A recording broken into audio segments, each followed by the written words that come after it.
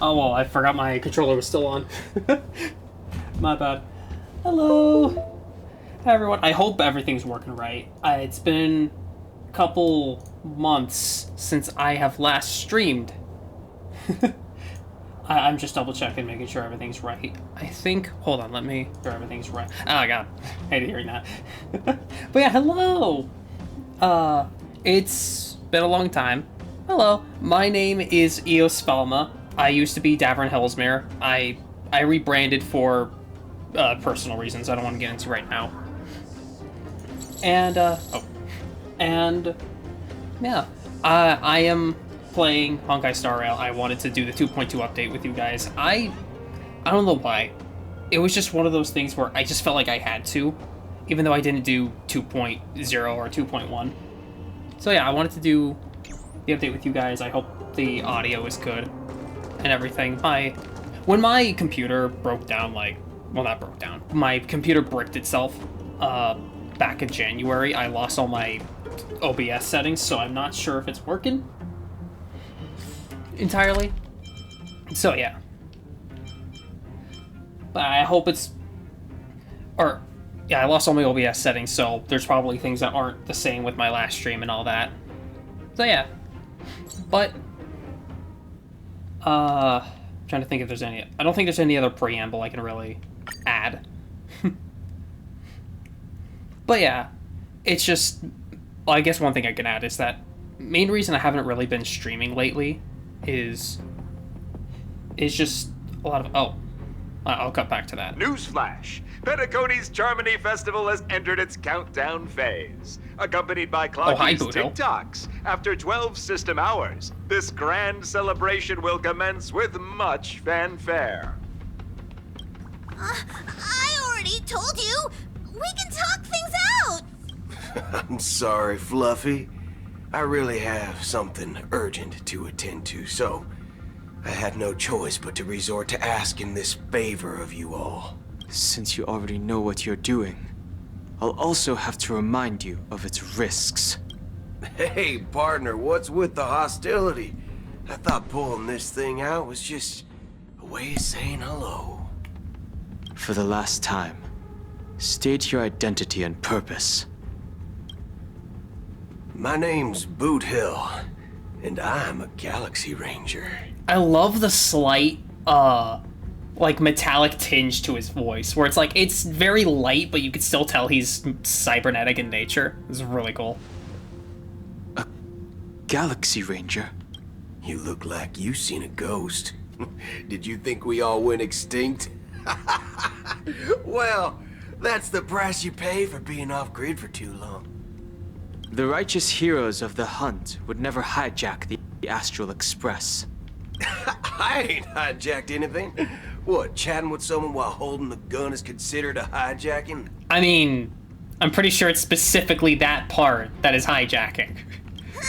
It probably is. Pardon my frankness, but there are plenty of rumors in the cosmos regarding the Galaxy Ranger's current status, and none of them are pretty stories. I have a hard time believing you. Oh, this is hilarious. The tale that this bunch of fools spin is getting out of hand. There's even a bit about the Galaxy Rangers being turned into gibbons by Dr. Primitive, and they're in some valley screwing around on swings. Of course, I know you won't believe me, which is also why, similarly, I have a hard time believing that you're the real Nameless. See the bullets in this gun? 9mm, an eternal classic. I may need the Astral Express's help right now, but if you're an imposter just like that one, then this bullet might just end up in my head. I mean, to be fair, it's 9mm. Everyone's bulletproof to 9mm. I can't allow myself to be exposed to danger. That's just the way it goes, so you all have to first prove yourselves, eh? Huh? Where are you going? Recognize this? The Jade Abacus! Nice to see it come back. It's a model fudger. The Jade Abacus of Ally and Oath. The CN Joe really gave this to you guys? Model fudger? Don't worry about it, Pom Pom. You're too young to understand. I say to somebody who's probably like 17,000 years old. This is the Jade Abacus gifted to the Express by the Shenzhou Luofu's general, Jing Yuan. Its presence on board serves as the Shenzhou Alliance's official recognition of the Express. Hey, Snow! Hey, thanks for dropping by at all. It really does mean a lot. I'm happy you came by. But yeah, thanks for the kind words. It really does mean a lot. I hope you have a good day, buddy. I'm definitely gonna enjoy myself with this stream, or like with Honkai at the very least. But yeah, thank you, buddy. It really, really does mean a lot. Is that enough? Not bad, kiddo. And across these sprawling stars, a gentle squeeze is all it takes to rustle up a whole legion of Cloud Knights. Now, I reckon that'd be one fudging sight to behold. Okay. Sorry, just fixing chat a little bit. All right. Now it's your turn. Been ages since the Galaxy Rangers had the spotlight shown on them. And we ain't equipped with such fancy gadgets. But I've been around the block enough to know the way to handle these types of situations is easy as pie. Ooh, nice. Glad you got a new mic, buddy. I'm still using my old Blue Yeti, and now I've lost some of my settings since I lost my OBS settings, so mine's not as crisp anymore. But yeah, I hope your new mic fits in well and like makes your voice a little clearer and works better with your voice. I really do. All right then. Feel free to toss any questions my way. Let's see if my answers can't turn your trust. If your gut tells you otherwise, still ain't too late to show me the door. And why would I play along? If I truly am a real Galaxy Ranger, you stand to lose nothing. All right then. Tell me, what kind of organization are the Galaxy Rangers? Oh, my friend. This question is a hard one. I don't think I can even consider us an organization to begin with. Everyone's on their own fated path along the hunt, with their own resolute sense of righteousness and not so welcome among such so-called universal values.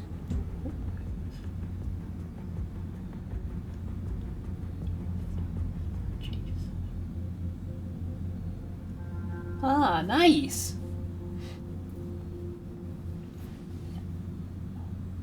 I'm happy to hear that, Snow. I mean, I am sorry that it costed a whole bunch more. Sadly, microphones start to really ramp up in price when you start getting better ones. But yeah, I'm happy you don't even really need to change too much. That's awesome.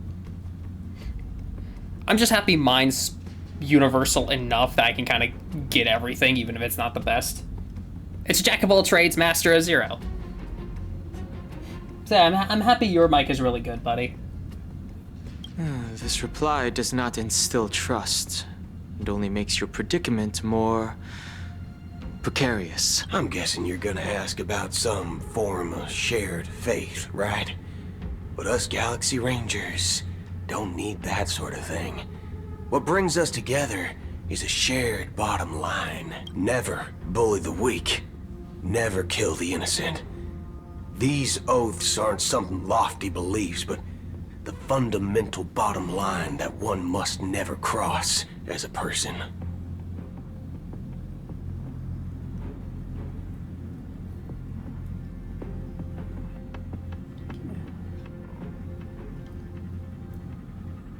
Ah. Yeah, that's a good way to do it. Keeping your old mics is always good, as long as they still work. It's always good to have a backup. As Galaxy Rangers, we strictly adhere to the bottom line. When someone crosses them, the hunt's vengeance will surely come knocking. You are literally just Simon Blackquill. I don't know if it's just me, but I'm like both aesthetically and like like, well, obviously not personality-wise, but he just feels like Simon Blackwell to me And from at this moment, Phoenix Wright. the other crucial meaning of bottom line comes into play. As long as you don't cross it, you're free to do whatever you please. You catch my drift? Second question. Why do you seek trouble with the Astral Express? I already said that I seek no trouble. I must go to Penacony for a matter. But I don't have an invite. And I can't even enter the family's hotel doors. If only I could borrow the Nameless's identity. The entire cosmos knows you're guest of the family. Oh, nice. I haven't looked up too much fan art of sorry. I haven't looked up too much fan art of the characters lately. But I don't what's the word I'm looking for? I lost the word I'm looking for, but I doubt. Anyway, I don't doubt that you found some really good edits. Cause I mean, Boot Hill's just sexy as is. Aren't the Galaxy Rangers also esteemed guests? Oh, you've hit the nail on the head. This is why I'm here. It's fine if I tell you. The Rangers are pursuing an imposter. A son of a nice lady posing as one of us. She's on Penacony right now. I just love how he's like trying to hold his tongue. Thanks, buddy. I wasn't able to find my settings because they're just long gone. The settings I have now are settings from like 2 years ago, plus. So yeah, I wasn't able to find them in the recovery program I used, and I wouldn't even know where to look anyway. So yeah, but I've been messing around with my settings. My plan is to move to Twitch and then put all my streams on YouTube. That's my plan right now. Because I just find Twitch a bit more easier to deal with. I don't have to make thumbnails for every video, that kind of thing. And the environment's a little nicer. Well, more casual is what I mean. It's more casual compared to YouTube, where it feels a bit more like a job. So yeah. Yeah, exactly, and I can do the thumbnail later. But yeah, it saves me some of that stress that made me not stream for a good while. So yeah. But it's like I'll keep messing around with my settings. I'll listen back to the VOD and hear like what I sound like. And see what I need to adjust from there. But yeah. Well, I'll figure it all out again. It's just fine-tuning. My informant is a memo keeper. She's the same as all Sfalma, nomadic organisms, appearing one moment and gone the next. Ugh. She scares the fudge out of me. Still, she gave me some vital info.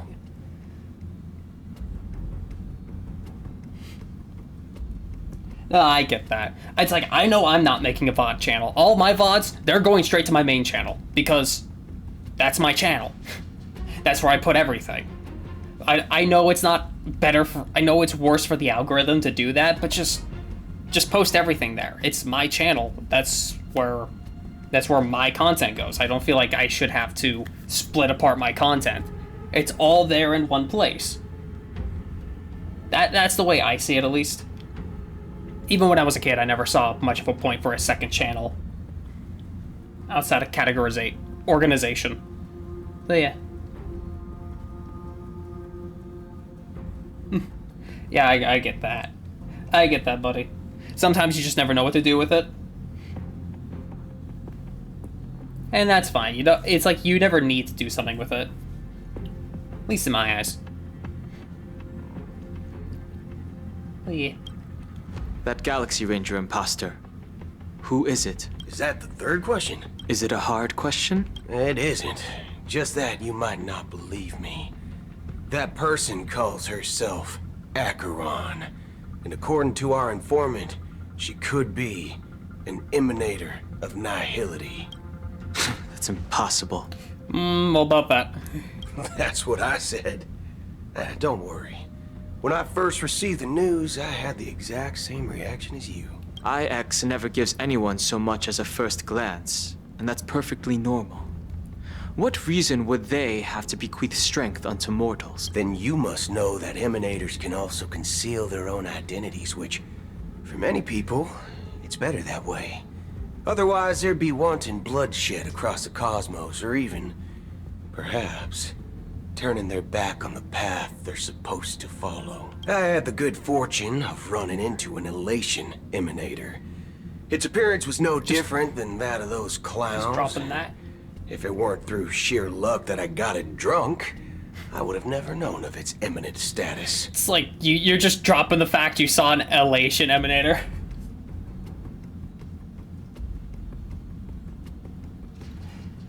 I don't plan on using my old name for much longer. It's mostly just there. It's mostly just there so people know it's me. So people know, like, oh, okay, this Sfalma guy, he's Davrin. I knew him.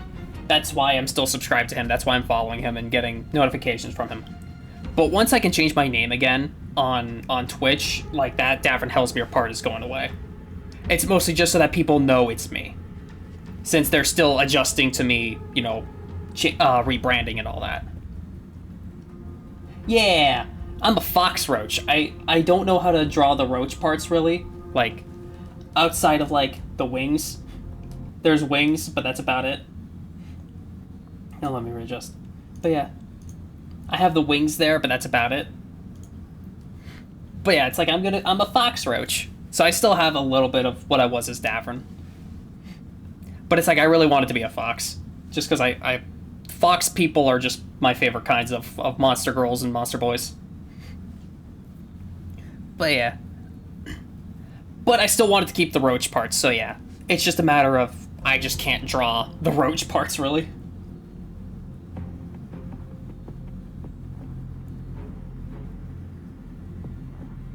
Yeah, that'd be cool. Having like a Dullahan sort of thing. That'd be cool.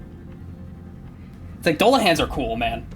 So yeah, if you go down that route, I'm all for it. You got my support. Even in the purest hunt, you'll find the Xianzhou Alliance under the spotlight and Galaxy Rangers lurking in the shadows. Paths are inevitably concepts created by people and exist in planes beyond our understanding. Okay, so what I'm getting from that is essentially the paths are... Well, I mean, that makes sense. The paths and the aeons are powered by people, thus they become physical concepts through the wishes of many. If that's what I'm getting from this. To reckon that nihility emanators don't exist, well, maybe we just ain't nihilistic enough. Fair point.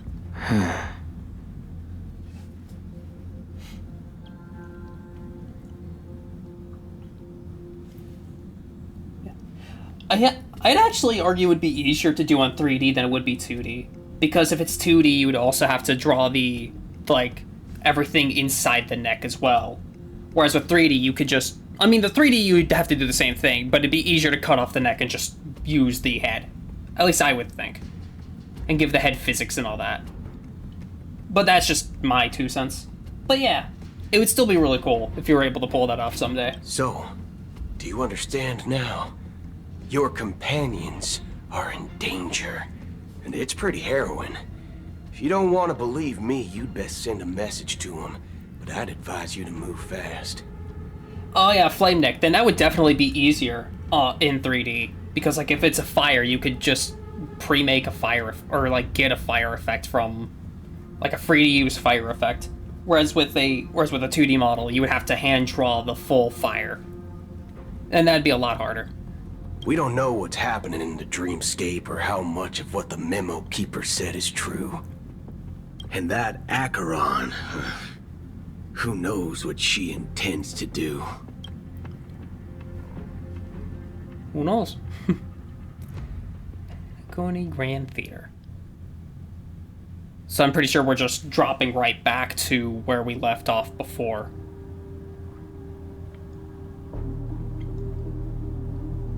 Where, you know, we see the huge cut in the sky.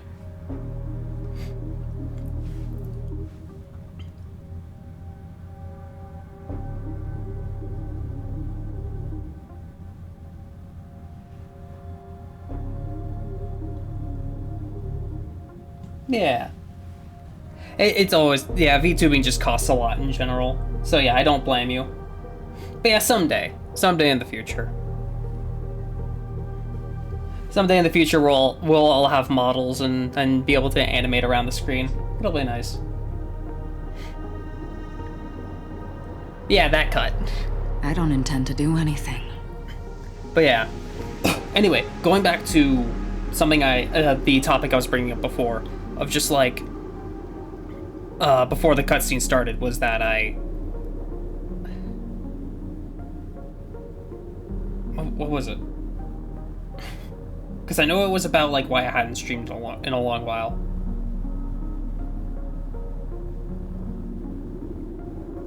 I can't remember. I can't remember exactly what I was gonna say, but yeah, just ultimately, it was just a lot of personal emotions getting in the way. I was getting really stressed out, and I just couldn't make myself stream anymore.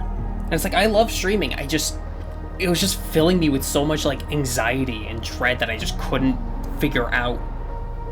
So yeah, that's why I haven't streamed in a long time, but it's like, it just felt right to stream the 2.2 update, so who knows, maybe this will reignite something, or I don't know. But I really don't know where I would start with streaming anymore. Yeah. Oh yeah, definitely. There will definitely be, one day there will be it's like there will definitely be somebody with like $1 million model and just like so many toggles and all that. The Left 4 Dead 2 thing, that was just like the culmination of it. It was all that pent up stress and anxiety mixed with like anger towards myself, and it was just everything compiled out and then just exploded. And I'm still sorry about that. I still fucking hate that I let myself actually explode like that. But yeah, that was just the culmination of everything that was happening in my life at that time, just all coming in at the worst possible time. So yeah. That's not up to you. Ooh. Did you know? People who come to the land of dreams Is that for the IX? first time, they'll subconsciously stop to reaffirm that they're still walking on solid ground. And then they will unanimously raise their heads to gaze at the sky, be it reality or dream. Staring at the sky is instinctual for humanity. Since the day that the golden hour was completed, it's always been there, watching over every single night of decadence. Yeah. Yeah, it's like, I know the Krim has talked to me about it as well. But it's like, yeah, I am happy Cerise is doing better with that now, and he's not making himself stream when he's sleep deprived. But yeah, it was a simple mistake. It happens. I was the one at fault for exploding anyway. So yeah, it happens. It's all in the past now. But now this night sky has been mercilessly severed, dyed with the mist of nihility. And this whole event happened within the course of a single slash of a blade.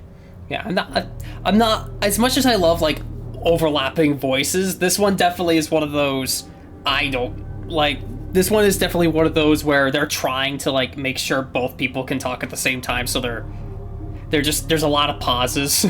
A single slash of a blade isn't really accurate. It was actually 2 blades, just that the second one was faster. That's not the point.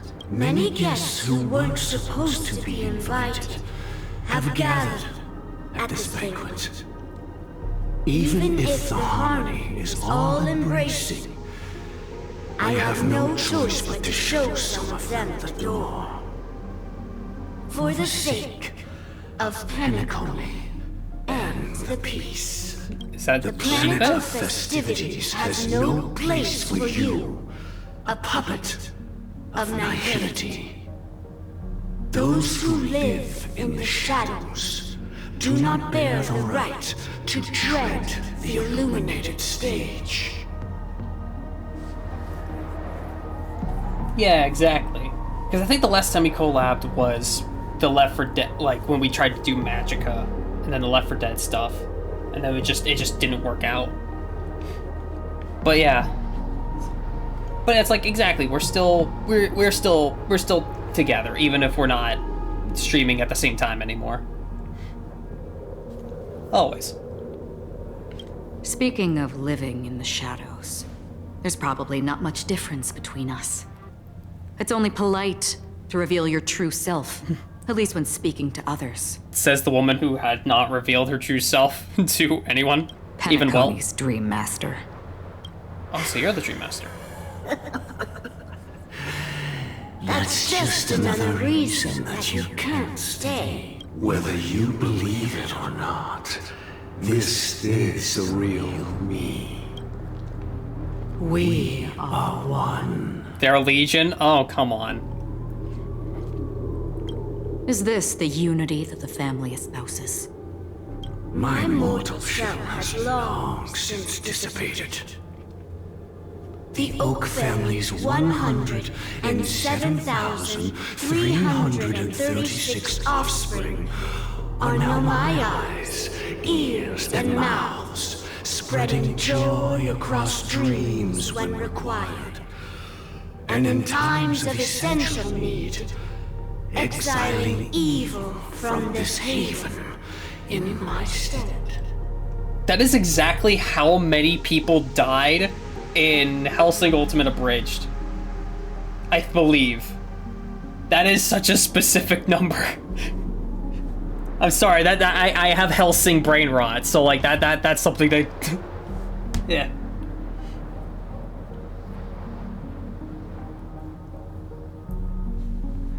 Yeah. And it's like that happens. Sometimes people just drift apart and do their own things, but that doesn't mean they're not friends anymore. It's like, that's fine. There's nothing wrong with that. In my eyes, at least. There's nothing wrong with just everyone just kind of doing their own thing. But yeah. From the sound of it, it seems like you're asking me to leave Penacony. Always. It's like, we're always the boys.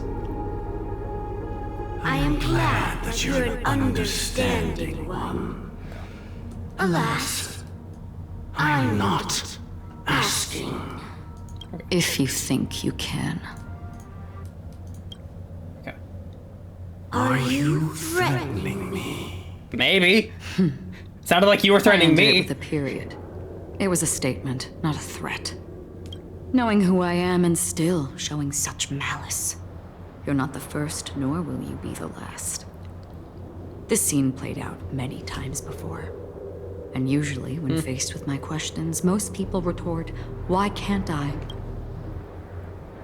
The result has invariably been that they can't. You are confident.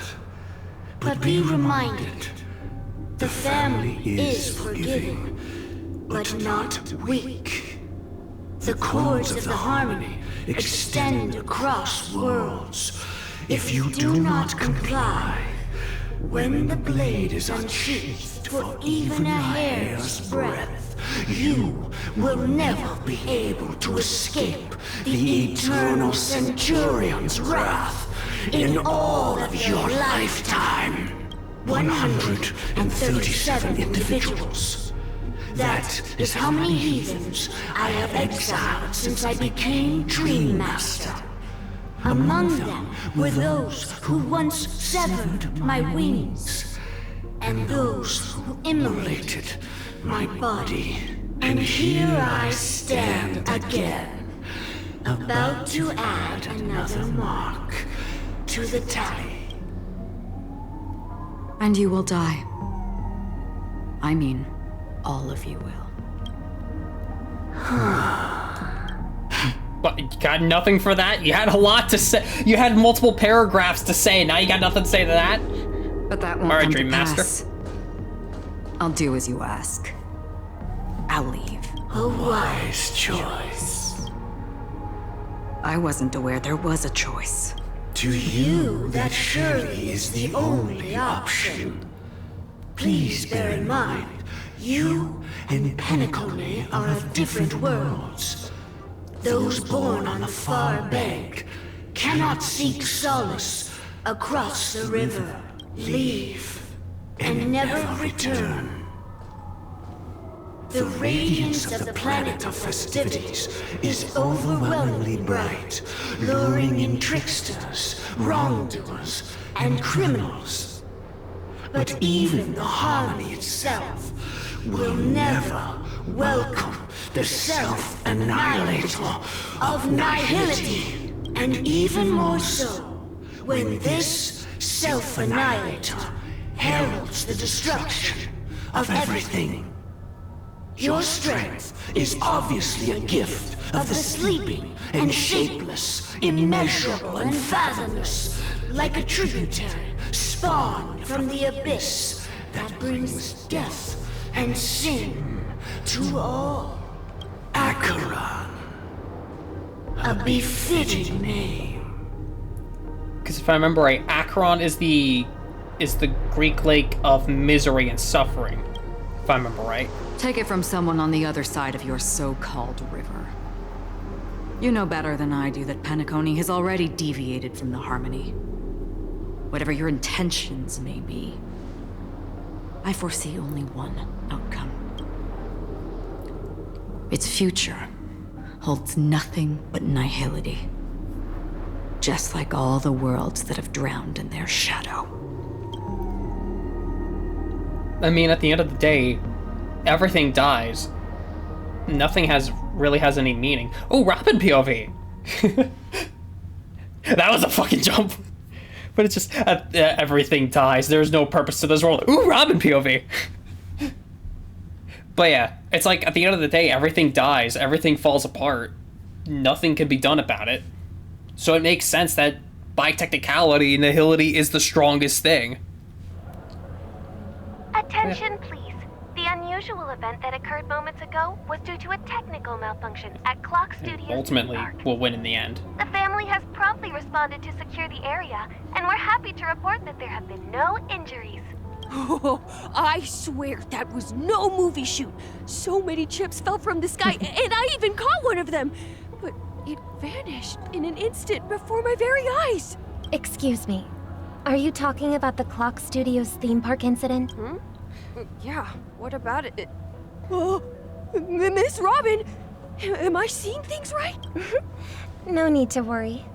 I apologize for any inconvenience caused to your delightful dream journey. What you just mentioned about the chips really piqued my interest. Would you mind providing more details about the incident? Oh, it was just those chips you normally see everywhere. The green ones? They fell from the sky as if it were raining. And then those chips simply disappeared. It appears to be the dream sim tech the Iris family has been developing. Huh? Miss Robin, you mean those chips were all part of a performance? But I really...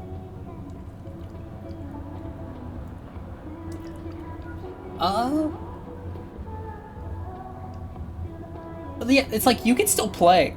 It's like, you can't replay a story that you've already beaten, but yeah, you can go back and, if you've only played the, if you've only played, through Belobog, you'll still play through the Ciencio and Penacony. You don't skip straight to Penacony. And you can still replay a lot of the old events. So, everything is still there. As long as you haven't played it yet, it's still there. So if you ever want to boot the game back up, it'll all be there waiting for you. Shh. This technology hasn't been made public yet. It was originally planned to debut at the Charmony Festival, but it seems it's been leaked. Can you help me keep this secret? The raining chips were supposed to be part of my act. Oh, I get that. I know Genshin did that at one point, where they hide a bunch of, really important story in the events, and that you can never replay those events. Yeah, I get that. I do get that. Luckily, Star Rail has none of that. You never need to play the events in order to get more parts of the story. It's entirely extra content. Sure, it may give you a bit of insight onto a character it may give you a bit of insight onto a character, but that's about it. So yeah. Oh, I see. Then it all makes sense now. I'll do anything to help make the Charmony Festival a success. Thank you. As appreciation, Fuck. I'd like to give you a token gift. Yep, that's Sparkle. I mean, obviously, if it wasn't for the fact that he was like, oh, Robin, and then it's still question mark, it's Sparkle. Fucking course, it's Sparkle. Yeah, agreed. Granted, this is me being an RPG fan, but the fact that it's a turn-based RPG makes all the grind a lot easier. Because like with Genshin, having to do everything manually and having to give the game my full attention really made it hard to enjoy the game after a while. With the grind and having to grind materials for everybody, constantly running around. It made it hard for me to enjoy. But with Star Rail, it's so easy to get from point A to point B. There's not really much place to move. Well, what I mean by that is you can fast travel between places very easily. So you can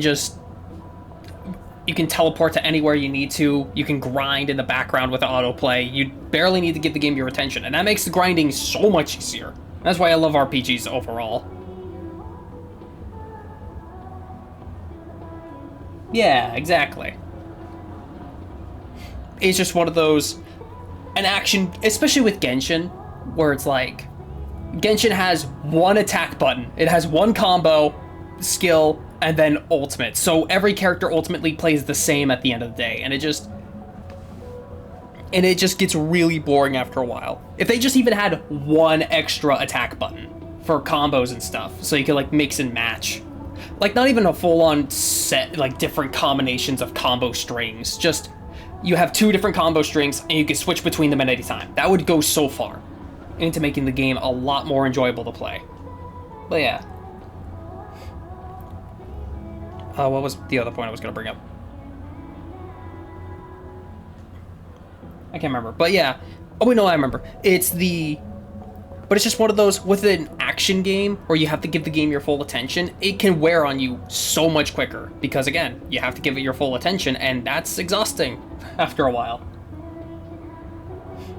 Yeah, exactly. I guess I'd just say Honkai in general, because Honkai Impact 3rd has also a really great story. While being more of a Bayonetta game. Impact 3rd's kind of the in-between of Genshin and Star Rail. Yeah. Oh, Press it at just the right moment in the celebration.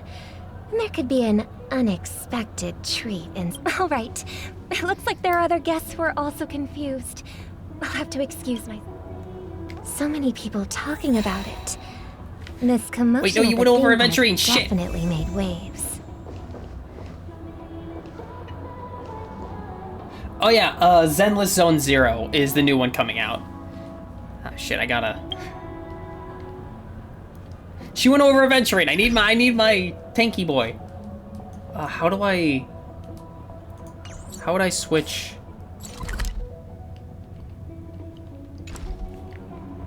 Yeah, that's the stuff I've been seeing.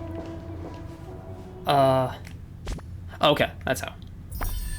Yeah, switch back to the Trailblazer. Let me change my team around. That's kind of my only issue with the POV. Oh, but it's right here. That's kind of my only issue with the POVs, is that like they forcibly change your first character. You don't get a choice of who to change. So yeah, who would I want to change? Swan's kind of the... Okay. Because Swan is kind of the most interchangeable on my team.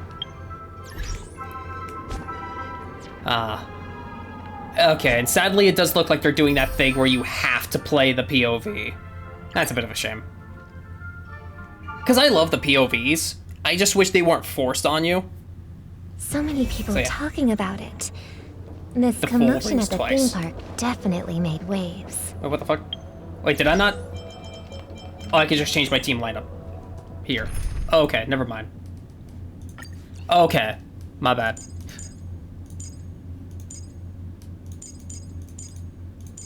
Okay, I didn't need to change my team lineup in the main area. Okay, we're fine.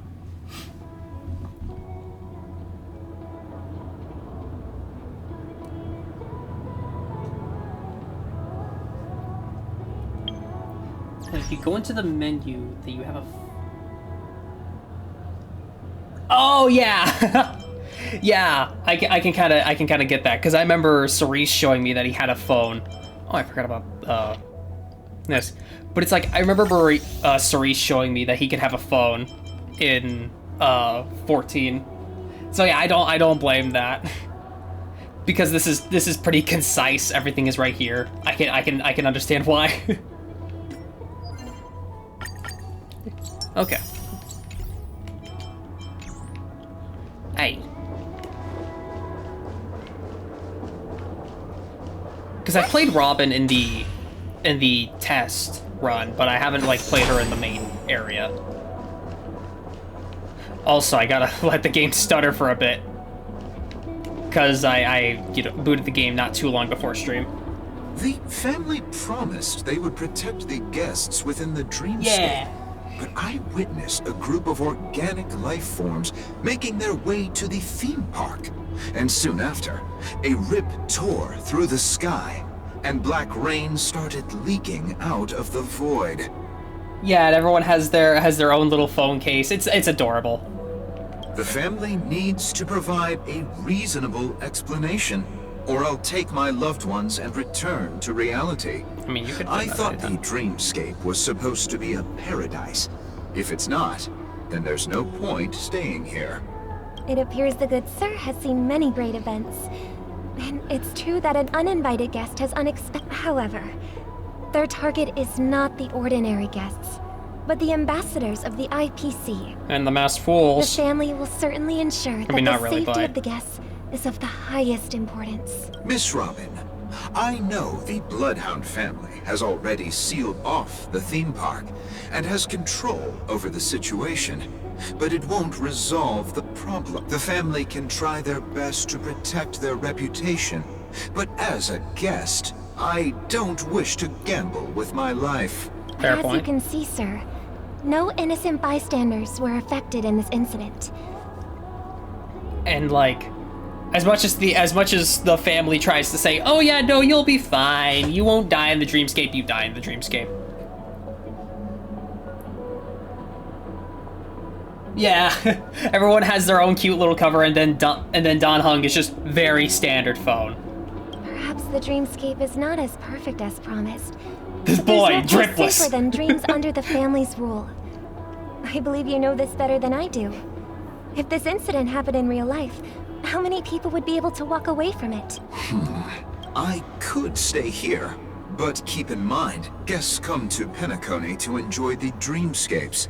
They do not wish to be entangled in a conflict between the family and the IPC, so let's not have any more unnecessary incidents. Of course. With the Charmony Festival about to commence, we will spare no effort in our preparations. Rest assured, to express our apologies, the family has arranged this gift for the guests. All right. You've had quite a bit to drink. Okay, we can't go that way. But yeah, and then the new Robin song playing in the background. May I ask what happened here? Nothing to be worried about. There's been a small rehearsal mishap at Clock Studios theme park. Are you a fool? You don't even recognize Miss Robin? Who do you think you're talking to? I'm sorry. I've just been transferred to the Bloodhound family, and I'm still not too used to working on the streets. I didn't realize it was you. Hey, don't sweat it. You guys have a tough job. I know how it is. How's the situation looking? Oh, we've sealed off the theme park. Most guests are used to bizarre phenomena in the dreamscape, and so far, No threats have been detected. We can expect order to be restored soon. Rest assured, Miss Robin will intensify our patrols to ensure that no incidents occur. I trust you guys. But regarding what happened in the theme park, what do you hounds think about it?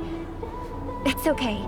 Feel free to speak your mind. I promise I promise I won't sell the information to Stell. Or I promise I won't sell the information to the Masked Fools. Yeah, it's still triple question mark. Yeah, no, we're not playing as Robin. We're playing as Sparkle. Actually, 100%. I was there shortly after it happened. Is it true that the IPC's ambassadors came with ill intent? And that Galaxy Ranger who easily cut through the sky? Miss Robin, to tell you the truth, everyone's been talking about it. The myriad factions on Penacony have already been causing unease for everyone.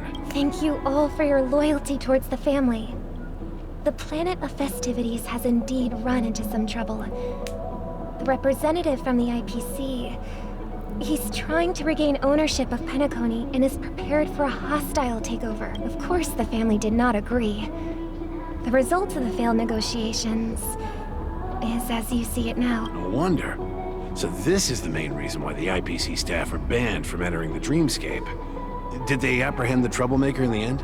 Wait, is that guy voiced by the same guy who voices Gallagher? Their voices are very similar, which would be very fitting. I know they have an actor do multiple. I know they can have one actor do multiple characters, obviously, but it's just that it kind of like just suddenly, oh shit, that's the same voice. Don't worry. Mr. Sunday is currently tracking his whereabouts, and he'll have something to show for it soon. However, given the situation, the IPC surely won't let this go easily. Therefore, we are relying on you hounds to maintain the order and stability of the Dreamscape. Please be assured, Miss Robin, we take our orders seriously.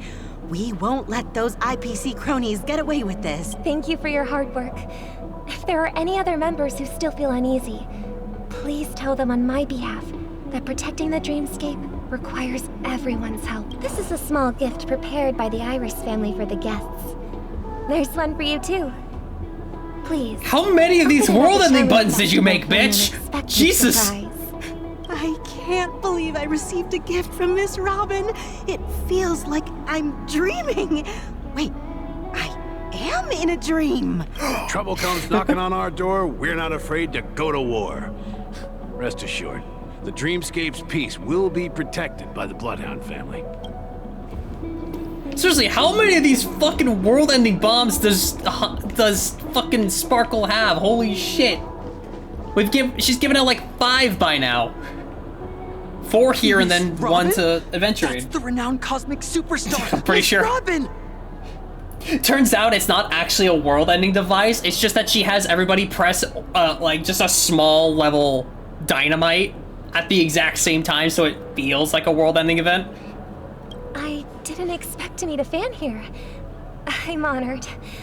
Welcome to Penacony. I can't believe I'm actually meeting the real Robin. Shouldn't you be preparing for the Charmony Festival? Preparation is important, but the ceremony is fundamentally about sharing the Great One's harmony with everyone. If there's a chance to sing with everyone, I will not refuse. Regarding the recent mishap, I understand it negatively impacted some of our guests. As a member of the family, it's only right for me to come forward and offer my apologies to everyone. But, are you sure it was actually a mishap? Everyone saw those chips descending like rain and the red light tearing through the sky. Claiming it was merely special effects seems a bit far-fetched. Yeah. I mean, they might. I don't know. To be fair, with Sparkle, she probably knows everybody. And knows exactly how to dig into their heels. Plus, I met that generous gentleman. Oh, eventually, yeah. Really I think we did talk to him at the talking to himself. Is this also part of the performance? Yes. Everyone, I guess, please do or not something. panic. I believe that the family will give everyone a satisfactory answer in due time. Give us a satisfactory answer now. Even if you say so, Miss... Some people just never listen, do they? There it is. It's never ending. Miss Robin? Still, I suppose I should keep on helping everyone. Huh? What was I just doing? Here. There it take is. this, little guest. This gift has been specially prepared for you by the family. There Make it sure is. to take good care of it until the opening of the Charmony Festival. Then, when the show reaches its climax, press the button together with the others around you. Also, I just kind of noticed that her dress is sort of a mirror to Robin's. Robin's is light blue, is a kind of a light blue, violet, and white to Sparkle's red and black. That's kind of cute. You never know. Something very exciting might happen.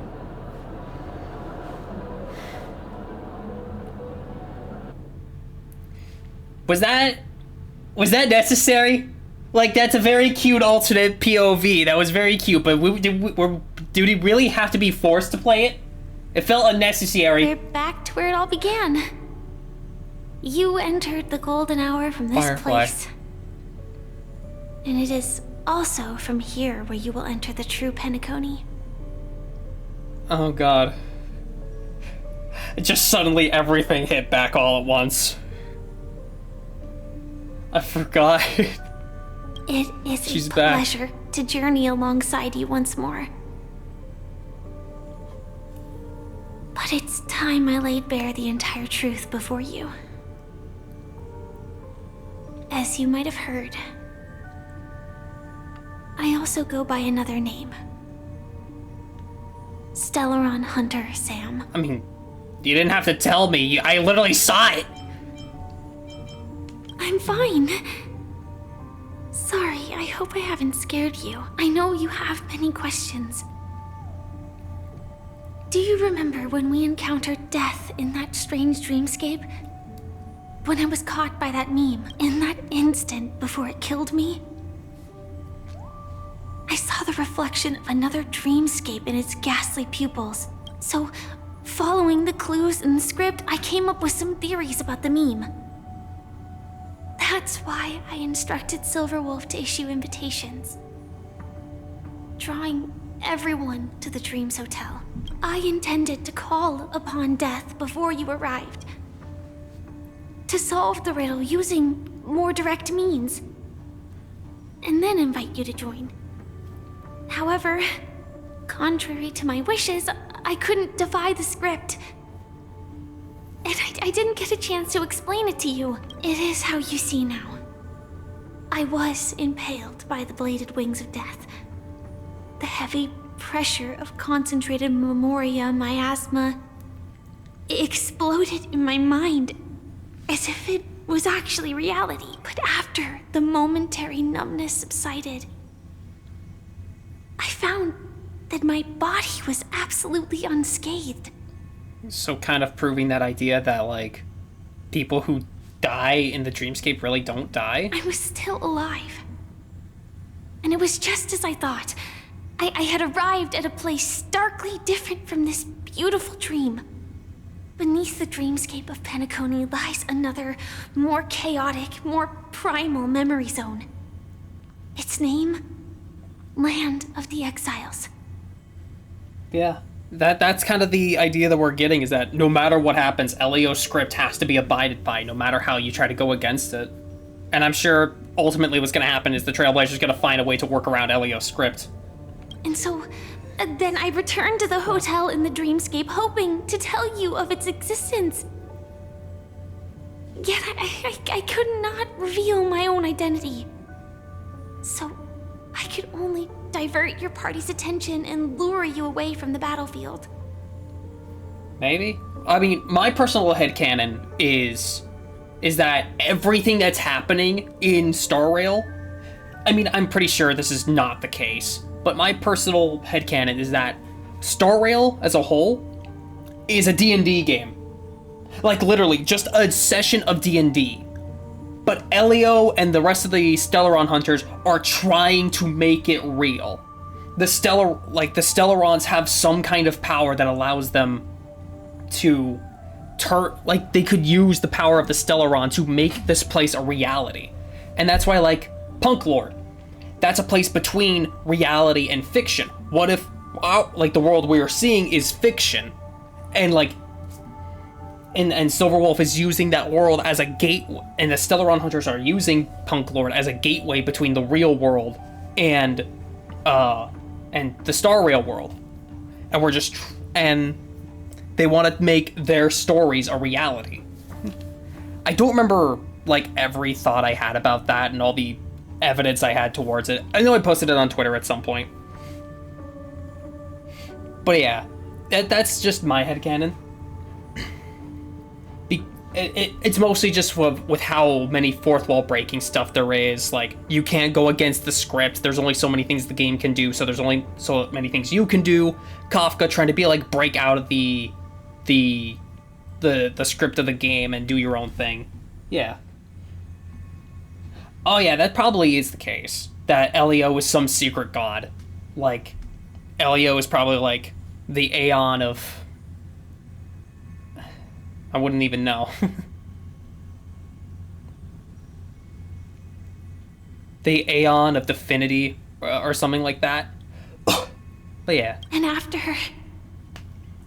all my attempts proved futile, it wasn't until not long ago when a crimson blade of light shattered the high wall of the dream, causing you all to fall far into the abyssal depths of the dreamscape, that I was able to awaken you and your companions one by one. Yeah, it's like he could have been a previous Trailblazer. He could have been Mikhail. Who knows? And that's it. That is all that's happened so far. I'm completely confused! I know it's tough to believe all this without reservations. I just want to say, you are very close to the final answer. Just one more thing needs to be done. And then I can prove it to you. Now, let's leave this place. Please close your eyes. Oh, I don't want to leave you. Deep breath. And visualize the dreamscape's outline in your heart. And remember, you must not open your eyes at all times. 3, 2, 1. Don't be afraid. The one who has come to greet us has arrived. After a piercing screech, a thick and ferocious surge of memoria crashes into your chest, churning and ravaging.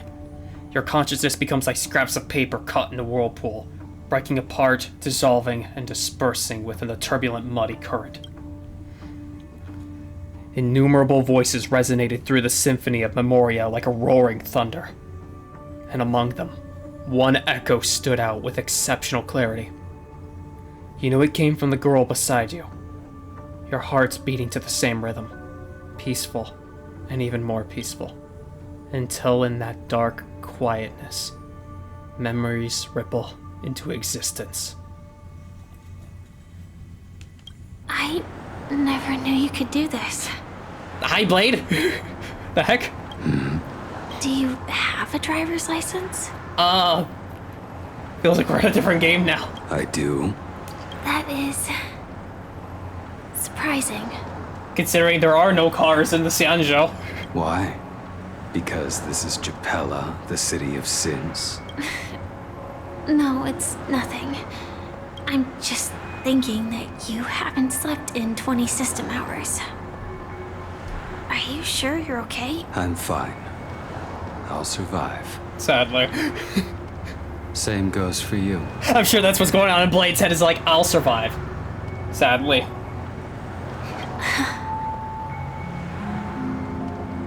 No. Sorry. I think that's a plane outside. I'm not so sure about that. Infiltration is over. Feel free to activate Sam anytime you need. There's still some time before the next part of the script unfolds. Let me stay a little longer in this body. A long silence ensued. Neither of them brought up any topic, seeming accustomed to the silence. It wasn't until much later that a soft sigh once again broke the quiet in the car. Such a long tunnel. Didn't feel this long when I set off. In half a system hour, it will lead us to Kafka. And then comes the downfall of the Japella Brotherhood. Oh yeah, I remember that. They mentioned this with Kafka's trailer, or one of Kafka's trailers, where she like kind of broke out of the Japella courthouse. Yeah. Is that also part of the script? It's in your script too. Sorry. I didn't notice. For I imagine that thing's Their like destiny won't change just because of your selective ignorance. It's like, to be fair, I'm pretty sure that script is like, since that's the script for everything that's gonna happen in the future, I'm pretty sure that thing's as thick as a fucking dictionary. Think you blame her? I told you before. It's a bad habit. What about you then?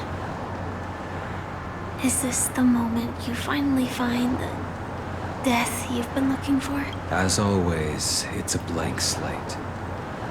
It's not on this planet. Why the sudden inquiry? Exactly. It's like 10 times as long as every incarnation of the Bible. Because I'm Probably currently is the in Bible. a car with a sleep-deprived driver. I just want to get there in one piece. This car has full self-driving capabilities. I'll just put my hand on the steering wheel. Will that do? Hey, don't take everything so seriously. Elio would always say there's only one type of destiny. The inescapable type. He can see the future, and we, likewise, are aware of our predetermined end. But before that moment arrives, we can still choose what we do. Exactly. We all have this right, don't we? After today, Japella's name will disappear from cosmic history, and the Everflame Mansion will take its place. In the not-too-distant future, you'll receive an invitation. That's your next stop. Land of the Dreams. Penacony. I hope you find whatever you seek there. Be it answers or salvation.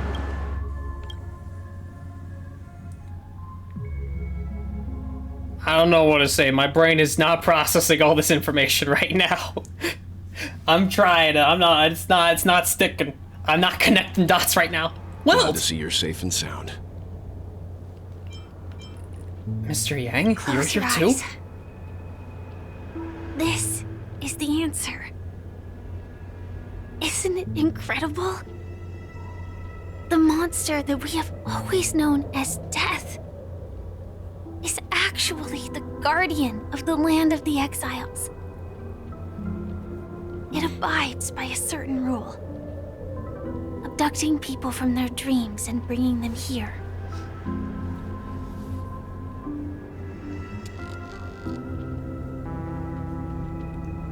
Yeah, I think with he might be, but like with Blade, who has lived for literally thousands of years and is constantly on the brink of losing his sense of self and just becoming another mindless monster, I'm pretty sure he absolutely would want to actually die.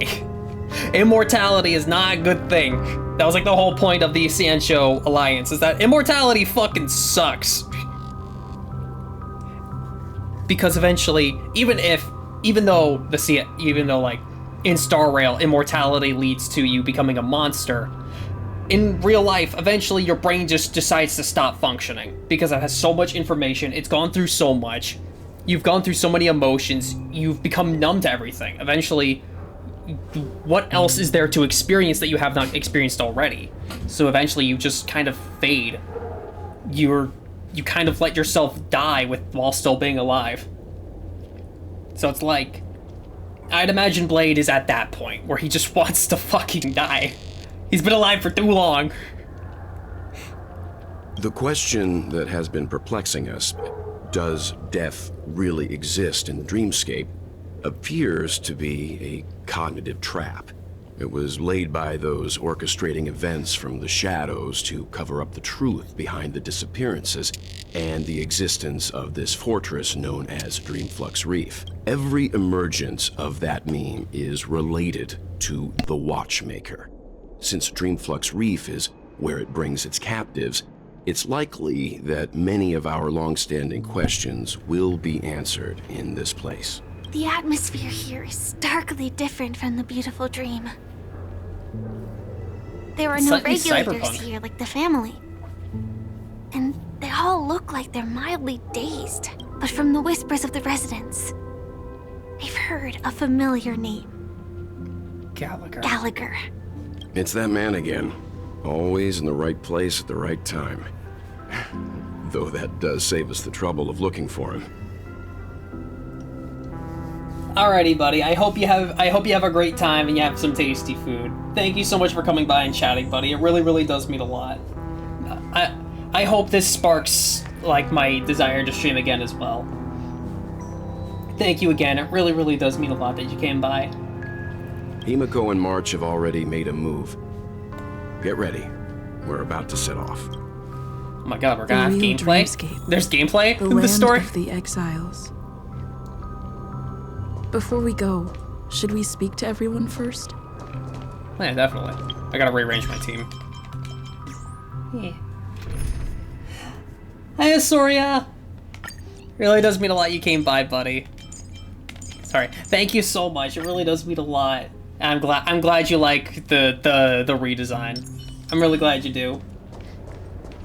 Yeah, we just got done with pretty much all the cutscenes. Oh, hi. We got done with like all the like starting cutscenes and like having everything explained to us. Oh god, there's gonna be some. Okay, looks like there's gonna be some growing pains in this new area with some of the lag spikes. That's fine, it happens.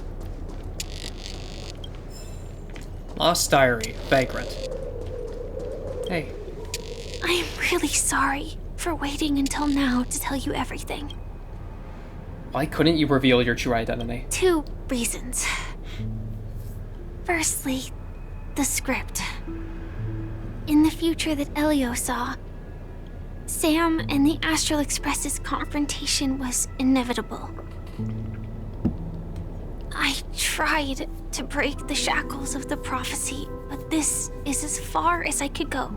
That aside, there were also my personal motives. I wished to travel with you as Firefly, and not Sam. I didn't take it personally. Thank you. Do the Stellaron Hunters also want a piece of the legacy? Elio only gave me one instruction. Allow the Astral Express to pursue the Grand Legacy. It means that the Watchmaker's legacy holds great significance to trailblazing. And to you. Elio's scripts used to revolve and expand around certain specific Stellarons. But with your appearance, this condition has apparently ceased to be appropriate. Perhaps he also saw the impossible in the future.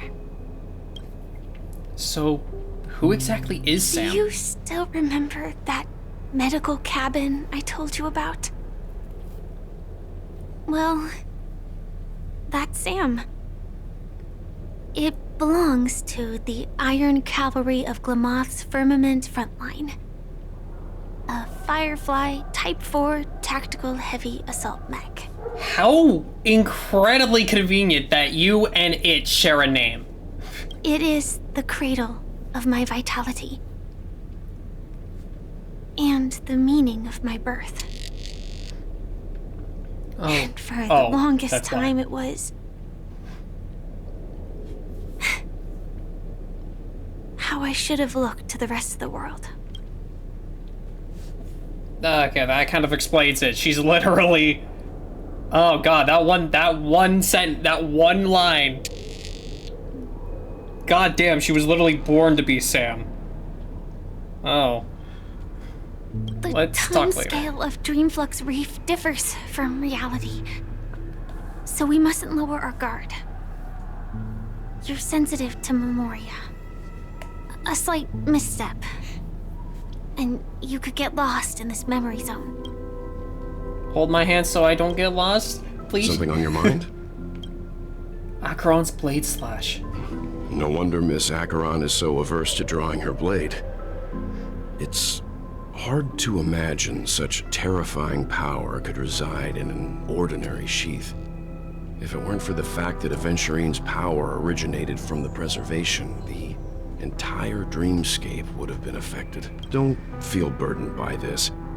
Even without that Stellaron inside you, Aventurine would still have found other methods to accomplish his goal. Let's just believe in Miss Acheron. And given her prowess, I don't think we've got anything to worry about. What are your thoughts on Gallagher?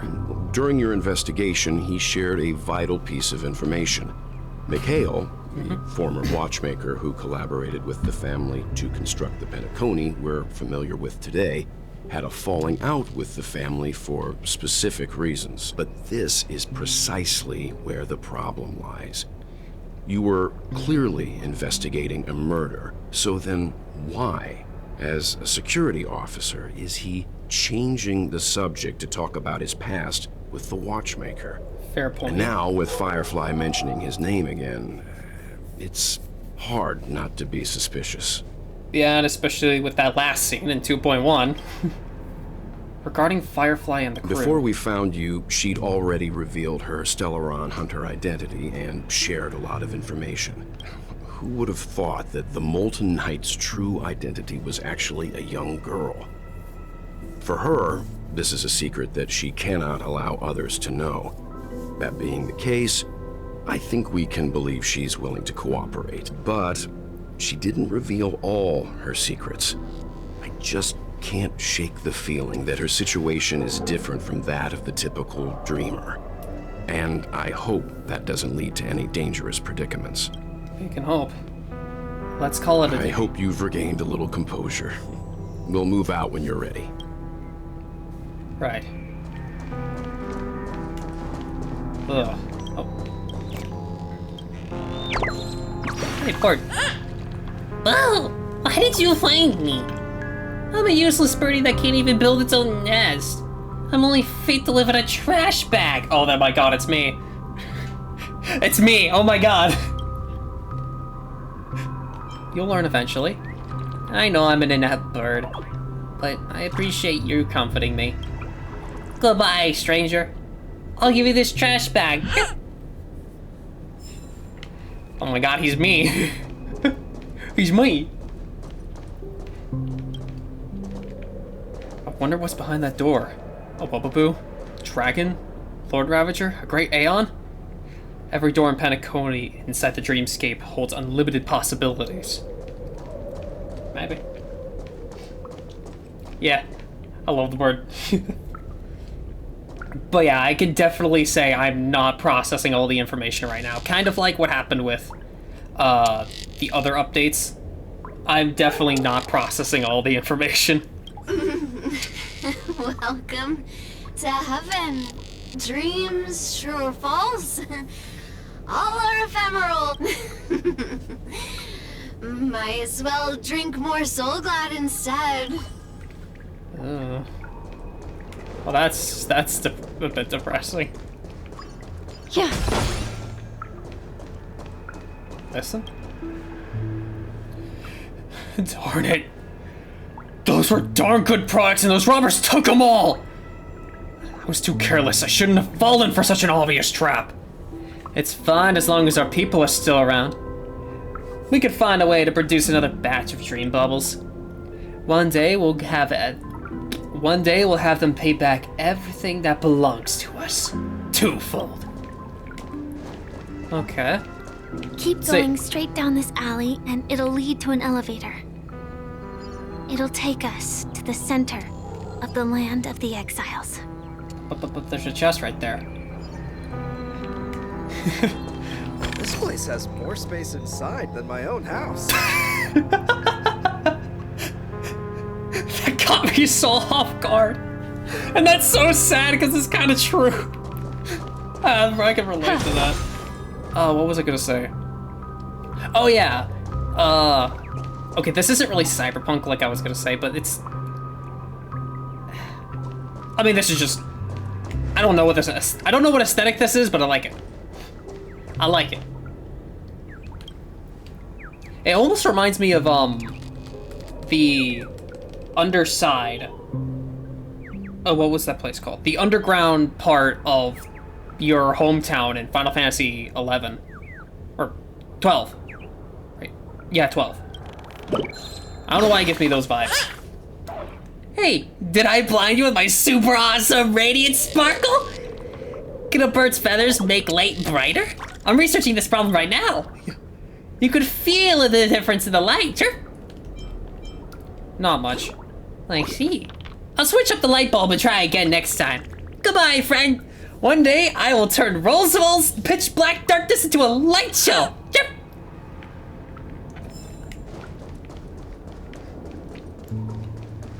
Melancholic vibe. Did you also get kicked out of the beautiful dream? I want to go back. But then I don't want to go back. I feel that. It's like, I want to go back, but I don't want to go back. Also, Jimmy Neutron? Tell me what I should do. I don't know what to do. Jimmy Neutron? I swear that's the same actor.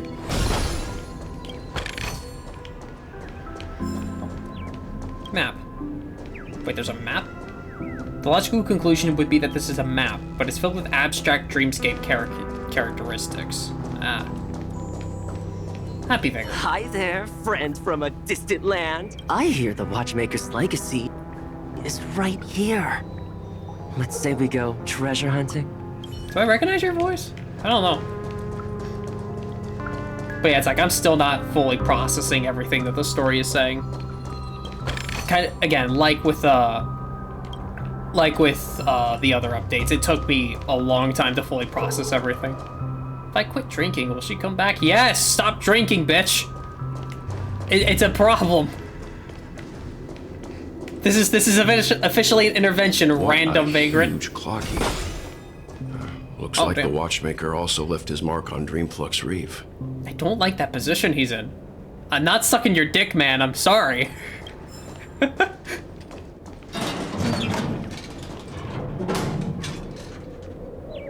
Oh, he didn't like that. That made him angry.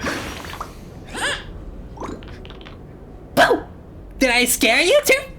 All the birdies were eaten by the gigantic clocky. Guess why I'm still here, sure? You went invisible? Boo! Wrong guess. It's because clocky doesn't eat birds. I was just pulling your leg.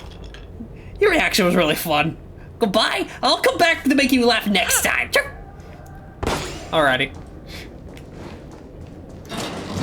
That's the same energy as what's green and has wheels. Grass, I lied about the wheels.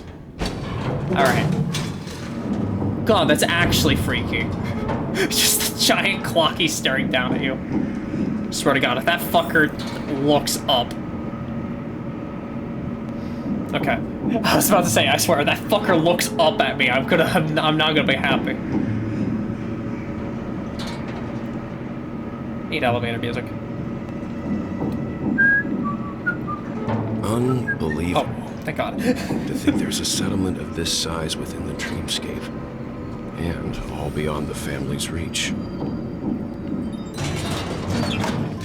Alright.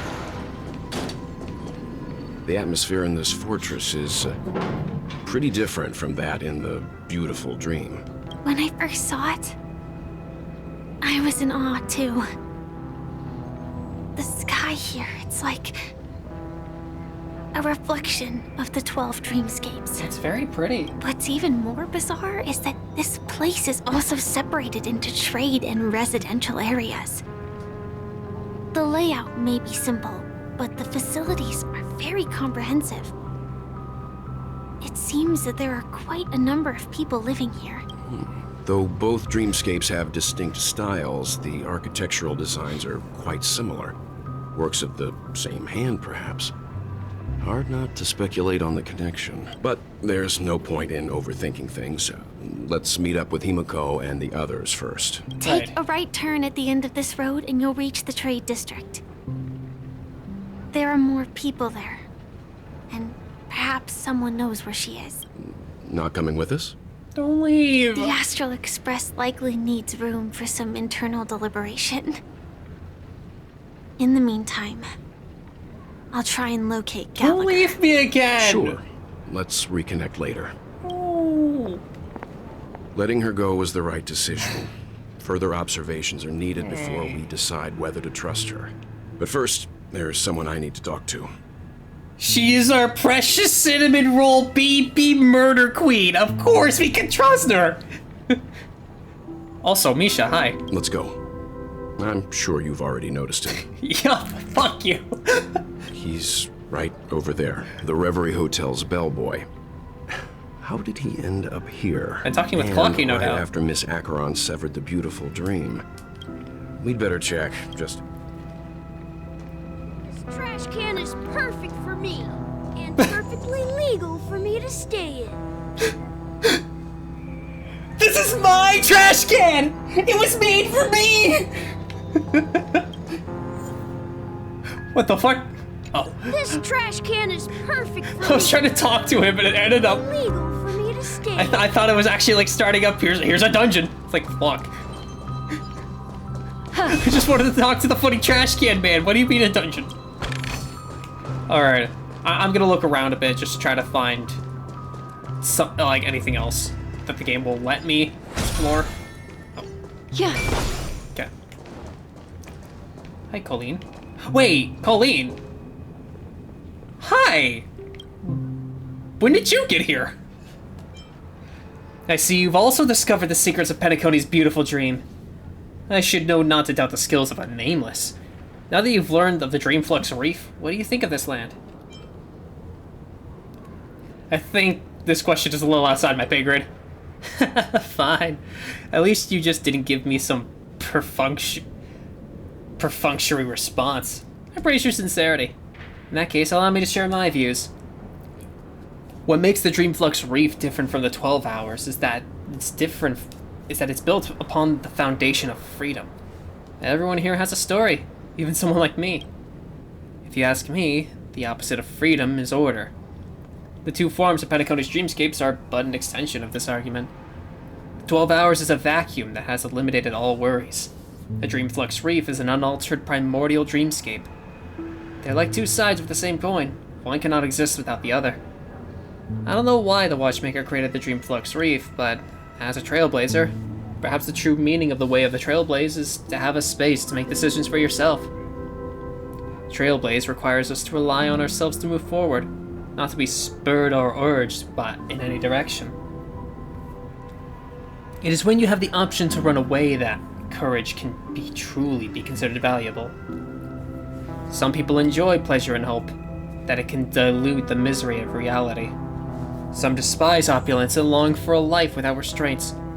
Whatever kind of person you are, there should be a place for you in a dream.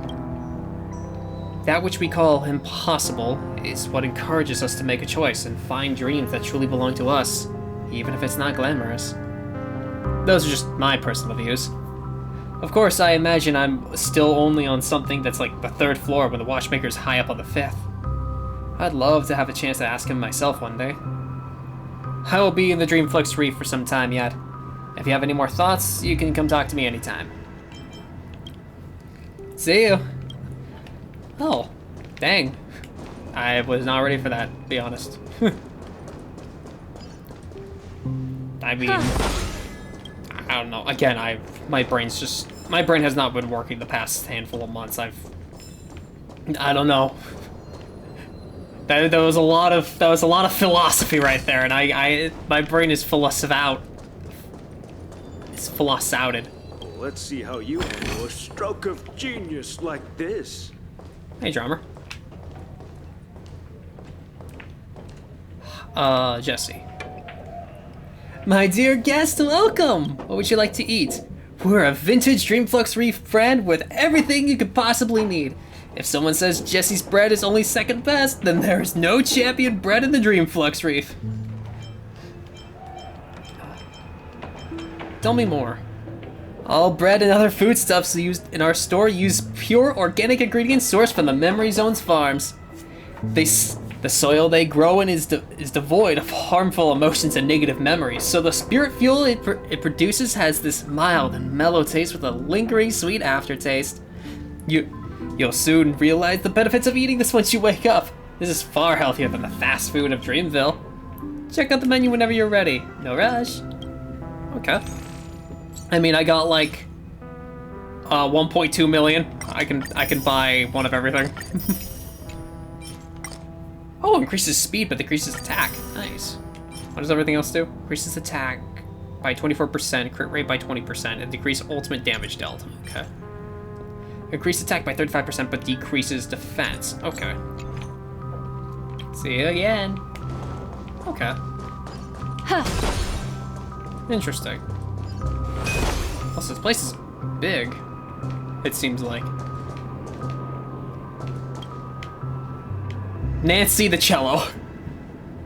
Oh, welcome. Oh, don't tell me we've got another new guest visiting today. All these new faces in town, I can't keep track of them all. I've heard lots of people are coming over from the Dreamscape because of accidents. You look to be the same. Oh, I'm sorry, it's far too easy to natter on about yourself. Once you get to my age, let me brief you with a rundown of what we do. We are the only band in all of Dreamflux. All of our staff here are talking automated instruments just like me. Our main trade is also automated instruments. For just a few alfalfa coins, customers can take home an instrument of their choice and have it played for you at any time. Of course, I personally am not for sale. Damn. We also sell our vinyl records here. Come here and flip through some if you're ever bored or feeling down in the dumps.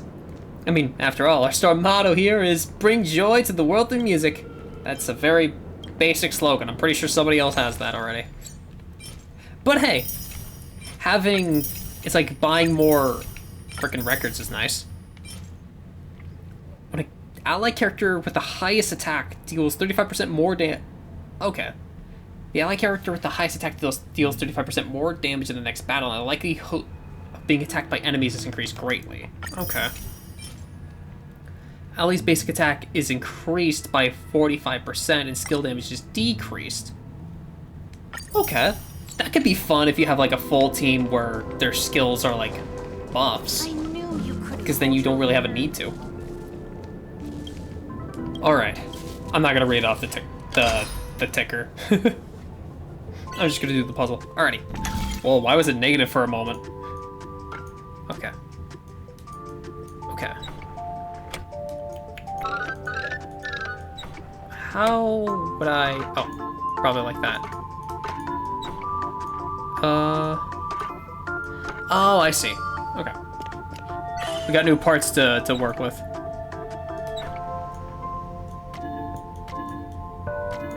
Okay.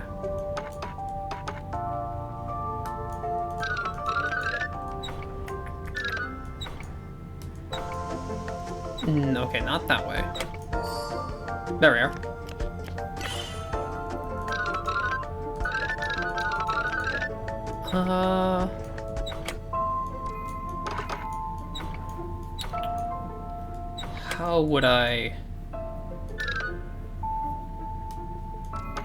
How would I connect those? Oh, there's this one here. Okay, that's probably why. Yeah, there we are.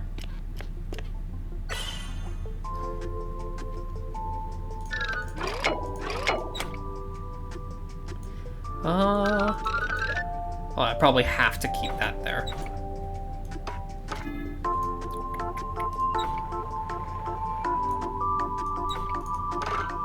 Okay, definitely there.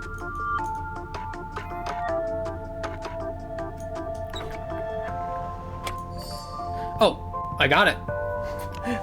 I didn't even mean to. I just kind of had it happen. Nice.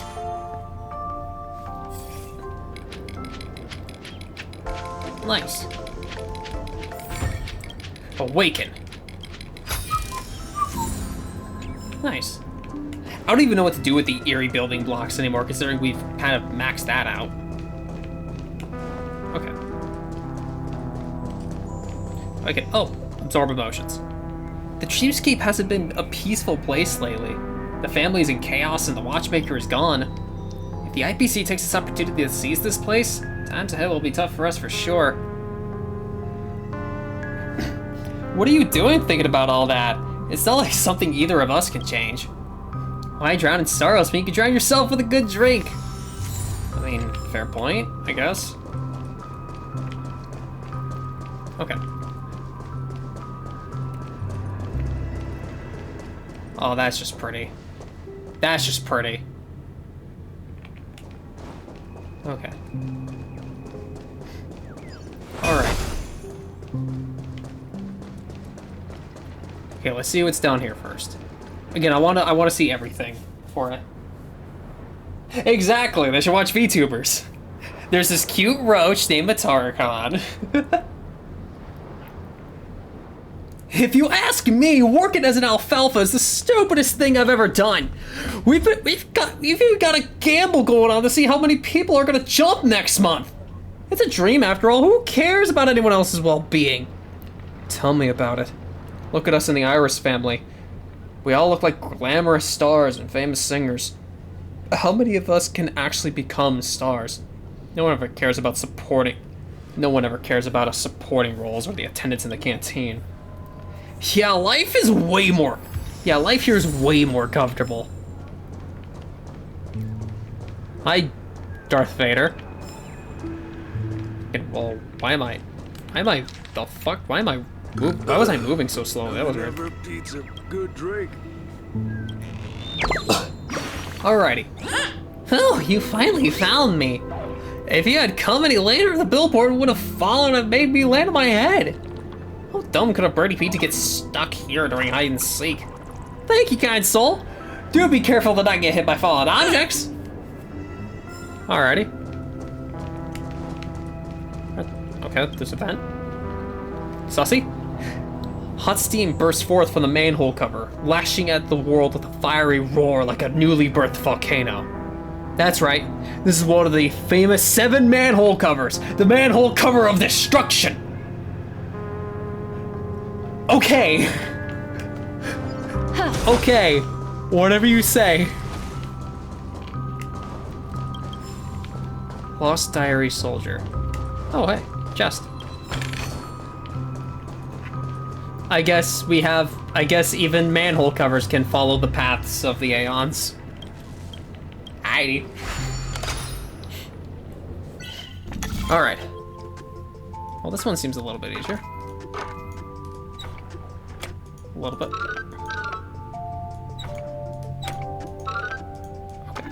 Okay. Hold on.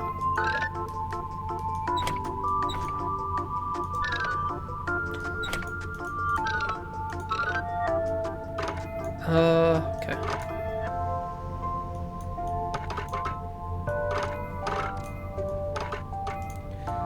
Oh, there's this one too. Okay. Might not need to worry about this one yet.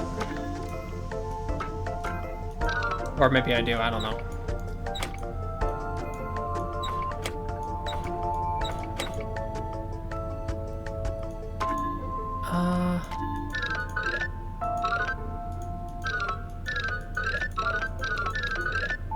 Oh wait, I see. Okay.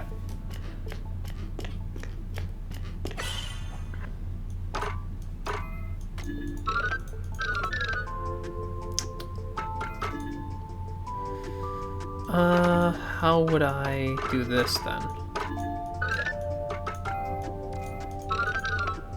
Okay, I think something like that? Yeah! There we are. Nice.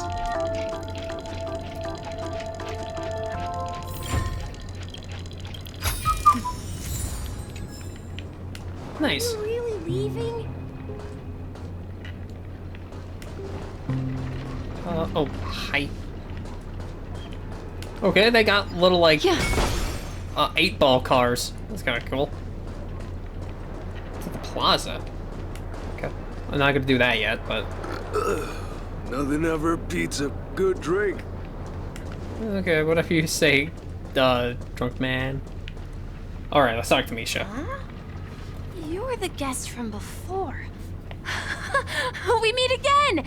And a new friend. Forgot to introduce myself. I'm the hotel's bellboy, Misha. Hello, Misha. I'm Welt. We met in a dream. Oh, and who might this be?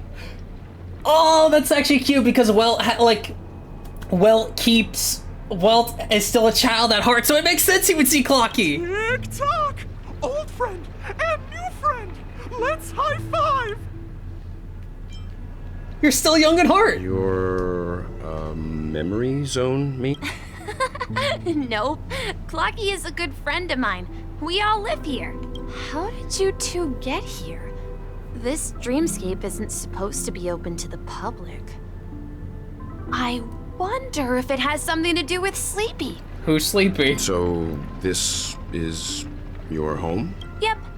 After my work in the beautiful dream ends, I'll go back home. Commuting used to be more convenient, but ever since travel became cumbersome, Sleepy started ferrying people back and forth between the two dreamscapes. This Sleepy. Can you describe what it looks like? Sleepy is a memory zone meme. Looks fierce and has many eyes. But it's actually really well behaved. Gallagher's been taking care of it. So, Death. Memory zone meme Death. His name is Sleepy. That's like walking up to Cthulhu and calling him Sweetie. Based on the description, that meme is indisputably Death. A nightmare for the family, but for the people who live here, well, that couldn't be further from the truth. Death? Not in a dream, surely. Sleepy's just a little aggressive, and sometimes messes up by fetching the wrong guess. But it would never hurt anyone. Your dog... Don't worry, my dog don't bite. The dog stabs you in the fucking spine. I see. Has it brought back any guests recently? Say, in the last day or two? We're currently investigating a missing person case that occurred within the beautiful dream. I see. Then you'll have to speak with Gallagher. But he's currently busy hosting a visitor from the Oak family and specifically asked not to be disturbed. Yeah, I wonder who that would be. Mr. Yang, is it Miss Robin? Just as I thought. Considering what happened with Miss Firefly, this doesn't come as a surprise. If you're looking for Miss Robin, I can lead the way. She told me that she'd be willing to meet with outside guests. If it's not too much trouble. Also, we're looking for our missing companions. A woman with red hair accompanied by a girl with pink hair. Oh, I haven't. But please, rest assured. Dreamflux Reef is a small place, and it's not as bustling as the beautiful dream. But its safety is unmatched. How about this? Since it's your first time here in Dreamflux Reef, I'll be your guide and help you find your companions. And then we can all go visit Miss Robin together. Yeah. She's gone to Mrs. Grace's to visit the children. She won't be leaving anytime soon. So there should be enough time. All right then, we'll follow your plan. Sounds good. Well, we now know the answer to both murder cases that have caused such commotion in Penacony. As for the intentions of the mastermind behind it all, we're still none the wiser. And you know, this was honestly something that I did fear. That they were going to like say, oh, they didn't actually die, we're fine. But honestly, they've explained it in a good way that I can accept. Because for the most part, with the whole, oh, they didn't actually die, they just faked their death, or this thing, 9 times out of 10, it's fucking terrible. And it's just like you brought them back purely because they're popular.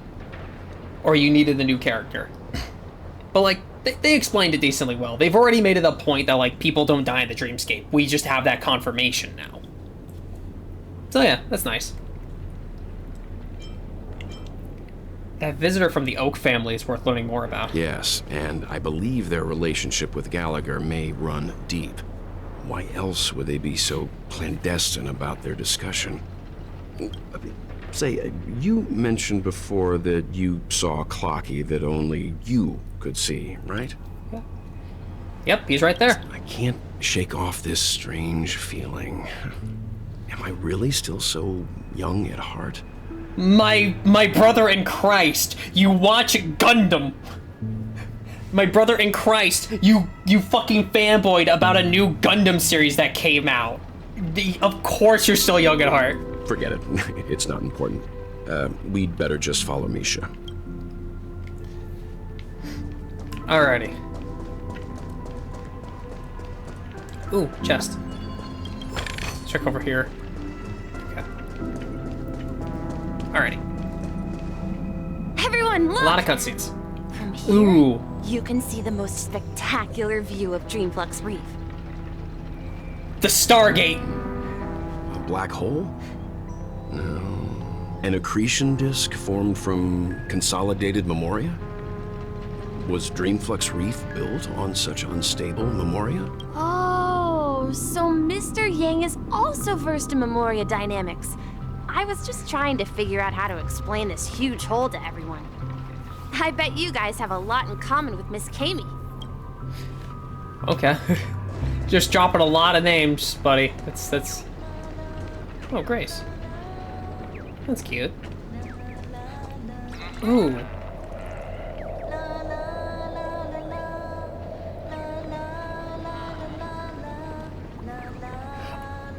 Oh, she's singing, if I can keep one heart from breaking. If I can stop one heart from breaking. That's cute. Herb, what were you doing? I was so engrossed. Even though the show can't compare it to Miss Noah's performance, it's not bad at all. It's time for you to get on stage. It's my turn. Time passes so quickly. Goodbye. Before we part, allow me to perform you a legendary show. A live bird transformation! He turned into a gown of extermination. Wow. I'm just a wallflower. But what was that? I heard that in the court. I heard that like deep in the back of my head of just... I'm a wallflower. What was that? Wow, a new guest. You need to get tickets from me if you're gonna go to the next stop. Let's see, ticketing device. Where's my ticketing device? It looks broken. Sure. I've already been there a couple times. I'm truly an incompetent birdie. But on second thought, wasting a birdie's youth on this place simply isn't worth it. I remember Mr. Signpost has a ticket. You best ask them. Origami bird, punching out. Time to slip back into the great tree and take a nap. Okay. Signpost. A dilapidated sign with an obscure coin slot. A concealed area is up ahead. Please line up and wait for your ride. Note, this stop only accepts ID tokens. Squint your eyes and notice that there's a line of fine print below the coin slot. Refusing to relent, you shove some ordinary coins in it. They are spat out right away. It looks like this one's a picky eater. No choice but to heart-wrenchingly sacrifice some of your tokens. Okay, I will do that later. I'm just a wallflower. I wasn't ready for that. Okay. Oh, one of the manhole covers. The hot steam from the manhole cover bursts like an upwards like lightning, as if it was chasing something before dissipating straight up into the heavens. Indeed, this is one of the great 7 manhole covers. The manhole cover of the hunt! Okay. Lost Diary Dancer. Okay, let me go there in just a moment. I want to see what's over here. Oh, space anchor activated. Nice. Oh, is sauna time over? Even feathers will loosen up by hot steam. But I feel my body getting woozy. Wings got wet? Origami birds aren't made from actual paper. Why would we get wet? Or would we? I'm gonna go look for Dr. Blues right now for some answers. Alrighty. The hot steam from under the manhole cover rises gently like a slow exhalation, kissing the cheeks of passers-by. It selflessly donates its warmth. Wow. Could this be one of the legendary 7 manhole covers? The manhole cover of abundance? Maybe, I don't fucking know. I'm confused. Hydra. Okay.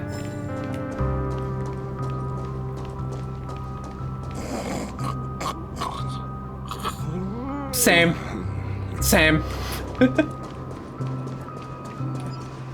Oh, yank.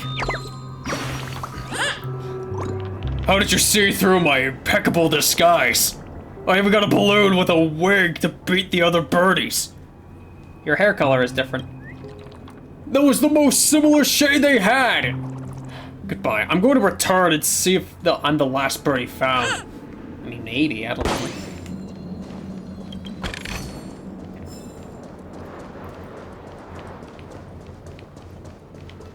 Alright. Oh, I got it, never mind. Kirk, toy merchant. Hi. Hi, Commander Kirk. Ooh, a familiar face. Are you here to take care of my business, or for a chat? Ooh, good question. A very profound one. Sorry, I call them Commander Kirk. I'm sticking to it. To Penacony, I am a stateless stowaway. To my home planet, I am LOVE 3, mass production model 3451. To the residents of the Dreamflex Reef, I am Kirk. As for you, you can see me as a toy merchant who has a penchant for using knickknacks to jolt the dopamine circuits of inorganic creatures, and to tickle the thrills of the nucleus accumbens of organic life. Ooh, do you like the toys? I'll have to see what the toy is. Oh, then these exquisitely designed toys won't let you down. There are plenty more entertaining ways that can elicit joy in more efficient ways in the universe. Software, virtual reality, chemical substances. No, not that one. I don't like that one. Even more so on Penacony, when there are myriad methods of entertainment in the dreamscape. Why even bother with an insignificant toy? But to some inorganic beings, toys are fun devices that are more mesmerizing than games with artificial rules and virtual sensory stimulation in electronic brains.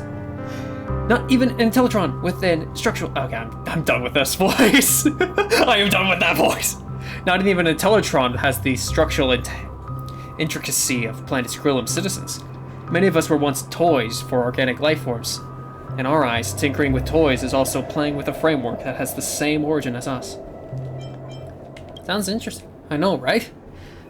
I was quite certain organic beings such as you wouldn't understand the concept more easily if I explained it this way. I love this place. In the dreamscape, be it an organic or inorganic life form, everyone's emotions can be expressed freely. I also hope that my own products can alleviate such forms of expression. Elevate some forms of expression, sorry. Come take a look at my business when you have the chance. My toys are not your common fare. I guarantee your satisfaction. Alright. Scarebox. Scarebox will hide on a random unit and explode at the start of the turn, dealing massive damage. Interesting. Hey, it's a Rubik's Cube. When used after allies attack for the first time in the next battle, the attacked enemy will heal for an amount equal to the HP lost for its attack. For every 1% of HP lost this way, characters receive a shield. Oh, interesting. You give up on some of your damage to receive a shield. Okay. Crit rate by 18% but decreases speed. Oh, that's probably the worst one yet. Increases ally speed by 20% of the next battle. At the start of the turn, allies lose HP equal to 20% of the current HP, lasting for 5 turns. Okay. Alrighty. I can see the use in that. Hey, stranger. Are you here to buy some balloons? I've been looking into a shop window for a while, but I haven't seen the shop vendor come back for a while. The shop owner is on a vacation. Herp. Seems like the shop owner is out on vacation. No wonder why Roosevelt was so quiet. I don't think I can wait till he's back. I'll go ask Dr. Blues if he can make me a balloon. The steam from under the manhole cover is united in song. Each water molecule is sharing joy hand in hand. Ah, this must be one of the incomparable 7 manhole covers. The manhole cover of harmony. I'm pretty sure there's some sort of achievement for finding all of them. Oh, okay. Gonna have to get used to those stutters. Okay. Still, alrighty. The hot steam under the manhole cover dissipates evenly and effectively, like a program that has been written a long time ago. You can be certain that this is one of the 7 manhole covers from the stories. This is the manhole cover of erudition. Alrighty. Yeah. There's gotta be a manhole cover of the Trailblaze, like a secret one. Maybe. That or I'm just gaslighting myself into thinking something that I probably shouldn't think, like I always do. Okay, what's back here? Chest.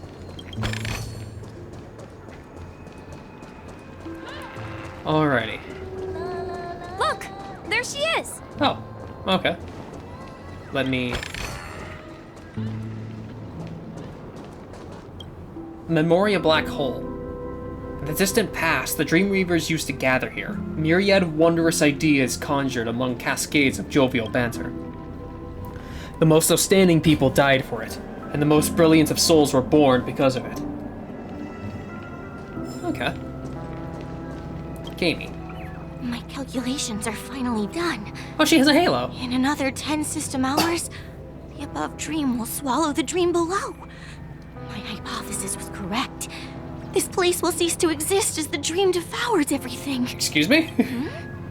Who are you all, and why haven't you left yet? This place is about to disappear. Then why aren't you leaving too? I'm Kami, a dreamscape surveyor specializing in Memoria dynamics. And this is my life's work that I'm researching. See that huge gaping hole? It was just a narrow rift many years ago. But now, it's grown into a giant hole. The surrounding Memoria has been flowing towards the other end of the hole at a constant velocity, slowly but surely. It's almost like it's a fucking black hole. But the scary part is, according to my calculations, the flow rate of Memoria has recently changed, and it's faster than ever before. It's almost as if something is sucking it in from the other side. Okay. By constantly improving upon Madame Rosalina's Memoria measurement method, I've finally obtained accurate results. After 10 system hours, the Dream Flux Reef will cease to exist. Just like the melting of glaciers, everything will crumble and disintegrate. The dreams on that side of the void will fuse into one. Please don't worry. This sort of thing has happened many times before. Miss Kami isn't a bad person. She's just a bit lost in her own world. She'll probably realize she's wrong soon enough. Okay. This has happened before? You don't say. There was something else that piqued my interest. Who is Madame Rosalina? Oh, do you know her too? Or are you also a fan of Memoria dynamics? Nah, I'm just a fan of Mario Brothers. I loved Mario Galaxy. I never played Mario Galaxy. We're very interested in Madame Rosalina's achievements. Could you tell us a little more about them? Why, of course. She's an excellent scholar of Memoria dynamics, and the first person to apply Memoria rate measurement methodology on interstellar travelers. Regrettably, due to the presence of the Garden of Recollection, ordinary people don't pay much attention to the nature of Memoria. She departed this world without much fame, leaving only a few thin journals behind. I came to Penacony to learn more about my idol, and went to great lengths to seek out Dreamflux Reef, all because this is her final resting place. Prodigies always meet their demise prematurely. If only Madame Rosalina had more time, she would have discovered a way to reverse the flow of Memoria. I felt it. The source is in the golden hour. I mean, that's actually probably true. Anomalous presence stirring the currents of the memory zone. I must uncover more concrete proof. I must convince everyone. Okay. Does the name Madame Rosalina sound familiar to you? Oh. Not exactly.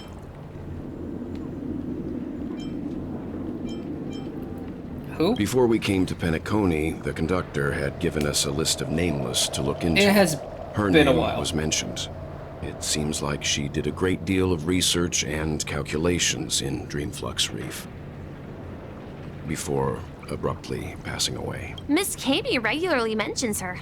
I hear Madame Rosalina passed away during the prison war. She could see the Penacony of today.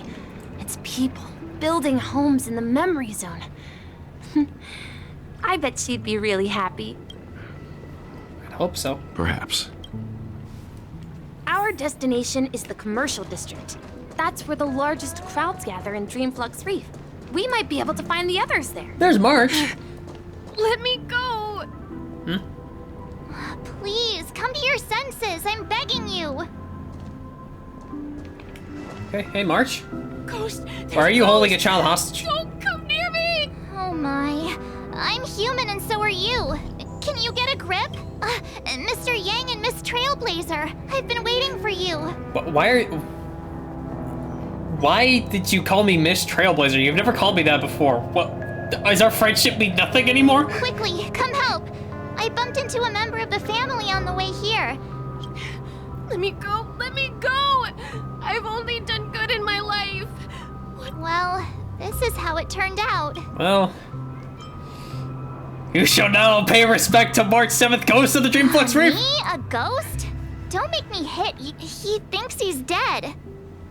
Although, when I first fell in, I also thought the same. Dear guest, this is not the afterlife. This is Dreamflux Reef. That's right. Did you hear that? You're talking to someone invisible. If I'm not dead, what am I? I shouldn't have pushed my luck and tried sleeping in my dream. Curiosity kills the Papashi. Invisible who? Stop asking! You'll alert the monsters. All the dead are right here. All of them. I think you had a bit too much soul cloud. You're not talking about the memory zone meme, are you? Don't say that name! It's all your fault. They're coming! Oh shit, he didn't drink. Okay, no, I was wrong. I was entirely wrong. He was right the whole time. Conspiracies are real. Believe Destiny. Conspiracies are real. Believe in the fucking. I couldn't even think of one off the top of my head. Oh. But yeah, I was actually not expecting a fight. But okay. So there's an enemy that like buffs other enemies. Alrighty. That's cute. It's kind of like Comfey in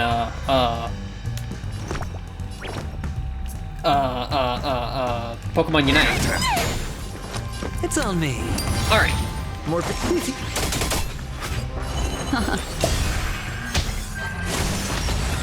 Okay. Oh, he's actually still alive. Dang. I'm gonna hold everyone. And now he's dead. Alright, we had one battle. Time for 7 more hours of cutscenes. His intense negative emotions attracted the nearby memory zone memes. I see. But why aren't the other people around here scared? Unlike in the Sweet Dream, people here don't see memory zone memes as dangerous monsters. And even if they pose a threat, people can easily escape by forcing a wake-up call. I mean, true. But we can't just leave this man here. Can we take him somewhere safe? Yeah. We can ask Jesse for help. I've gotten to know many locals while waiting for you guys. Nice. Everyone here is living a self-sufficient life. I don't know how to describe it, but this place feels like the real dreamscape. Okay. I mean, that makes sense. Because you can't put a price on freedom. So why would you have real freedom when you can instead have marketed freedom?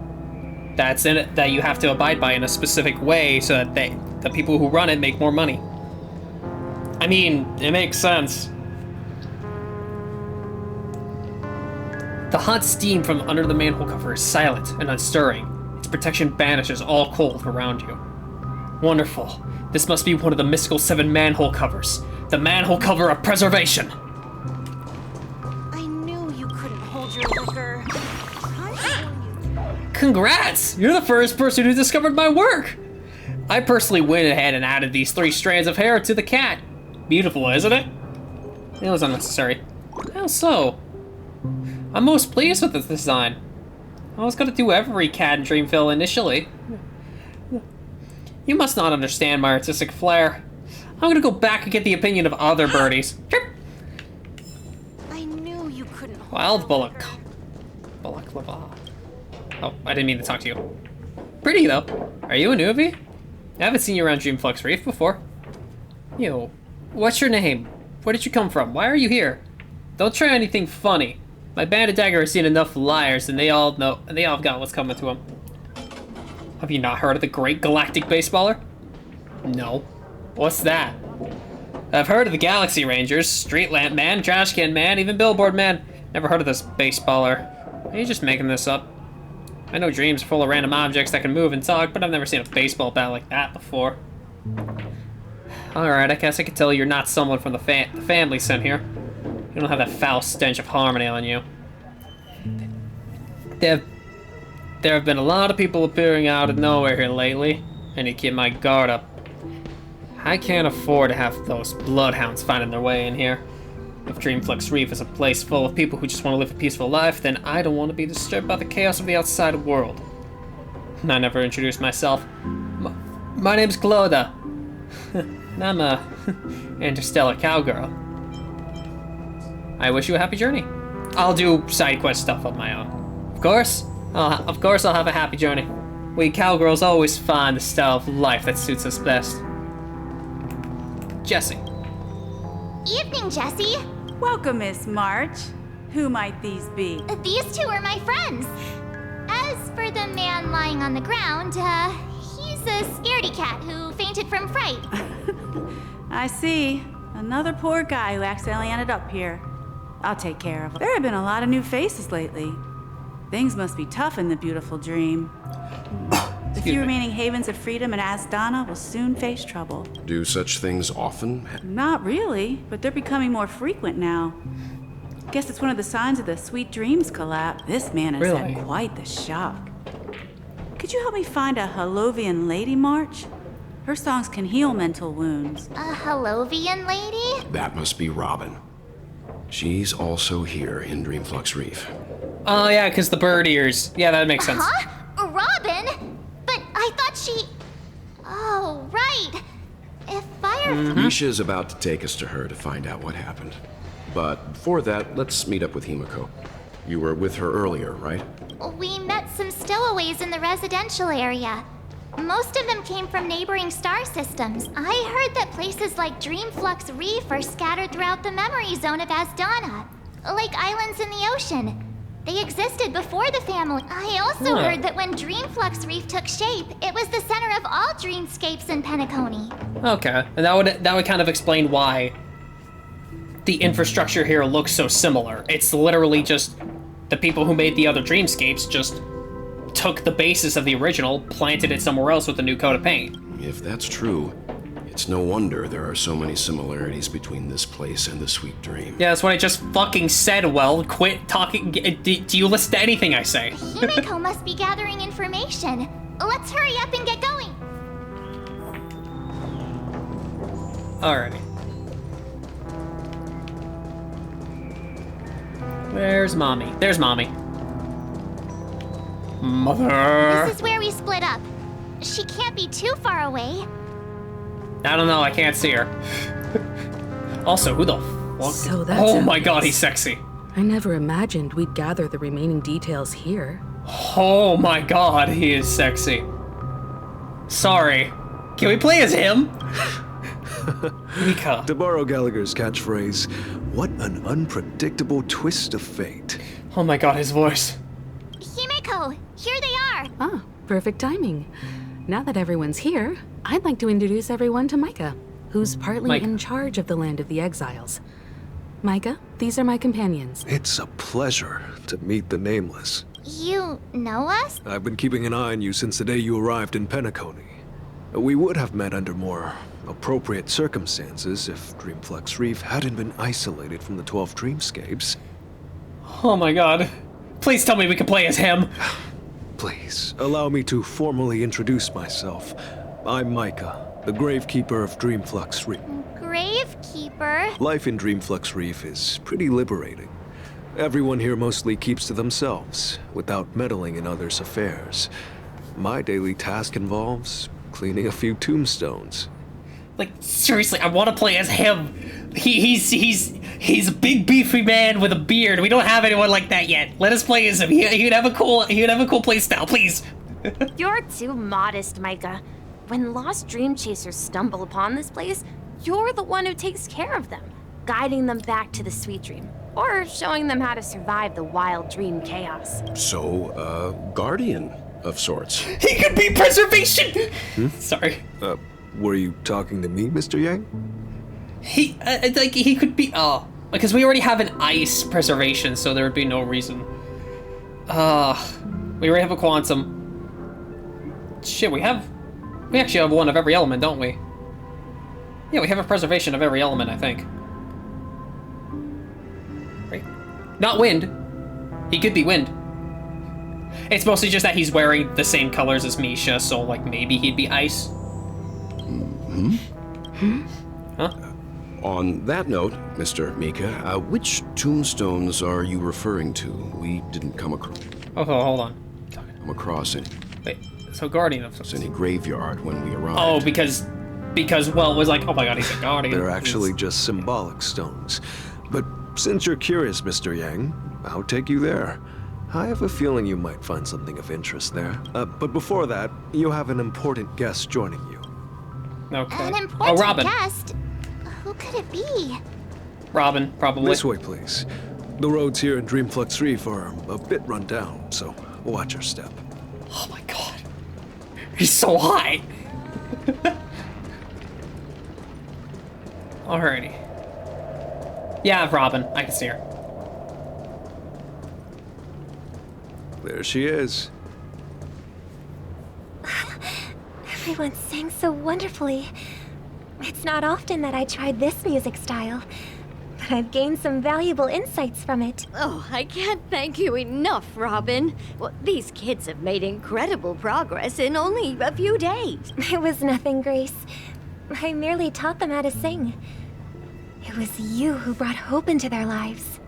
Life must be quite difficult for them in reality, I imagine. That's right. Whenever it's time to say goodbye to these kids, they're reluctant to leave. But I've explored every corner of Dreamflux Reef, talked to everyone I met, and they all told me the same thing. This shattered dream is not worth clinging to.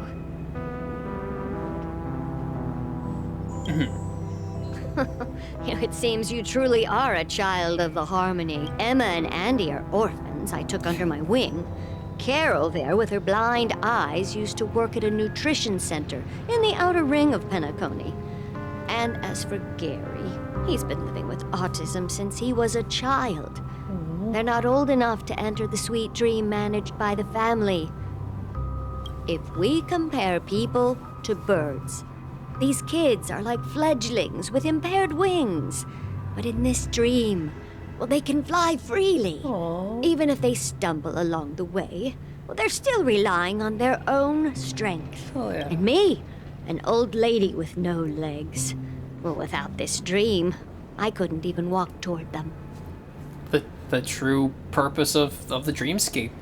People who can't give people who can't do things a chance to do them finally. I'm glad that you found a new life here in Penacony. It's just... Don't worry, Robin. Dreams have their significance, but they aren't everything. Both the children and I understand this. No matter how long we fly through this dream, we will one day return to reality. But you know what? Emma and Gary aren't plagued by their insecurities anymore. No, and Carol is learning how to cope with her blindness. And Andy is livelier than ever. Well, even I've become more optimistic. You see, in dreams, we learn how to live.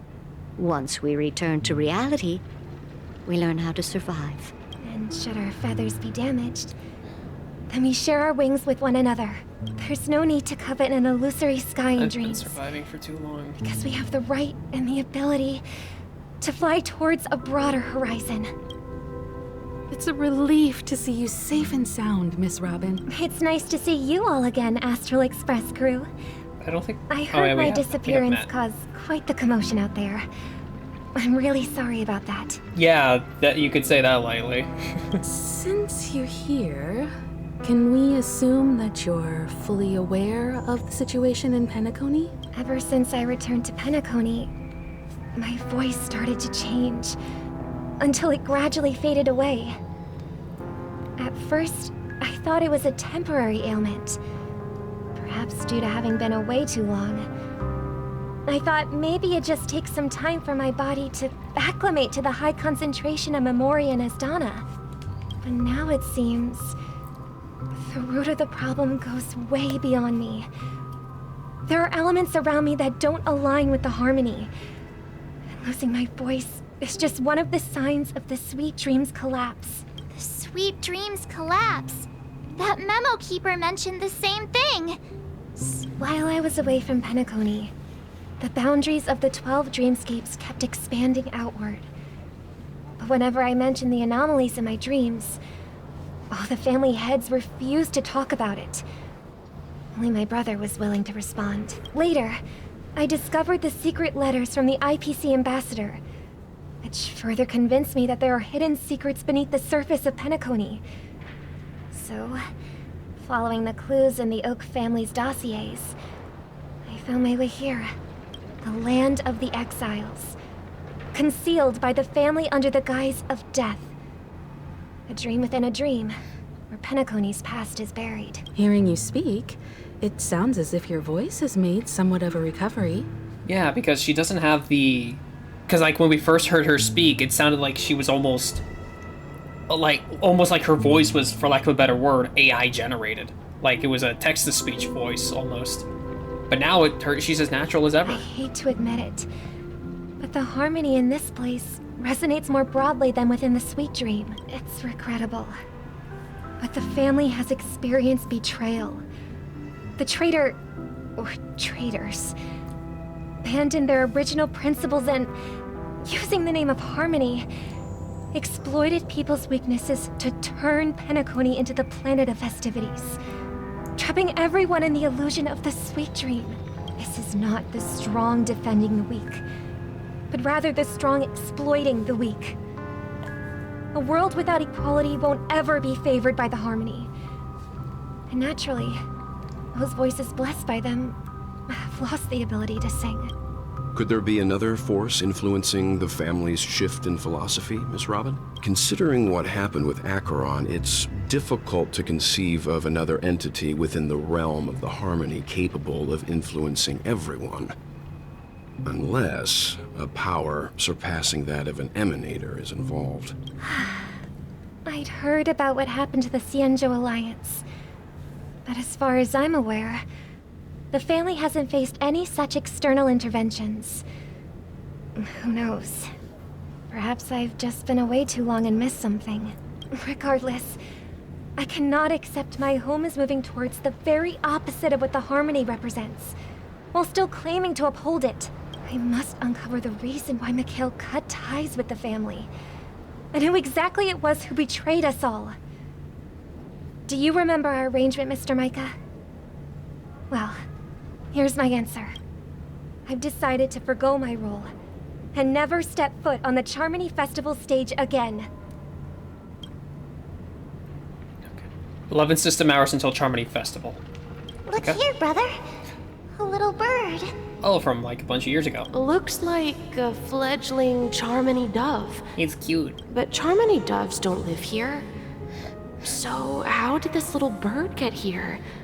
Maybe its parents abandoned it? It looks weak and frail. Why don't we find something soft and make a nest for it? This place is too dangerous for a fledgling. Let's take it with us. We can put it on the wooden shelf in front of your window. Okay. A bird like that must have a beautiful singing voice. But where will it live? I'll ask the family head to build a cage for it. A cage? But then it won't have the freedom to fly, right? Let's see. What is it that has captured the attention of the two best interpreters of the Great One? To the point that they've forgotten how to enjoy their dessert. Watchmaker? Oh, poor little thing. Doesn't look like it's doing well. Do you want to rescue it? I do. But I don't want to lock it up in a cage. Why? Even if it's small and not fully feathered and can't sing. It didn't come into this world just to be locked up in a cage. Birds. They should be flying free in the sky. That's quite the romantic idea. And what about you, a young scholar? Do you agree with your sister? I think she's right. But if we leave it out in the wild, it won't survive for more than a few days at best. Ah, I see. It seems our little scholar is still a bit unsure. Well, Let me tell you youngsters a story. As you probably know, Charmony doves can fly through the air. When they fly really high, the friction caused by the flapping of their feathers against the atmosphere creates amazing lights, so that they look like shooting stars. I know the dialogue box says kind voice, but change the music and suddenly this is like the monologue of an antagonist from a Drakengard game. I don't know why specifically Drakengard. That's just the kind of voice I'm getting from this. We've seen this spectacle so many times that we think it's just something they can naturally do. But that's not the truth. Their radiant display is the result of countless struggles against nature over generations. Their ancestors were too weak to survive on the ground. So, to escape predators, they started seeking new opportunities in the air. We know what evolution is, After yes? countless attempts by many generations, one of them finally figured out how to fly. It soared into the sky and never looked back at the ground again. I mean, technically it had to, because it had to know like where the other ones of its kind were, so that it could breed and become and make more that could fly. So So you it's a mean lie. birds aren't born to fly, but they find a way to do it through their determination? Well, that's an idealistic way of putting it. So, what are your thoughts, Sunday? I think people believe birds are meant to fly because they've never seen those birds crashing to their death. That's an interesting perspective. So, have you decided what to do with the bird now? For now, I'll keep it in a cage until it can take care of itself because I want it to live. No matter what. Well said, kids. It seems each of you has found your own answer. Your insights are truly remarkable. And I hope they come true in their own way. We will take good care of it. Won't we, brother? Yeah. But, Mr. Gopherwood, there's one thing I don't quite understand. His name is Gopherwood? And what might that be, my son? What if this little Charmony dove never learns to fly? I mean, if there are fledglings in this world that can never fly throughout their lives, should we let them go back to the sky? Only to see them crash to the ground and die? Talking in your sleep, birdie? Time to wake up. Gallagher? What? Huh? Need a hand? When did you get here? I'm still alive? Yeah. Happy about that. Where is Robin? Tell me. I knew that was going to be the first thing you'd ask. Don't worry, your sister is here, safe and sound. She's probably walking around the streets now. If I were you, I'd be more worried about myself. After all, right in front of you is the guy who just stabbed you in the chest with a dagger. If you wanted to kill me, you wouldn't give me the chance to speak.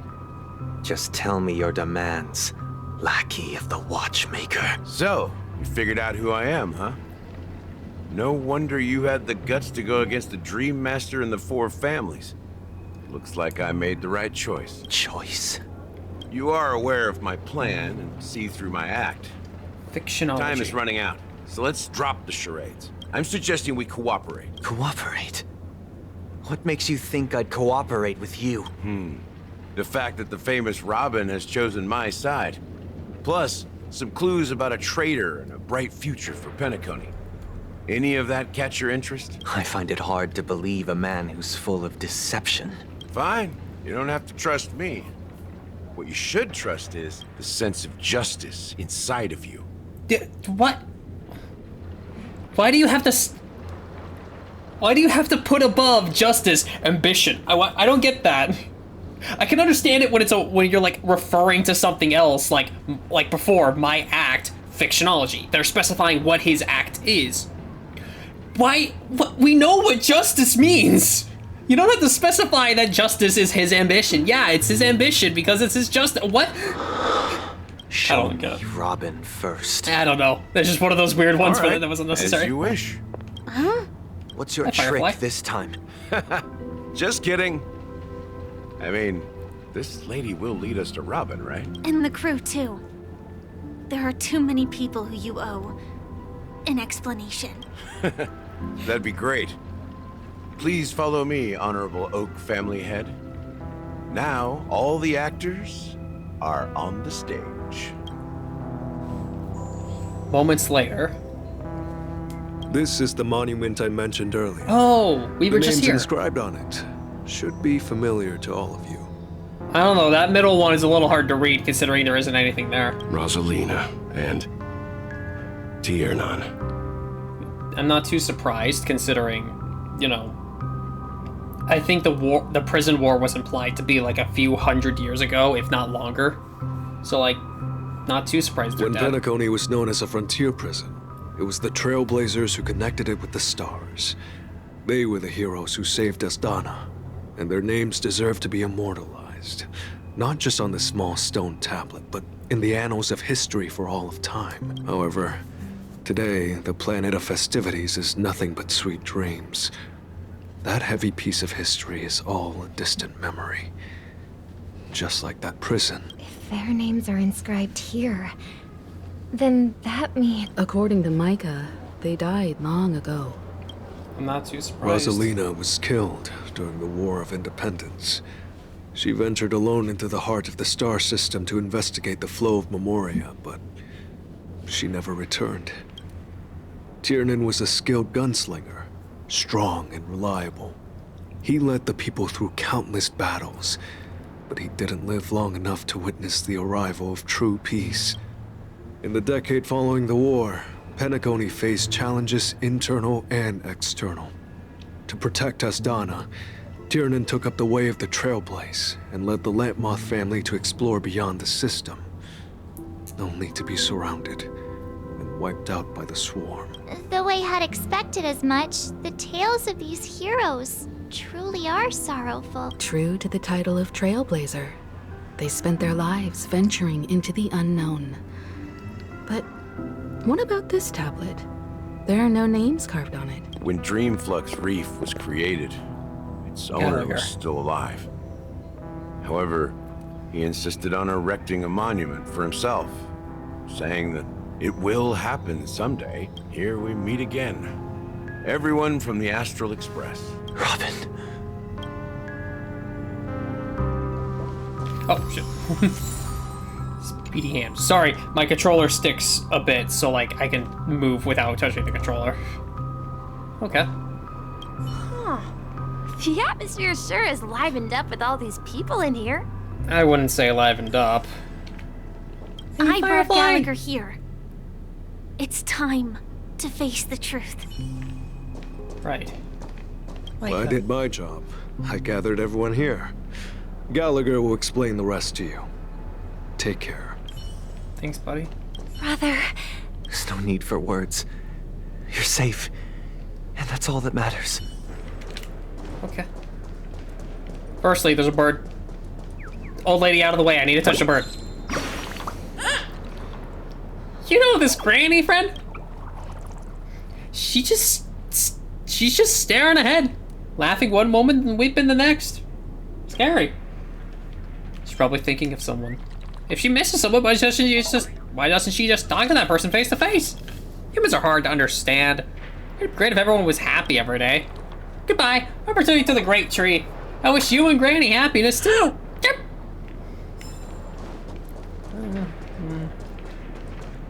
No one tell him. Hey, Gallagher. I promised to give the siblings some privacy, so let's talk about our business first. That sounds sensible enough. Since you went through the trouble of gathering the family head, the crew, and the Stellaron hunters, I'm guessing you have something important to say, Mr. Gallagher? Oh, is it that obvious? The look on your face is practically screaming, I'm the one behind all this.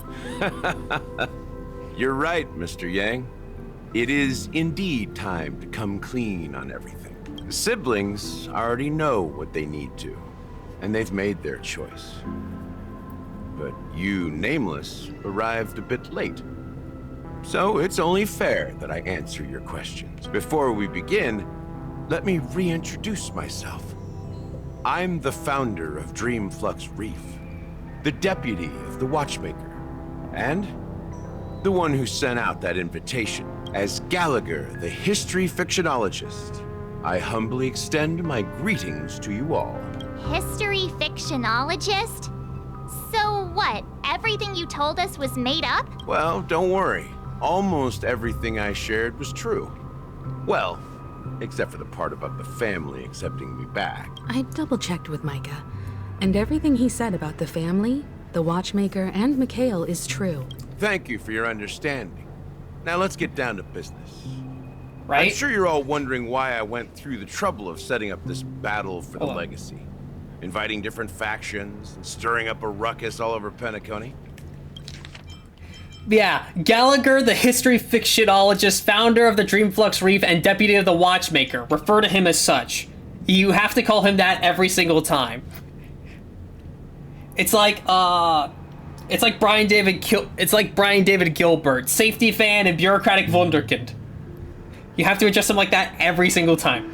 Well, it all boils down to something very familiar to all of you. The Stellaron. The Stellaron? Of course it's gonna be. But how is that possible? Penacony is a free-flowing interstellar hub. There are no signs of contamination whatsoever. That's probably the point. That's like the Memoria was probably... I'd imagine, like, they used the Memoria to hide the Stellaron. You're totally correct. So, care to take a guess at what that means? Stellaron has been completely sealed? I wish that were the truth. But if that were the case, I wouldn't have invited all of you. The sweet dream doesn't come out of thin air. If you think of the memory zone as the sea, creating the land of the dreams is like filling that wild ocean with earth to make an island. To achieve this feat, without the help of an emanator of remembrance or enigmata, the only way is to use a Stellaron. And that's not something you can achieve with a simple wish. It requires vast quantities of knowledge, time, and manpower. I'm sure you get what I'm hinting at. In Azdana, the planet of festivities itself is a Stellaron disaster. The planet? It all started a long time ago. Back when the Watchmaker and his crew liberated the frontier prison. They faced countless challenges as they began building Penacony from the ground up. That's when the idea of using the Stellaron came into play. The Stellaron first entered the Azdana system during the war. The Nameless warned everyone against the folly of attempting to tamper with such a power. And most heeded their words. But there are always people in the shadows with ulterior motives. Always. The turning point came after Tiernan's death. With two of the Nameless gone, the Watchmaker had to go to the front lines. It was at that moment his rivals saw an opportunity. Now, at this point, I'm assuming the Watchmaker is Mikhail. By the time a representative from the Montour Systems family arrived at the Watchmaker's call, the Stellaron had already been activated and was seeping into the primordial synesthesia dreamscape. And I suppose the family happened to possess the knowledge to seal the Stellaron? Not just that. They knew far more about the Stellaron than the average person. They helped Mikhail swiftly quell the civil unrest and played a part in building Penacony under the... Those three eras were known as the Age of Dreaming. The Watchmaker, who had been left in the dark, sent out invitations across the universe, spreading the hype around the land of the dreams. Then, how did they turn against each other? Remember the island in the ocean metaphor? The truth is, the Stellaron was never truly sealed. It existed in a different form within the dreamscape. Think about this. What would it cost to create and maintain such a lavish dreamland? Its people's lives. The opulent dream is built upon the decay of spirits, with a toxic elixir called pleasure flowing through the dreamscape. It tempts people to indulge in the dreamscape, and gradually their minds succumb, becoming nourishment for the sweet dream. Confusion, laziness, and cowardice. Weaknesses that plague humanity were magnified and nourished by the family. Penacony became a new kind of prison, even more impenetrable than the previous one. Sadly, we realized this far too late. By then, the family had a firm grip on Penacony, swiftly quelling any opposition that arose. At my wit's end, I had to use the power of the Enigmata, and sought refuge in this chaotic realm. Over the years, I created a meme within this dream for our use. Sleepy? Dormancy. Dormancy, That's never its mind. real name. We exploited a loophole. You see, regular people can't fall asleep again while they are inside the dreamscape. So this is the true meaning of the impossible. You sent out invitations in the Watchmaker's name to find forces capable of resolving the Stellaron disaster and draw them into Penacony to uncover the truth. It's not just that. Above all, I wanted to see what happens when the major factions engage in a struggle for the legacy. Since this is the Watchmaker's first announcement in decades, the traitor within the family is bound to reveal themselves. Makes sense. So, the legacy is just a facade. If you want to consider the Stellaron as the legacy, I'm totally fine with that. If that's the case, where is the Stellaron now? That's a question for Mr. Wings. The Stellaron is still under the family's control, and as the head of the Oak family, I'm sure he holds all the answers. Alrighty. Hold on. Sunday. Are What do you have to done say? talking? So, will you tell us where the Stellaron is? It is the Penacony Grand Theater itself. As I suspected. It's the embodiment of the family. The edifice that first materialized within the sweet dream. That's what turned Penacony into its current state. As for the person who employed its power, it is in fact Mr. Gopherwood, the current Dream Master. Well, that was easier than I thought. Did you conduct your own investigation already? Correct. When I was trying to track down the person who murdered my sister, apart from you, Gopherwood was my second suspect. Confronting me first turned out to be a smart move on your part. I didn't have other options. The Dream Master has been elusive, and even the heads of the families can hardly get an audience with him. Moreover, Mr. Gopherwood has been kind to my sister and me. And I didn't want it all to end like this. Can't say I blame you. What do you mean by that? To be honest, my brother and I are also victims of the cancer of all worlds. We grew up as orphans, and were adopted by the family when they came to help. Mr. Gopherwood recognized our potential and brought us to Penacony. But I can't just stand by and watch Mr. Gopherwood become an enemy of the Harmony. I won't use my voice to support an evil cause. I won't step on that stage and sing, no matter who the traitor is, or what orders they give me.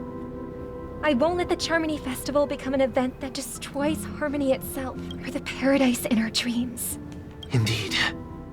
For the paradise in our dreams. As the head of the Oak family, I'm responsible for ensuring Penacony's promising future.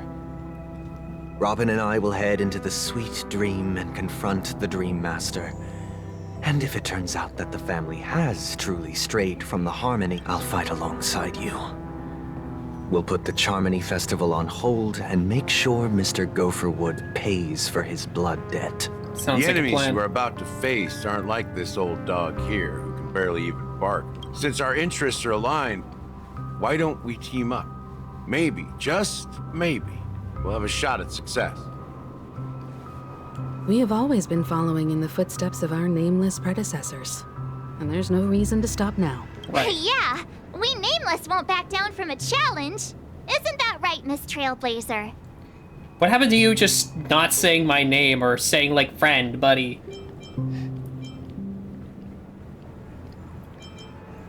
Ain't nothing to fear no more. We'd that win. line actually makes me a bit nervous. Nah, we'd win.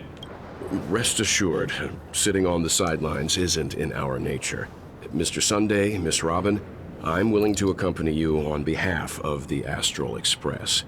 Having a third party present should help with negotiations. And thank you, Mr. Yang. I thought that was the end of the line. Thank you all very much. The Charmony Festival is about to start, and time is against us. We must hasten. Okay. Everyone, let's gather over here. We still need to make some preparations. Well, my controller already knew where to go. I may have been quick to step up to the plate, but confronting the Dream Master could be a very dangerous affair. I mean, no shit. Huh? Even you're saying that, Mr. Yang?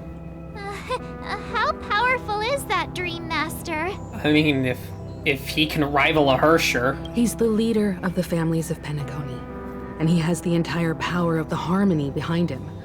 Not to mention the Stellaron in his possession. We must proceed with great caution. I guess that makes sense. Like, I guess for lack of a better term, an Aeon would be quite a match for a Hersher. Maybe you can just stay behind this time, Mr. Yang? No, that won't do. Fuck yeah. Even if we count Robin as an ally, something felt off about Mr. Sunday just now. Although, I can't quite put my finger on it.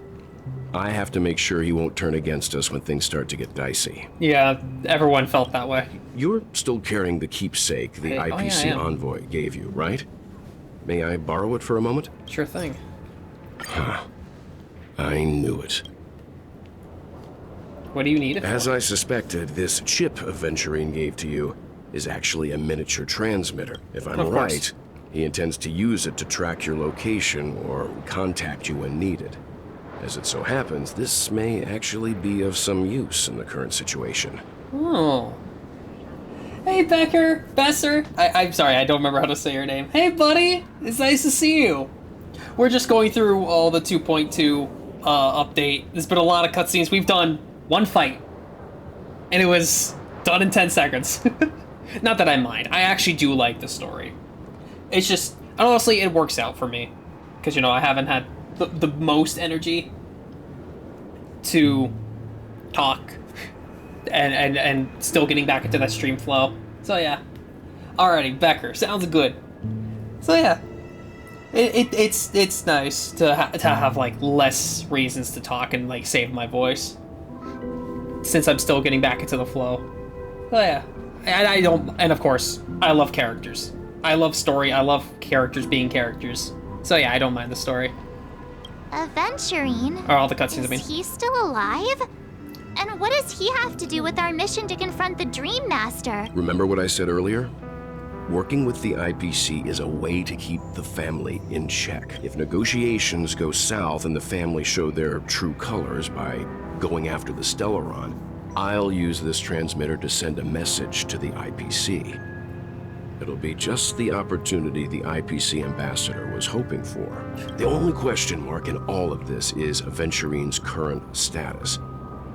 But the IPC is always listening. Especially senior strategic investment department heads like him. Big Brother's always watching. Getting the message across shouldn't be a problem. Good luck to you, Welt. Well, you take care too.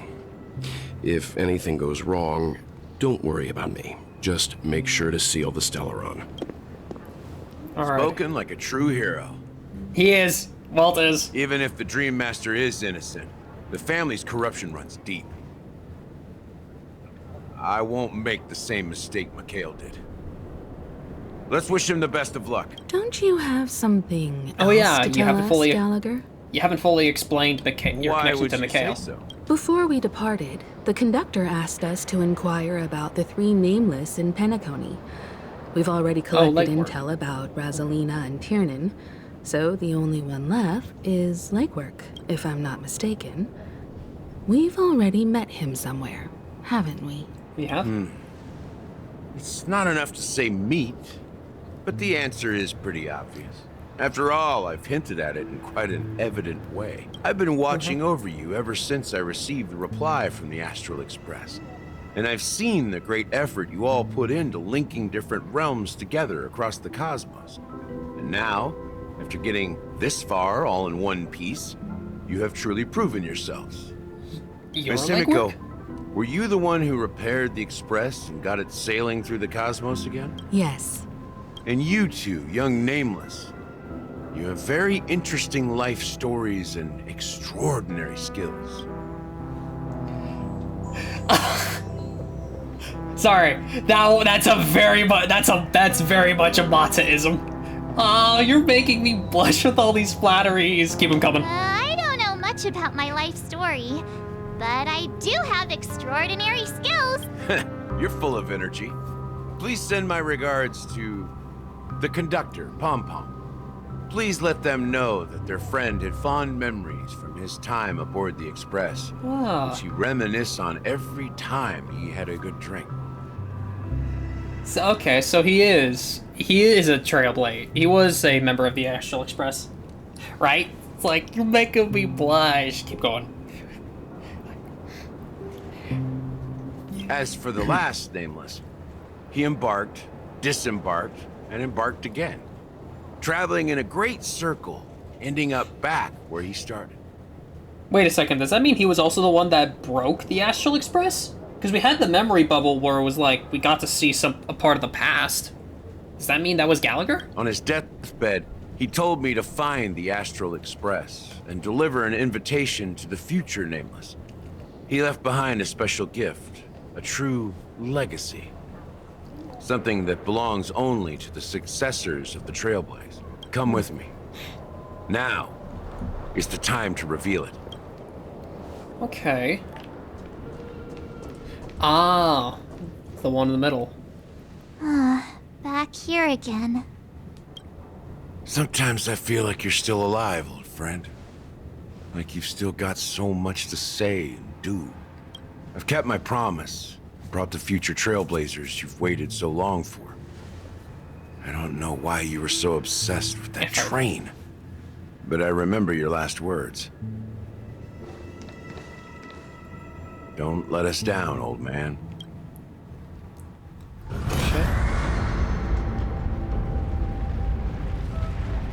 Oh shit. What's happening? Oh.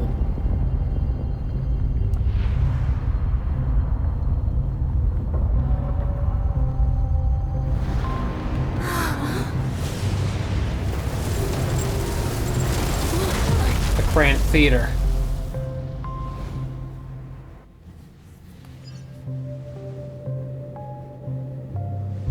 Go ahead. His resting place lies in the garden up ahead. The first and last Nameless of Penacony. First and last Nameless of Mikhail Char Legward, the Watchmaker. He is the Watchmaker. Okay.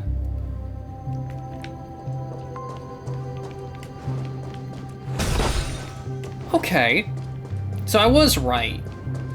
Mikhail was the Watchmaker. Huh. And he's been dead the whole time, so... I mean, obviously it was Gallagher that sent the message, but... Yeah.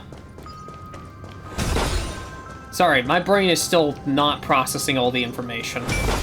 There's so much being said that my brain is just not... is not doing. Okay. It's like I'm gonna have to take a few days to really have it all sink in.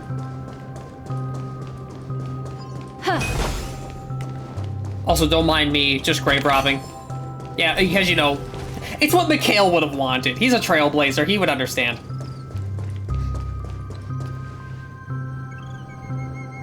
Beneath the sea surface of Memory Zone, in the garden closest to the full moon of the water, an elderly man rests on a recliner, enveloped in utter silence. The Watchmaker, Mikhail Char Legwork, has passed into that endless, timeless dream, where no sound could ever wake him. Sure enough, the Watchmaker is the third Nameless. Even I could guess that one. The legacy he left behind was a dream bubble. I believe inside that bubble, there's something that holds meaning only for the Nameless. After all, when I checked its contents, I found nothing inside. Maybe some Trailblaze runes? Even more mysterious than me. Hold on. I...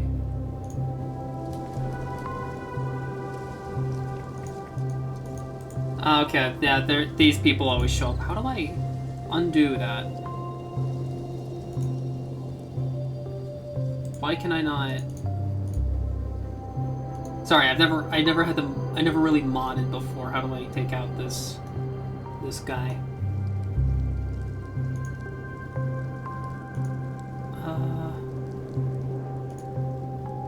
I have to. Would I have to? Oh shit. Would I have to take off 7TV? I don't know. Probably should have looked that up.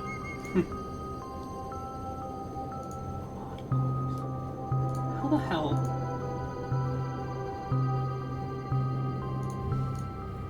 Oh, wait.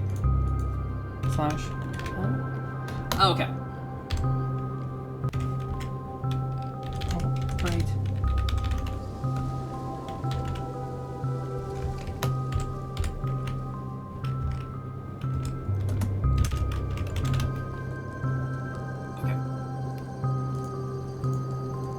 Get that right? Yes.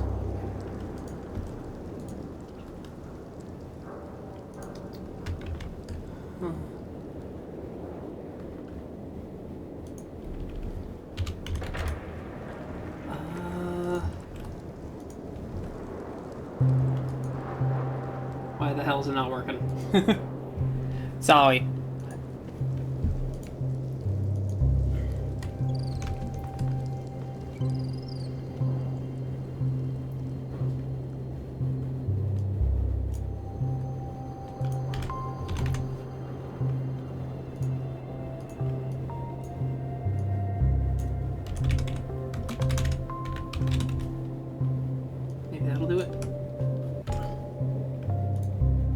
Okay.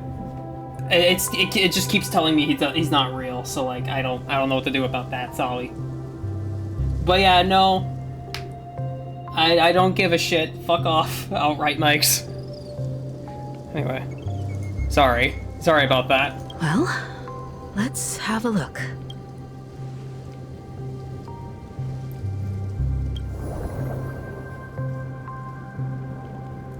Probably deleted his own account.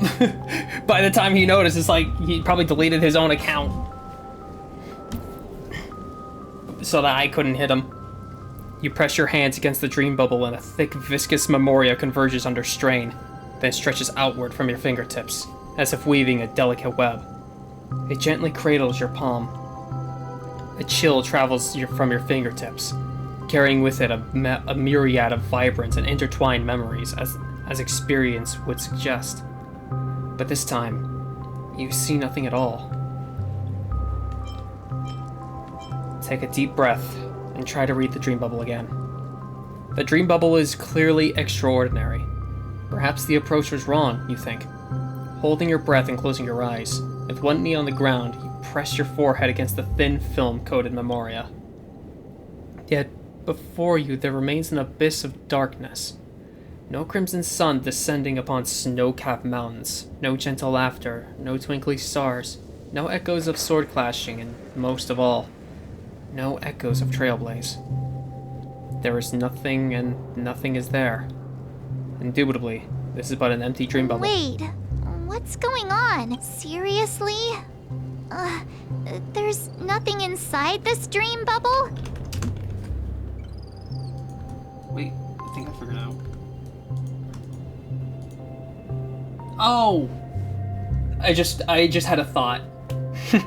I only just now figured that out. I kept putting the brackets around it, thinking I had to keep the brackets. I thought I had to keep the brackets around it when I typed in the username. I'm an idiot. My bad. How could a dream bubble be empty? Just as I suspected. That old man always had this strange belief in the nameless and the trailblaze. And I never understood where he got that confidence from. Especially since he never managed to get in touch with the Express while he was alive. I could never figure out what was going on in that old man's head. But this empty dream bubble is so typical of him. He was always full of weird fantasies, an incomprehensible romanticism. That mischievous old man. Well, I didn't expect him to leave anything concrete behind anyway. Don't think that's the case, Gallagher. I'm sure Mikhail has left us the most precious thing of all. A bird stuck in a metal fence.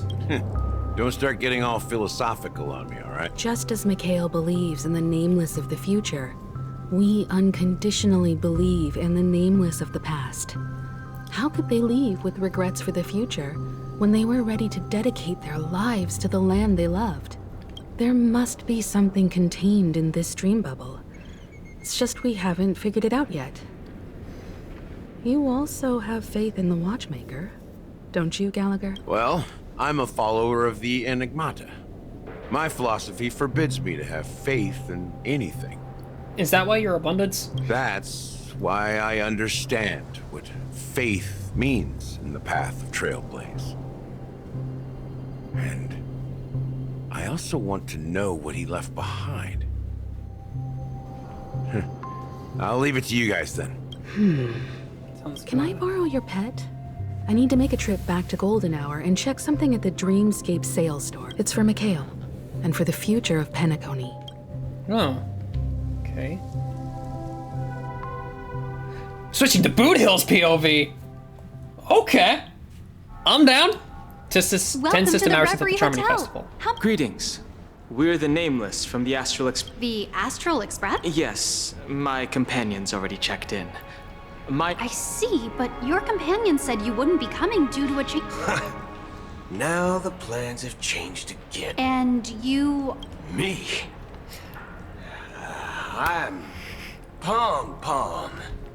New Nameless was also with the Astral Express. He's my fellow trailblazer. We responded to the family's invitation before he boarded the express, so... Oh, I see. Another one of the Nameless had a similar situation. Seems like a lot of people are joining the Trailblaze these days. A lot of them. Since there's a precedent, it shouldn't be a problem. Just give me a second to contact your companions. I'm sorry, dear guests, but it seems I'm unable to reach the other members of the What do you mean by... My apologies. This is the first time I've encountered a situation like this. However, the system indicates... How about this? Okay. Sorry, I'm skipping dialogue more. And we'll go check on them ourselves. I'm afraid that's not possible. I need to verify both of your identities before I can share any guest information. How about you just what... I'm sorry, but there are strict rules regarding forced awakening. It cannot be done without the proper clearance. So nothing works, huh? What's your solution then? Please be patient. We need to contact your companions in order to confirm your... And now it seems you need to confirm our identities before you can contact our companion. It seems... Oh, fudge. Look, nothing personal, but if you can't handle this... Please calm down, dear guests. I do recall that Mr. Sunday, the Oak family head, personally handled this issue earlier. Oh. I don't think she's trying to give us a hard time. She really just doesn't know what to do. I have a bad feeling about this. You tried to contact them on the Express earlier, but they didn't respond. Something doesn't seem right. I need to leave for a moment. You can stay here with the receptionist. Sure thing. Just don't keep me waiting forever. Don Hung seems pretty worried about his companions. I should give him some space. Stressing out about it won't help anything. True. But hey, that's cool that we get to try out Boot Hill. Oh, okay. Ooh, I like his phone case. Okay, let me switch it up, get Venturing back in here. Yeah.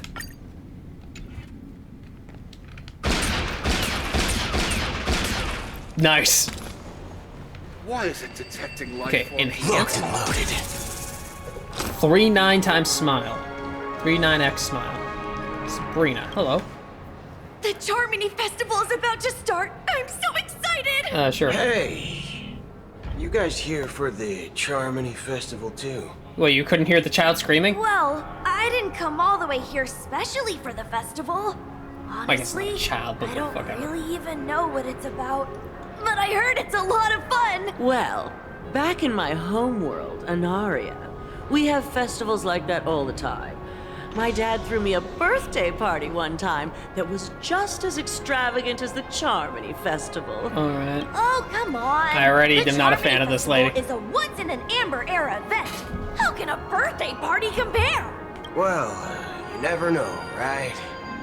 Maybe on her world, birthdays only happen once in Amber Era. Anyway, let's forget about that. Have you heard about the, unsettling things happening in the dreamscape? Unsettling things? What could possibly go wrong? It better not ruin the Charmony Festival! I've been looking forward to it! Relax. With a big event like this, there's bound to be lots of gossip and rumors. Don't worry. If anything does happen, the family will be on top of it. Oh, that's a relief. I didn't come all this way to see the festival go down the drain. Well, looks like I won't get any fudging clues out of these two. They're clueless. Yeah. Well, hey, Tiziok. Oh, Cody! Hey! Greetings. I'm Cody of the Bloodhound family, head of security for the hotel. Hello. So, there's something I wanted to ask about. I've been hearing some unsettling rumors about certain incidents that might affect the Charmony Festival. Do you think there's anything to be worried about? I've traveled all the way from the Hayahi Federation, and I don't want my trip to be ruined. What do you... Wait. You haven't heard? I'm not sure where you heard those rumors, but they're completely baseless. I can assure you, as a representative of the Bloodhound family, that everything is going smoothly for the Charmony Festival. At present, all of the families are focused on making sure the festival starts on time. Even the Dream Master himself has arrived. So don't worry, your trip won't be in vain. Wait, he really? Okay, the Dream Master's here. That makes things a little easier. That's a relief to hear. She doesn't appear to be acting. So, it seems that even the hotel staff are out of the loop. Back already? Also, he thinks in robotic. I like that. Even his thoughts are like cybernetic slightly. I like that. Hasn't she returned yet? Nope. I'm starting to wonder. Sending her to contact Sunday was a good idea. Neither the staff nor the guests seem to know anything about what's happening in the dreamscape, and wherever we go, all we see is people enjoying themselves. Definitely not a good sign. I agree. Another unusual thing is that the Oak family is supposed to be in charge of organizing the council and managing everything inside and outside the dreamscape. However, I walked around the hotel, but didn't meet a single member of the Oak family on such an important day. Well, I'll be forked. If I remember correctly, the head of the Oak family is that Sunday guy, right? We shouldn't linger here too long. Let's go back to the Express for now.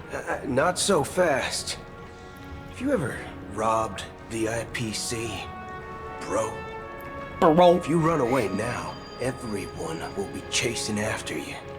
Are you suggesting we sit here and do nothing? I wouldn't say do nothing. But let's stay put for now. Even if the family has ulterior motives, they couldn't have anticipated us showing up here. We're the surprise factor for them. They don't want to attract unwanted attention from certain outsiders, so they won't do anything reckless. See?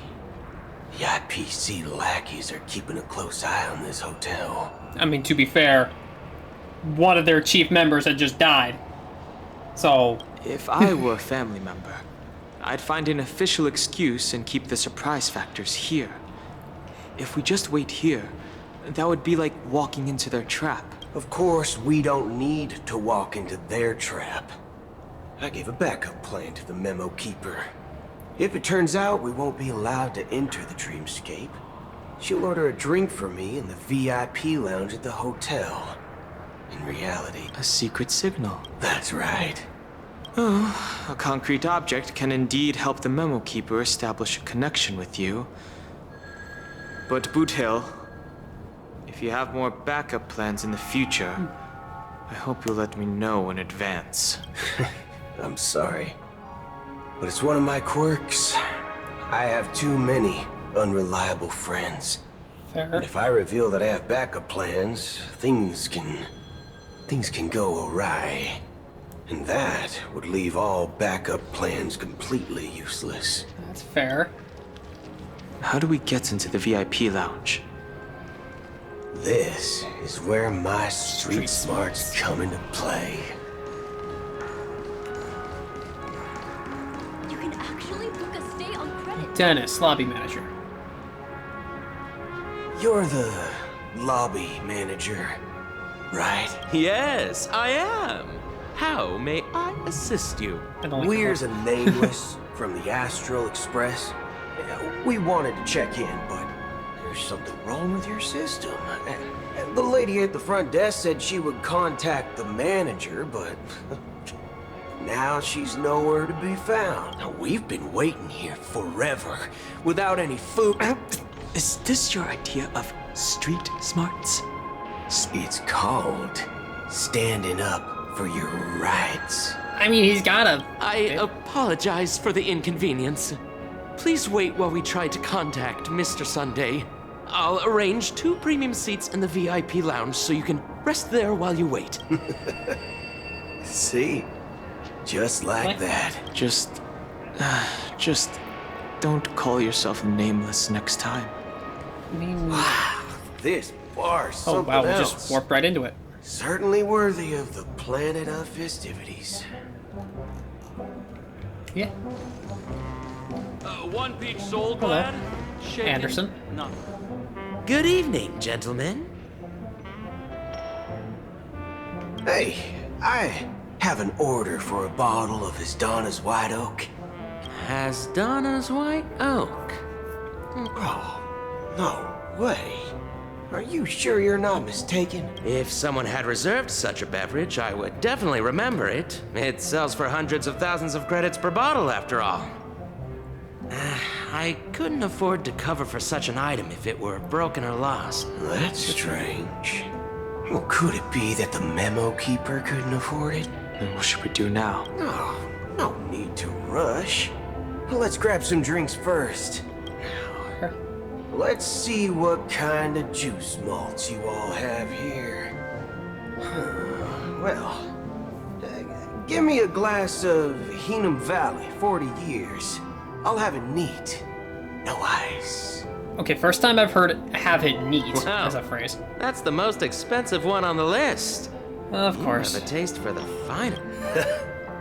What can I get for anything you recommend? Then I would recommend today's special, Glass Village. It's classic Soul Glad mixed with Laboom juice. It's refreshing Laboom. and suits your cool demeanor. Just 1 minute.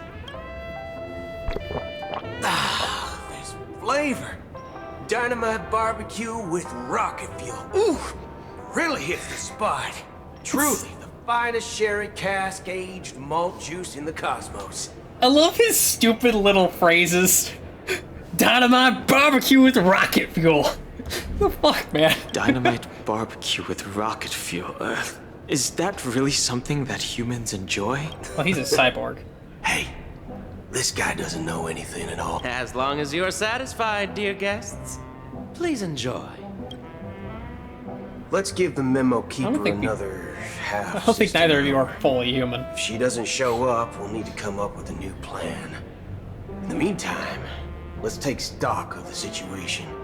What do you think? The situation is unclear. Something must have happened on the planet of festivities, but the public is unaware of it. Someone in a position of power within the family must be covering it up. It's unusual for the followers of the Harmony to invite other factions. let alone the IPC and the masked fools. If what you said about the Emanator of the Nihility is true, the situation in Penacony is a little complicated, to say the least. Actually, there's something else I'm concerned about. Regarding Acheron, as you know, the faction that follows the path of the Hunt are some of the most dangerous folks in the cosmos to mess with. I mean, who in the right mind would impersonate the Xianzhou Alliance or the Galaxy Rangers? It's like asking for a death wish.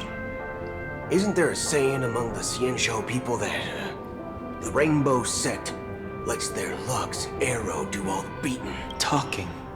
Do all the talking. Well, you know what I mean. Even though the Galaxy Rangers have been out of sight for years, we've been keeping an eye on this region. Even the dumbest criminals know better than to mess with the Annihilation Gang, much less the Rangers. But that Acheron lady, she doesn't seem like a lunatic at all. On the contrary, she's highly logical and organized. She knows exactly when to hold back and when to strike without mercy. And do you believe that someone like her would have an ulterior motive for impersonating a Galaxy Ranger? I'm not entirely sure, but I do have my suspicions. Maybe she knows a Galaxy Ranger, or perhaps she's trying to lure us out for some reason, which I can't figure out. Anyway, what worries me more are the anomalies within the family. They've summoned followers from various paths for the festival. No matter how generous such a gesture is, this move seems highly unusual, unless the invitations weren't sent by them. If that's the case, it's even more intriguing that the family insists on organizing the Charmony Festival, despite the chaos. Maybe it's Shipei the Harmony pulling the strings. You find it beyond human understanding because it wasn't arranged by humans at all. People do stupid things out of irrational impulses. They abandon their principles when self-interest is involved. They believe in things they know they shouldn't, and fudge, they even break their own rules. That is a very good point. That is something we see very often. But Eons don't. They stick to their determined path and never turn back, even if they reach a dead end. You think Shipei's will is behind all this? It may not necessarily be Shipei, but there's definitely some higher entity involved. I know it may sound pessimistic, but if human free will were reliable, why would we even need Galaxy Rangers? Fair. It's much simpler when you boil it down to the eons and paths. Like how Lon always follows the path of the Hunt, or how the Express stays true to the Trailblaze despite Akavili's disappearance. But in my opinion, Akavili's fall holds significance for the Nameless. Oh. So you're saying the Nameless now have to take responsibility for their own choices because their absolutely right leader is gone? Exactly.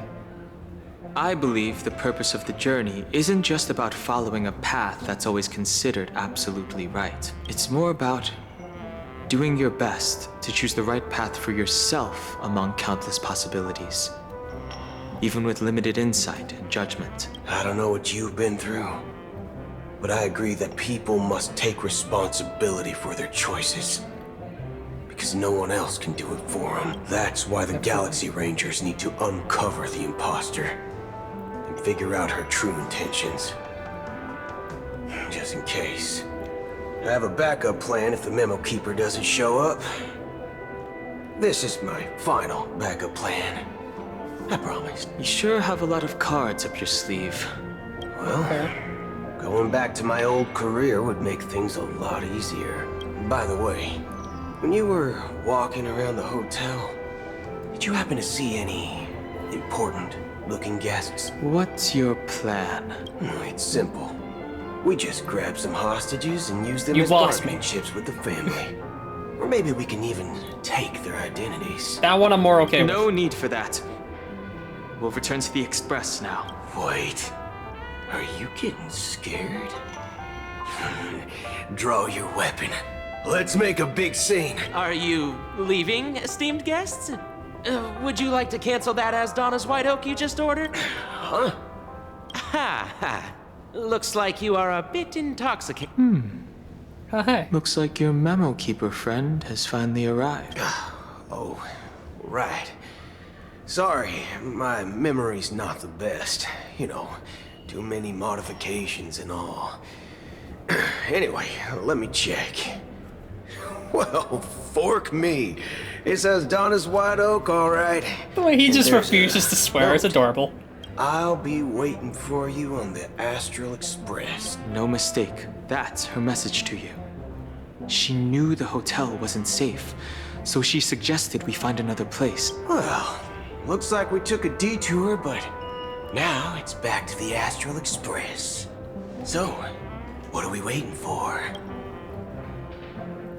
I'm just happy we get to see that we get to see Mommy. You're back? Pom-pom. 2 guests just boarded saying they were looking for Boot Hill, so I told them to wait in the parlor car. Oh, just in time. 2 guests? 2. Yeah, or 2. Look, we welcome all passengers on the Astral Express, but sneaking in like that, you have no regard for etiquette. My apologies, conductor. It was an oversight on my part. I assumed you were already acquainted with the garden. Oh, yeah. Given the chaotic situation in Penacony, the Nameless are the only ones we can truly trust right now. You are the memo keeper.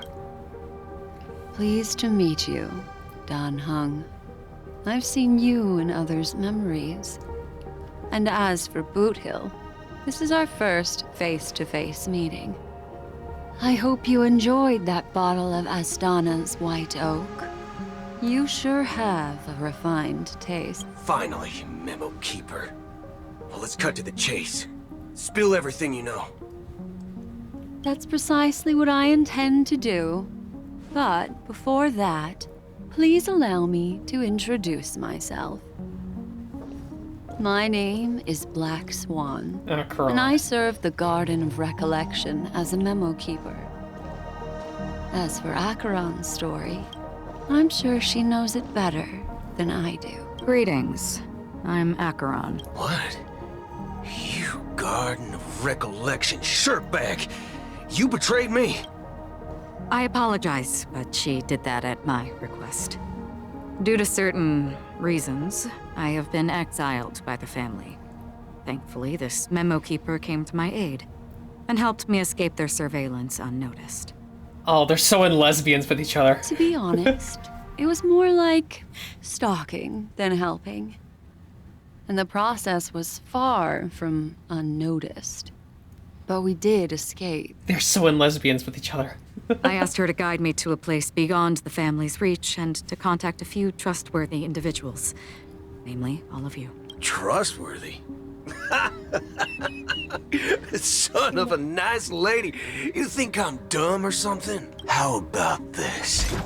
I'll put a few bullet holes in your head and see what secrets spill out. Then, we can talk about trust. It doesn't have to be like that. I'm willing to answer all your questions, but not right now. If my cover hadn't been blown, we might have had more time, but at the moment, we don't have any other options. No other options? What do you mean? This is the only way I can ensure everyone's safety. I kindly request an immediate warp jump out of the Astana star system.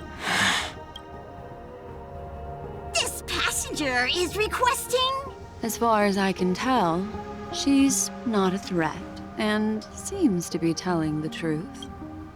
I've briefly traveled with your companions and know their whereabouts, Dan Hung. Please rest assured, your nameless companions are safe, but they need our help. As for Boot Hill, you may have guessed. I've been waiting for you. Galaxy Rangers are known for their elusive nature and limited contact with each other, so this was the only way I could reach out to you. Only by doing this can I find a true Galaxy Ranger and fulfill a long-standing promise. To return his relics to their rightful owner. Someone once told me, The world was gonna Every roll me? rainfall is like Damn it. a gift from the heavens. A sign of their mercy upon the world. Raindrops are said to be the tears of the gods, shed in response to the sorrows of the world. Their constant pouring is a reminder that the gods haven't abandoned us yet. So, how long has this rain been going on for? I used to believe, just like you, that it would eventually stop. Years and decades passed. And in the end,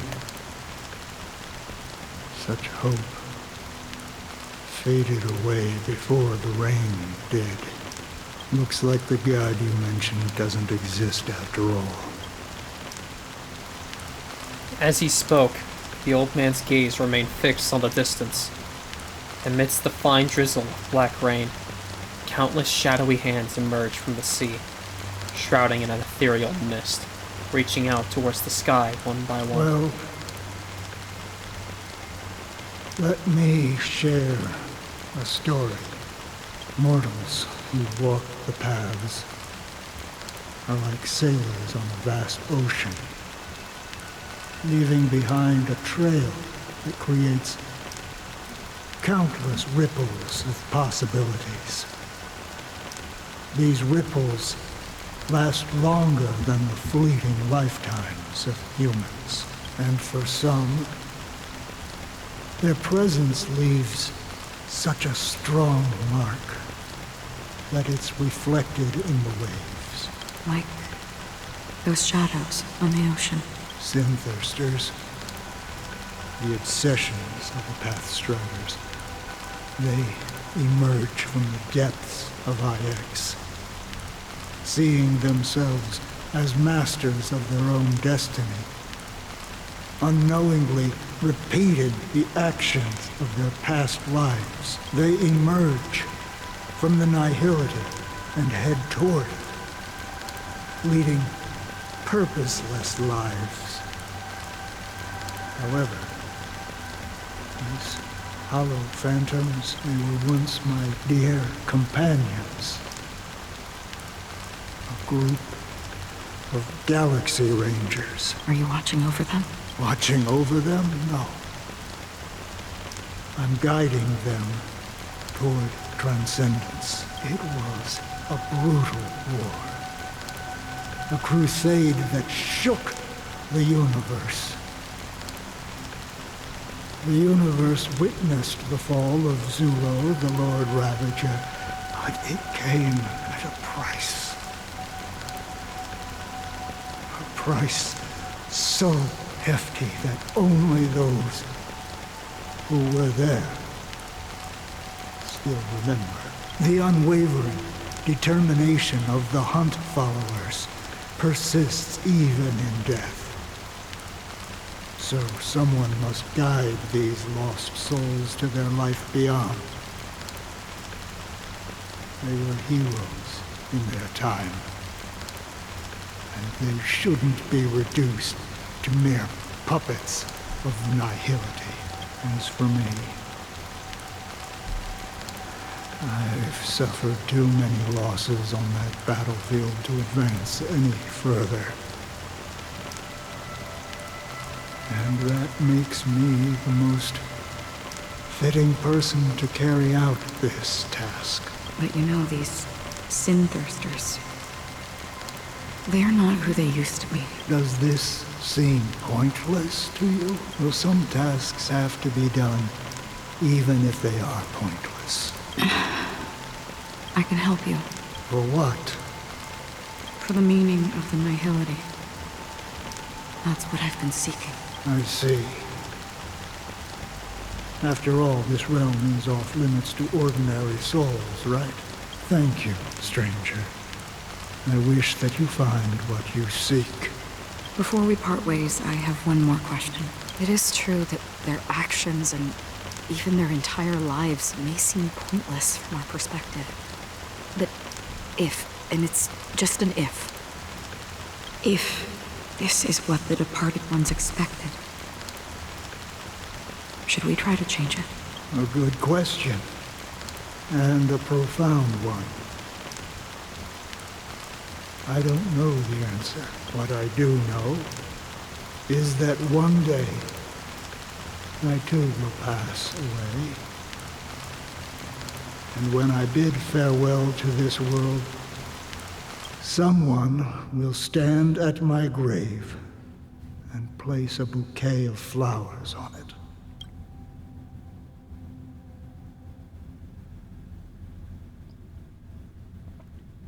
Damn. 9 hours until the Charmony Festival. When I appeared as a child, my speech, mindset, and soul reflected immaturity and innocence. As I grew into adulthood, I left behind my childlike side. I humbly request your blessings, esteemed advocate of Shipe. Come to me, my kinship. I have sought their presence with us. As you wish. I have faithfully served the Alfalfa family for nearly a decade, promoting the path of the harmony to the best of my ability. However, I made a mistake yesterday. While I was preparing dinner for the family head, I accidentally dropped a prepared dish on the floor out of laziness. I lied and claimed that everything was ready. Although the head has dismissed me as punishment, it has been tough to sleep with the guilt still gnawing at me, as I worried that the seeds of evilness may have taken root in my soul. So, I confess to you now to seek atonement for my sins. Do you sincerely repent and vow to change your ways? Yes. Have you examined your soul and confessed all your sins? Yes. Are you willing to accept the process of atonement? Yes. Very well. Show your dedication and goodwill to the family, and you shall be reinstated among them. Now, please, leave in peace. Oh, praise Shipe. And thank you, esteemed advocate. That didn't sound like you gave him much of anything. Please, step forward. I wholeheartedly confess to you. Please, pardon my sins. Rest assured, I have implored their presence to be with us. As long as you are sincere, absolution will be granted. Oh, great. You know, I arrived in Penacony as a stowaway. I sold everything to get a ticket. My house, my land, and my 2 children. I see.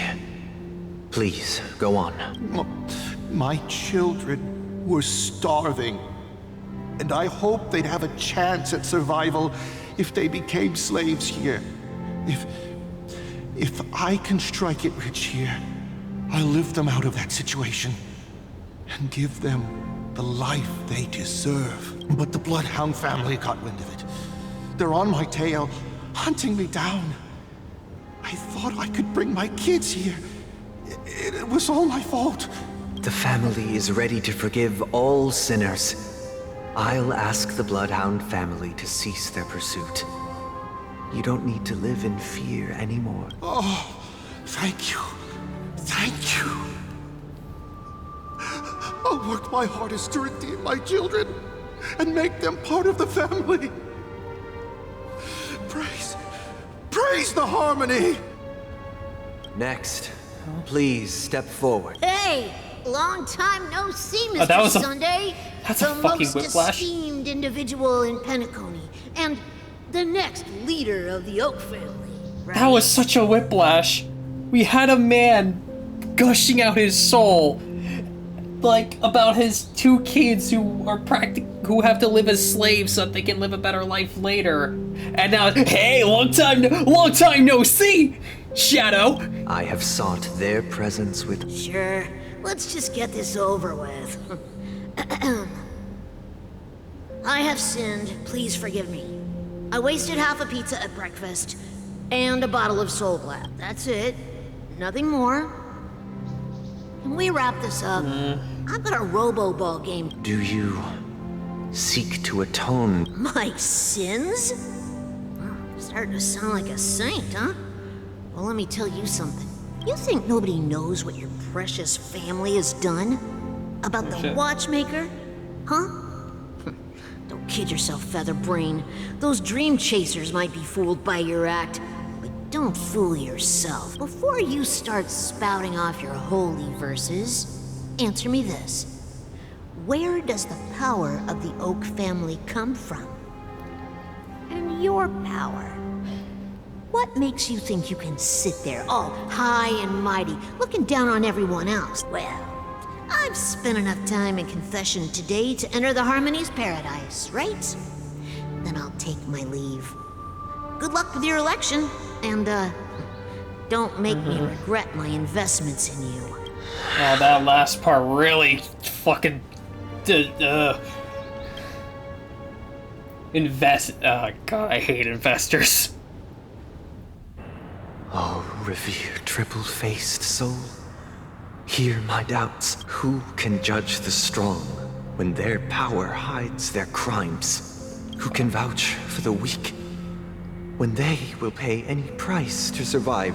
Who can comfort the purest souls when even they get led astray?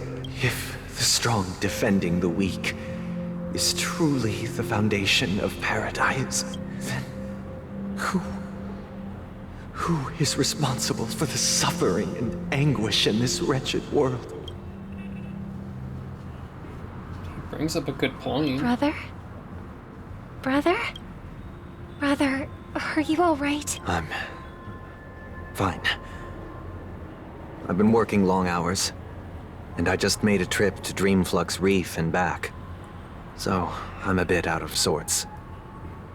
But it'll all be over before we know it. You've been working non-stop on the Charmony Festival, Mr. Sunday, and no one could have predicted this incident. Even if the Stellaron does pose a grave threat, I still feel sorry for all the trouble we've caused you.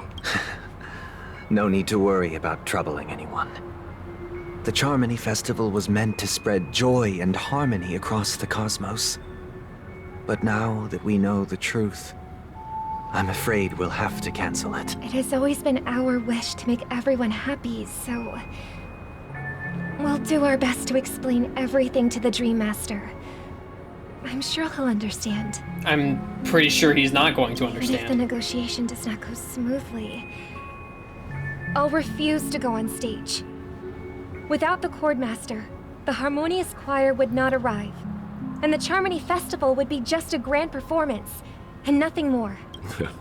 I'm relieved to see your determination. You know, since arriving in Penacony, we haven't had any contact with this Dream Master himself.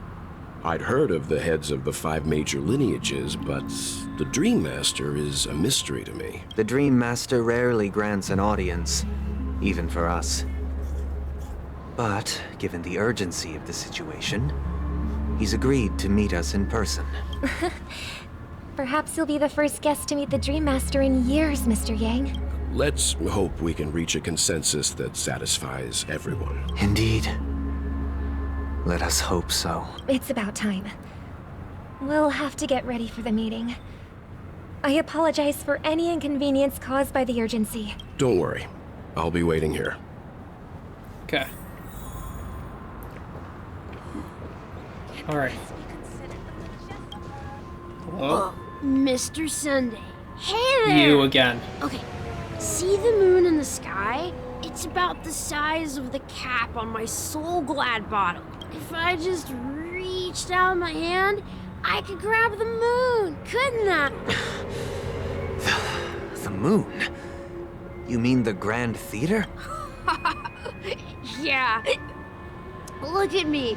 I've been away from home for too long. I must be missing that moon. But it's no big deal. The Grand Theater here looks much better than the moon back home. It's just magnificent.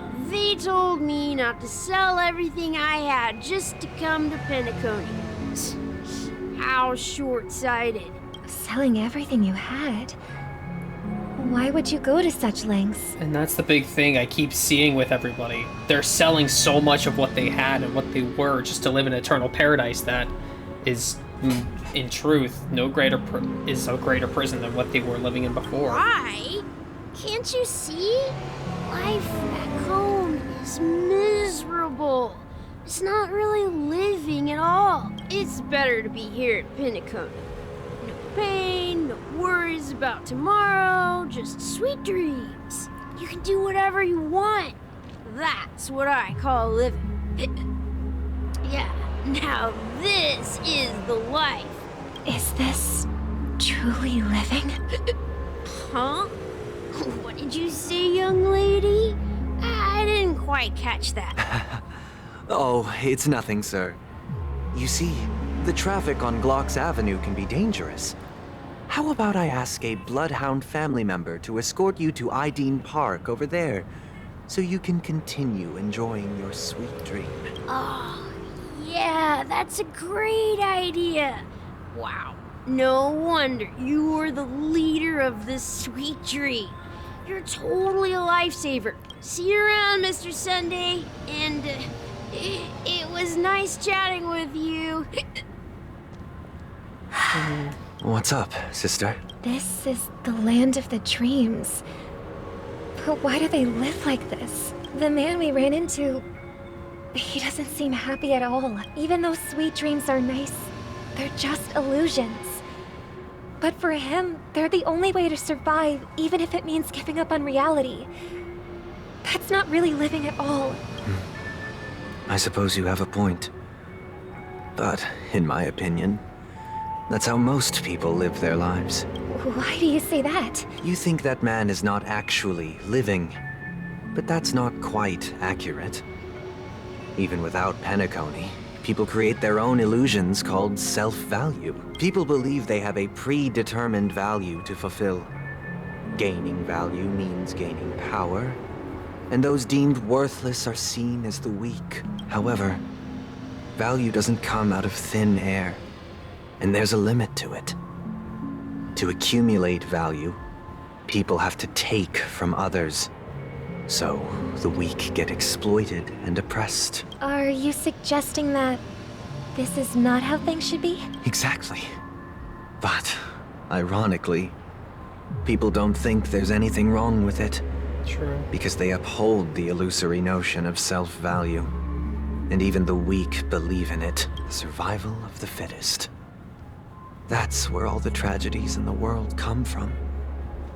People come to the sweet dream in Penacony to escape from that reality and find solace. No tragedies exist here, only happiness, although in its nascent form. Isn't that the same paradise we yearn for in our dreams? Perhaps that man is just an exception. Let's not jump to conclusions. We should experience the dreamscape ourselves. Just as I did at Dreamflux Reef. Yes. Seeing is believing. I'll accompany you. The Dream Master hasn't shown up yet, so we have some time for a stroll. Okay. Oh, I don't know. Glad to meet you again, Robin. How are the preparations for the Charmony Festival coming along? We're all so excited about it. It's going smoothly. Thanks for making the trip to join the fest. You're too kind, Robin. It's a pleasure to have guests from all over the universe celebrating day and night. I can't stand being lonely or bored, so this jubilant dreamscape is perfect for me. But if this went on forever, would it get boring too? Nah, not at all. Who would get tired of having so much fun? Because you're having the same kind of fun every day, and eventually that's gonna get boring because it's the same thing day in, day out. Every day, you get to wear fancy clothes, explore all sorts of dream bubbles, indulge in delicious food without gaining weight, and you never get old or sick. As long as you can afford a room, this place is the ultimate paradise. But you know that only a few things can be brought back from the dreamscape to reality, right? That's exactly why I don't plan on bringing anything back. Just enjoying the dream itself is good enough for me. I mean, I'm not one of those long-living species. I only have around 60 or 70 years in this lifetime, and there's so much to worry about. Being happy here is pure bliss. Only in this sweet dream can I truly feel like I'm in control of my life and fate. Who would want to go back to reality after experiencing this bliss? I see. I genuinely wish you all the happiness in the world. And I wish you a fantastic performance, Robin! I'm off to the Blue Hour for the ball. See you later. Seems like that guest's perspective didn't resonate with you either. She had a valid point. And I could sense her genuine happiness. It's just that... What you're trying to say is, she thinks she's in control of her life. But in reality, she's just escaping from reality and seeking solace in this sweet dream. Once she steps out of this sanctuary, everything will be lost. True. Well, she did make mention of being able to afford a room. Didn't she? However, the paradise in our dreams, it doesn't have to end. No. And the paradise we yearn for shouldn't be just a fleeting dream either.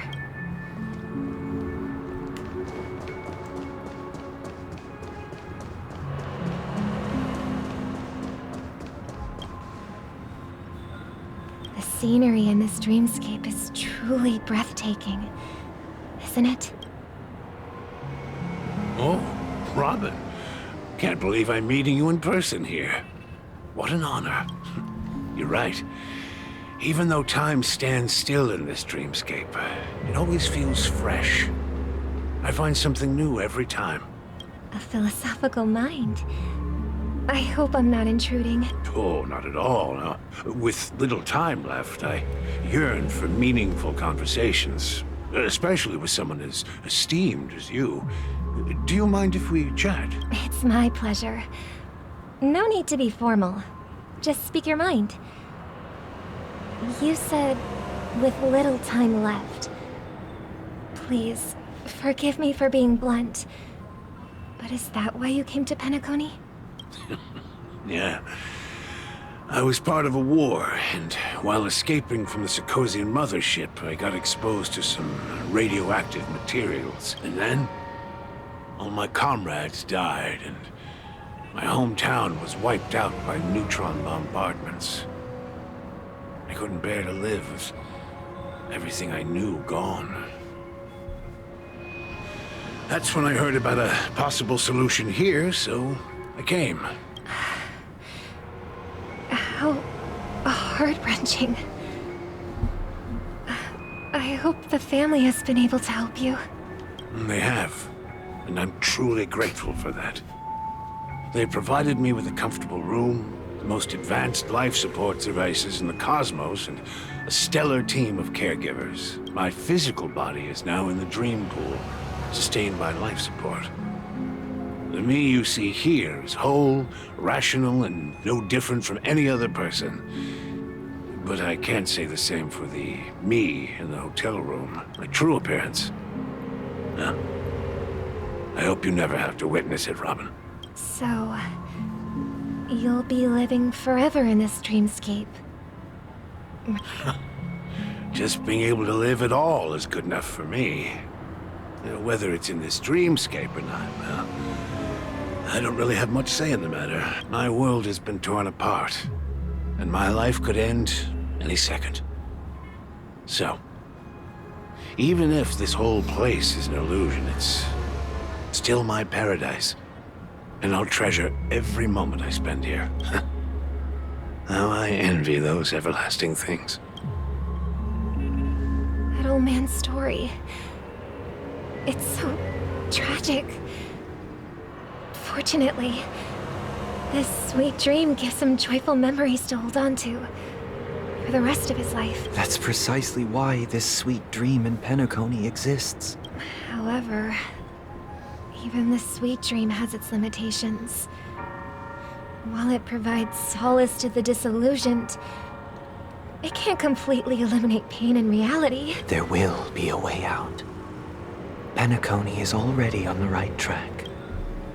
I don't believe that for a second. Not a moment. What?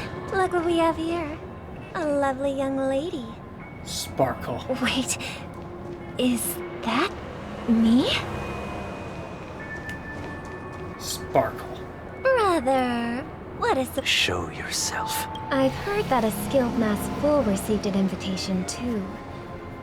That must be you, right? Barely.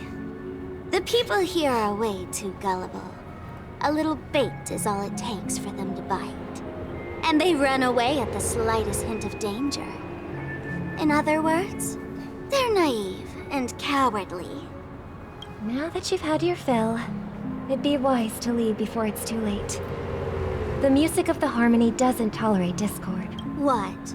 Now that you have the real Robin, I'm useless? Oh, how disheartening. I've done so much for the family. No, you have not. You should be thanking me. Because if it weren't for me cleaning up this mess, Penacony would still be in shambles.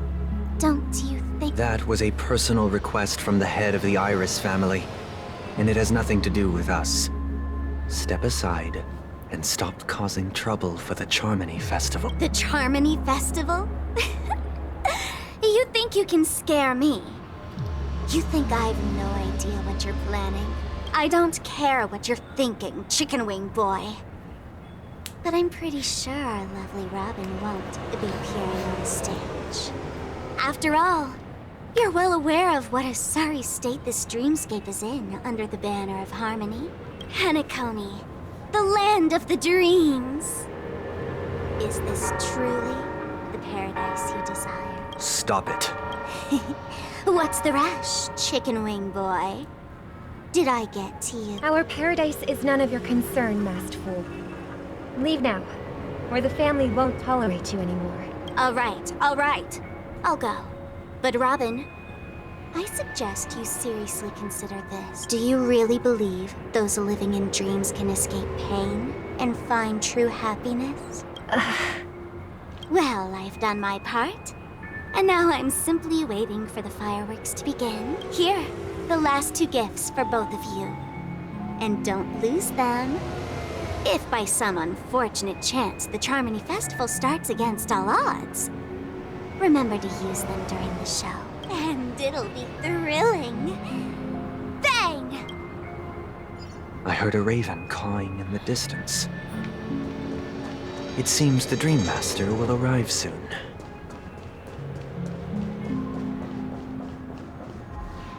Let's wait here for the Dream Master to arrive. Okay.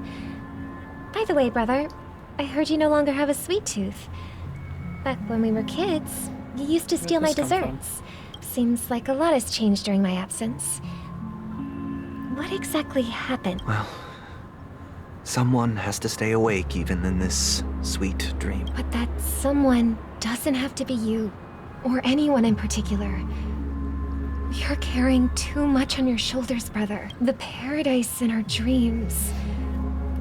It shouldn't be like this. Penacony is nothing more than a dream. It can't erase the worries and pain of reality, or bring true happiness.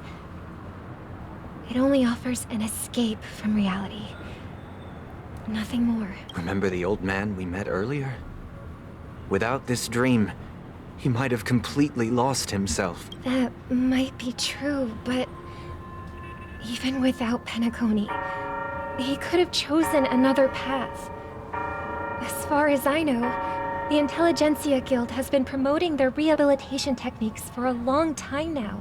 That path may have been more ordinary and challenging, but now he is receiving hospice care in a comatose state, and his fate is sealed. Is Penacony granting these people a future? Or is it taking it away from them? Well, don't forget this. Not everyone really has a future. The future for humanity is like the sky for birds. People mistakenly believe that flight is inherent to birds because they've never witnessed those birds crashing to their death. Do you remember how we took in that little Charmony dove when we were young? Yeah. We took care of it. Provided food and water, groomed its feathers. And later, when I decided to leave Penacony, I opened the cage and set it free. Well, I didn't mention what happened to it in my letters, because I didn't want to upset you. Shortly after you left, it crashed to its death right in front of your window. I had surmised as much. I knew you wouldn't have avoided mentioning the bird for no reason. Despite that unfortunate outcome, I still believe it was the right decision.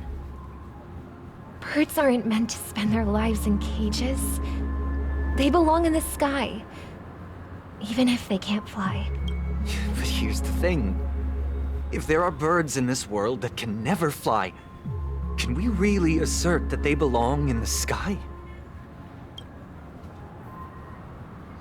Are you implying that the same goes for humans too? Let's take the Astral Express as an example. The Nameless made tremendous efforts to bridge worlds, gaining fame across the universe. However, only a few extraordinary individuals can endure such a perilous journey. That's because the pursuit of the Trailblaze exceeds the capabilities of ordinary humans. Otherwise, why would this path be filled with broken rails, an abandoned express, and even a fallen Eon? That's just sophistry. If that were true, then only the powerful would have the right to determine the future. Unfortunately, that's exactly what happens. Another name for the future is self-value. While this world has its fair share of heroes who inspire people and garner admiration for their heroic deeds, the majority of ordinary people will never become heroes in their lifetime. Some are born weak and vulnerable. Some find themselves trapped in unfortunate circumstances. Some fall victim to malice and cowardice. When it comes to survival, everyone is equal. And the weak can only watch as their value gets constantly diminished by external forces. That's why we should care for the weak and support them as if their suffering were our own. That's what the Odes of Harmony have always taught us. While the Harmony holds noble aspirations, the strong will always be strong, and the weak will always be weak, even in this carefree dream. Human nature contains greatness, but it also harbors inherent weaknesses that can't be eradicated. In the end, if people can't even secure their own survival, they won't care about the illusory future of equality. As long as the law of survival of the fittest prevails, there will always be fledglings crashing to their death. But if people don't live for the future, do they merely exist for survival? If even you, my brother, don't believe that the Harmony will save the weak, then which Eon can make our dreams come true? People often forget that when the first bird took flight, the entire world envisioned a future where no more fledglings would ever crash to their death. Are you reading, sister? What are you reading? Mr. Gopherwood gave me a picture book. It's about the story of the harmonic strings. If I could become a chord master, I'd like to summon Dominicus, the harmonious choir. I want to sing with everyone and spread our wishes so that all can feel happiness and joy. I see. Then I would summon the harmonious choir too. Don't you have a wish of your own, brother? Of course I do. It's just that it includes your wish and everyone else's. I long for a true paradise where everyone can find peace. Then let's build a stage there and invite everyone to our performance so that both our wishes come true through the power of the harmonious choir. It's a deal then. Yeah, it's a deal. But how can I become a chord master? Maybe you'll have to become a star first.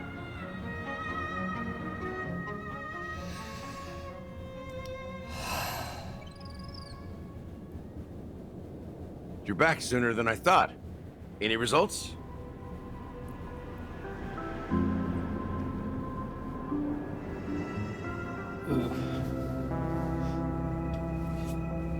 Thank you so much for coming by and lurking, Storia. It really, really does mean a lot. I'm happy I was able to be a bit of white noise for you.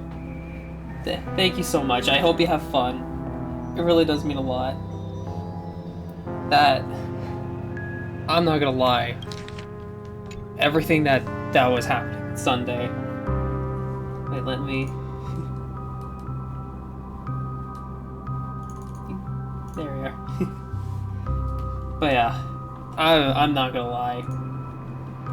That whole conversation with Sunday just really hit the wrong place. Just really close to home.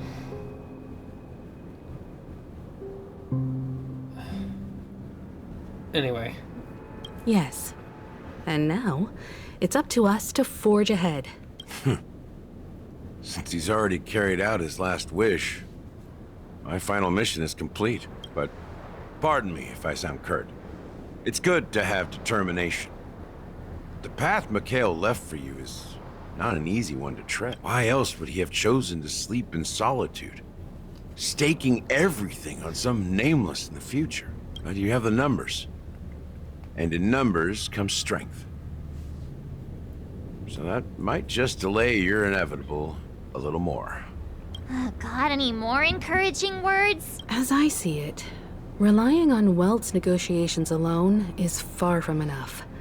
Regardless of whether the other party will be compliant, negotiating simply allows us to meet them as equals and won't grant us an upper hand. Penacony is our rival's home turf, and we already have very few chips left to play with. Rather than idly sit around while the family's got us blocked off, an offensive approach might be a wiser course of action. We're more familiar with the Stellaron's properties than most, and since it's the key to stabilizing the sweet dream, it's vital to the family's interests. By attacking their core interests, they're bound to retaliate hastily. And as the saying goes, haste makes waste. That's right. As long as we pose a threat to the Stellaron, either with words or otherwise, we have a chance at gaining the upper hand. But the problem is, on the eve of the Charmony Festival opening, how exactly are we going to get close to the theater? Family security will be airtight, and if we brute force it, even if we succeed, it's too risky. So, no one's gonna say anything?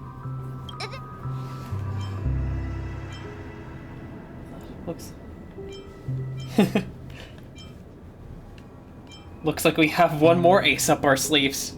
Time for the master stroke. Why are you speaking like the general of the law, Fu? So, I heard that before the Charmony Festival begins, there'll be a pageant to kick off the festival. It's called the Soul Glad TM Festivity Auditions. Or something. And it's going to be held in the moment of Scorch Sand. As long as we clinch the top spot, we'll be able to attain the title of Festive Superstar. And be able to personally bask in the graces of Miss Robin. Not that that's important. What's crucial is that we can enter the Grand Theater before the audience arrives. So, how do we go about participating in these festivity auditions? I've already procured special invite tickets from Miss Robin's fan club. To tell you the truth, I had been preparing to join the auditions all along. But now it looks like even if I scrape through, I probably still won't have the chance to shake Miss Robin's hand. So they're still running this thing, huh? It was originally just a publicity stunt, set up by Mikhail to drum up attention. But it looks like it might be worth a shot. We'll follow March's plan. Mr. Gallagher, will you be joining us? I'm afraid I won't have the time. As a virtual character, I've already completed my final mission. Whether Penacony can awaken from this dream is all down to you. Should we ever cross paths again? I'd love for you to visit the Express. All right. I'll have to add to that data bank of yours you've got on the Express. And Miss Firefly, we thank you for all your support.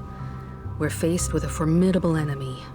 As long as the Astral Express and Stellaron Hunter's objectives are aligned, we're willing to cooperate with you. Yay. We've already come this far together. I'd like to join you for the rest of your journey on Penacony.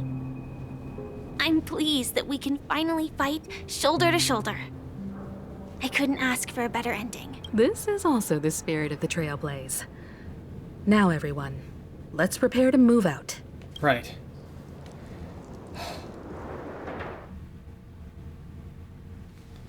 Let's go. I get the feeling the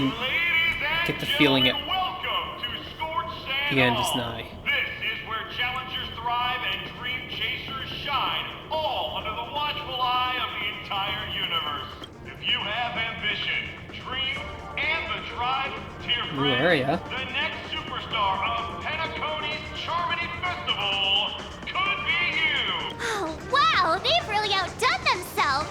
Behold, here come 4 friends with spirit high and full of steel.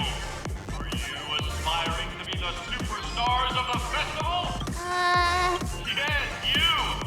There's no doubt about it. I see you have all the potential of a superstar in you. Excuse me, you 4. What are you hoping to get out of all this? As the last group of contestants, how confident are you in overcoming all of the challenges? Would you be open to a brief exclusive interview with us? It'll be quick. Your journey is long and fraught with peril, yet under a sky blanketed by banners, you vie for the crown. The Sword and Rose! I didn't even notice that they were all named after the Aeons. Magnificent and majestic. I didn't even notice that they were all named. Oh, okay, only the last 2 were. A knight's head is hard as steel. Brotherland's focus is stubborn as a heel. We don't all have to be winners, but if we don't have fun, we'd all be sinners. People are pouring in. Kinda feels like all sorts of baddies are showing up. Let's get in there quickly and enter the competition. Ladies and gentlemen, please make way. Coming towards us now is one of Penacony's top 10 wealthiest tycoons and the soul-glad business empire's founder, Mr. Idean. Allow me to introduce myself. I'm the director of Soulglad's factory, Idean Lena. My 4 friends, introduce yourselves to the audience across the cosmos. Hello, like his voice. everybody. I'm Himiko, a nameless from the Astral Express, and these are my companions. Look, Mom's on TV. Don't you guys? I can't hide it anyways. Penacony is plastered with our posters. And because the Astral Express is so well known, the family... Hold on. Is it really a good idea to have a talent show at this pivotal moment of our story?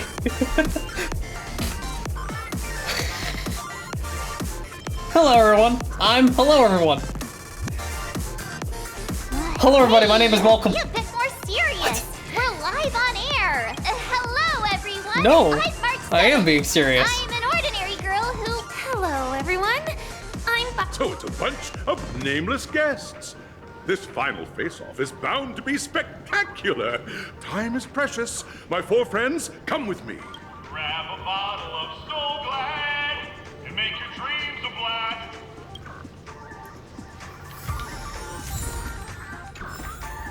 Wait. Ode on... Wait, what did that say? I'm sorry. That name really caught my eye. I'm sorry. Ode on l'air des mers. It's German. I believe it's German. I just wouldn't be able to tell you what it means right out the gate. But yeah, we got a new area, so that's nice. I mean, obviously we were gonna get a new area, but it's like it's nice to finally see one. That's right.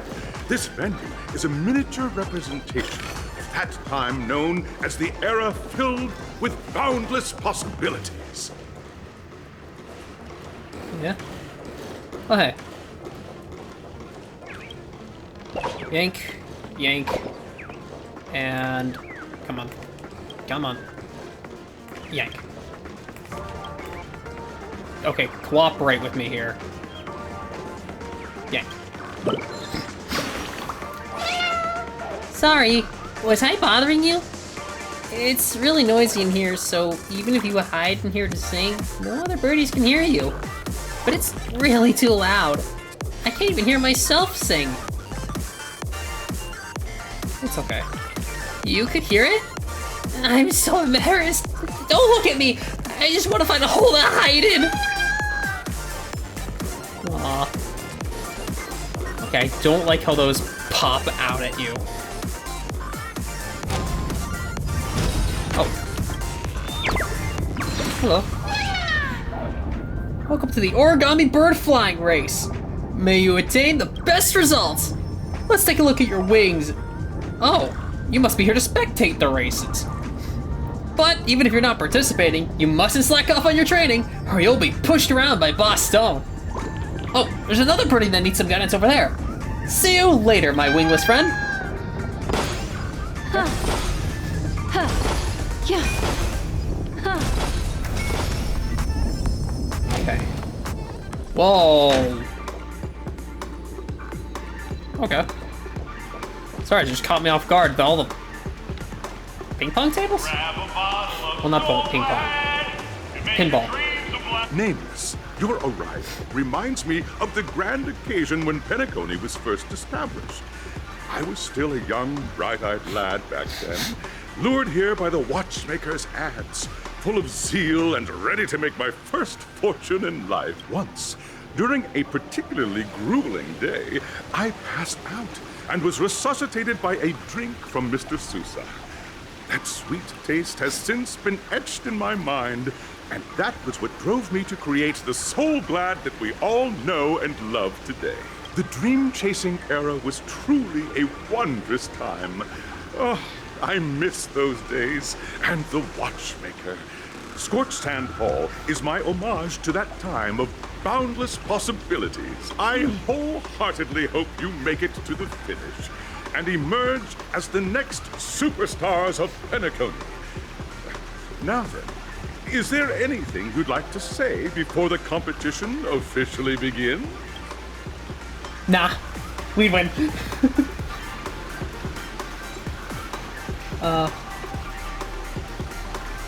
Rest assured we're gonna take an L in this. Nah, we win. That's the trailblazing spirit. How about you, Miss March? Hello, everyone! There she is. Next up, get ready for the Mega March 7th Adventure, where I'm going to break the speedrun world record! Trailblazing into the uncharted and challenging the limits. That's Miss March 7th for you. How about Miss Firefly? I hope that by the end of this journey, everyone will have achieved the outcome that they hoped for. Protect the bean! Ah, a wonderful wish. Miss Himiko, what are you expecting from your team? Safety first, everyone. Mom friend to the very Simple end. words, but full of warmth. Waiting for you are 3 stages, each connected to that era. The first 2 stages offer 2 distinct paths to choose from, with unique challenges on each route. And in the last stage, you will face off against a champion who has defended the title to this very day. A beloved contender whose noble virtues are unrivaled. Those are the rules. Simple. Everyone clear? Now, I hereby announce that the 33rd Scorched Sand Festival of the 20th season, sponsored by Soul Glad Enterprises, has started. I prefer heat tap. Everyone, as the Charmony Festival is drawing closer, We must reach the end as quickly as possible. Definitely. Factoring in efficiency and safety, splitting up into 2 groups is the best choice. I choose Firefly. I'm sticking with Firefly. March and I haven't known Miss Firefly for too long and aren't overly familiar with her. It'd probably be better if the 2 of you paired up. Yes! Fine by me. All right. I don't have a problem with that.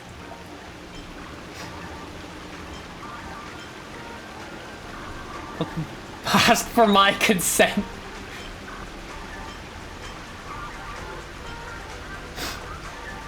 Firefly, there's no catch. Enough chit chat, let's do this! We'll split into the assigned groups then. Let's not waste time. I'm just happy we get to be with Firefly. I hope this means we actually get to, like, use her on our team and get an idea of what she plays like. Kind of like we did with Boot Hill. Stage of Soul Glad Enterprises' 33rd Scorched Sand Festival of the 20th season, Dream Play Fantasia. In this stage, you can choose between 2 challenges, the School of Acting or School of Action. In the School of Acting challenge, you have to complete 3 performances from 3 scripts and move the panel judges. In the School of Action challenge, you have to defeat 3 groups of enemies convincingly and reach the end. Now... That's pretty easy, honestly. We haven't gotten the chance to fight very much. Although it doesn't look like we had a choice.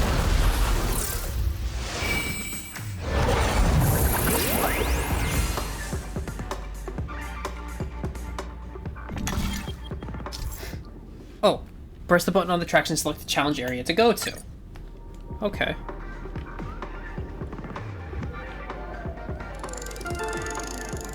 I mean, which way's which? Oh, that's acting. Okay, so this is action.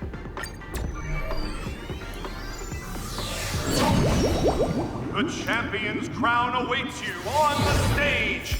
Welcome to the arena of Action Stars.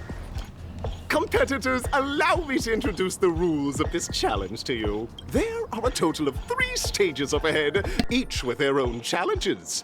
The enemies you will contend against are antagonists from the film Once Upon a Time in Dreams. Defeat them swiftly and decisively to set a new record. It's worth mentioning that the fastest time for this stage was achieved by a contestant with fiery red hair. Astoundingly, he overcame all enemies across the 3 stages in only 5 minutes. Oh, I didn't know Luca got here. Time is of the essence. Let's make this quick. All right.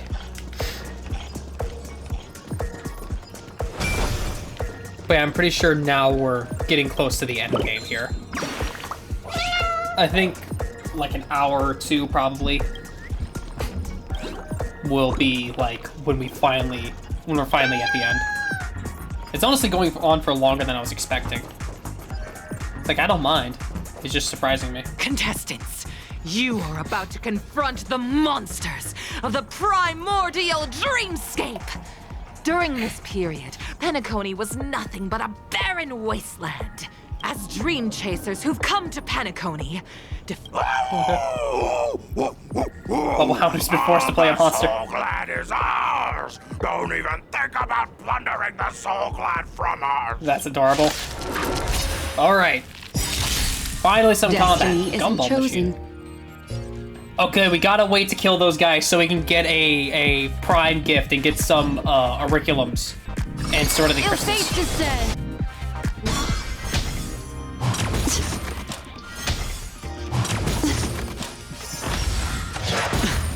And they're just recolored versions of other enemies we fought. I'm scared. Stay put. It's on me. We're just having fun. They're pretty much just recolored versions of the exploding Destiny is enemies. apparent. Ill tidings manifest. Oh, when they die, they actually do get something. Oh, nice. That's cute. But yeah, they're just... Soul Glad! My Soul Glad! But yeah, they're just reskinned versions of the the exploding fist enemies in Bellabog. Pretty simple. I just hope these tests don't take too long. They shouldn't.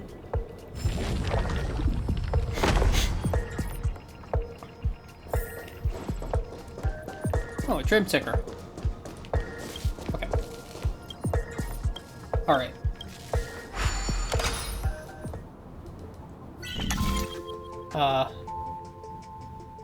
There we go.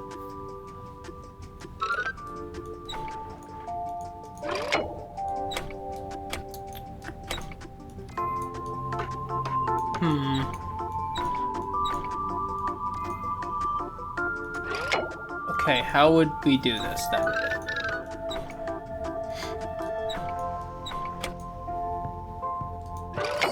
Oh, like that, I guess. Okay.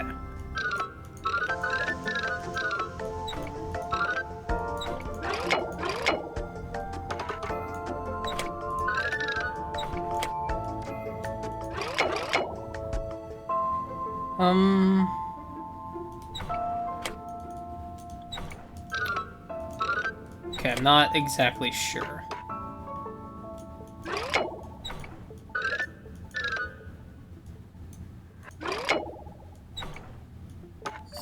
Oh, that's how. I'm realizing that most of these, I'm just stumbling upon the answer by just messing around. Alright. A turn of fate.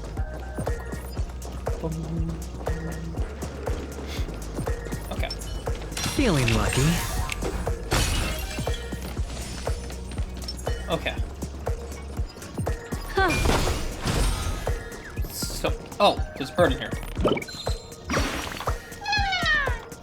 Who woke me? I've long retired and don't do match predictions anymore. Well, with my years of experience in the spectator seats, the winner of this match has to be that sweet gorilla. With its sinewy muscles of steel and shoulders jam-packed full of soul glad, it has no weakness at all, except 3. Fire, physical, and imaginary. What in the world are you sputtering about? I don't understand. Goodbye. The mere thought of the next challenger being bumbled in the fine dust, I don't even want to be around for that. Alright. Congratulations on becoming the first group of Dream Chasers! Answering the call from the Watchmaker, you are disappointed to learn that Penacony isn't paved with gold.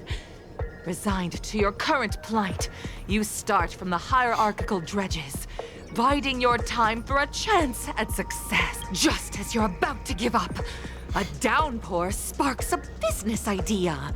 Okay, so this is literally the lore of ID. But just as things are looking up, you encounter a competitor. Defeat them and emerge victorious from this trade war. It's literally just ID being like, hey, wanna know my life story? Why is our opponent? Because this is Soulglad Enterprises' 33rd festivity auditions of the 20th season. Isn't this just product? To safeguard the integrity of Soulglad, I will soar high into the sky and become its shiniest star. Whoosh!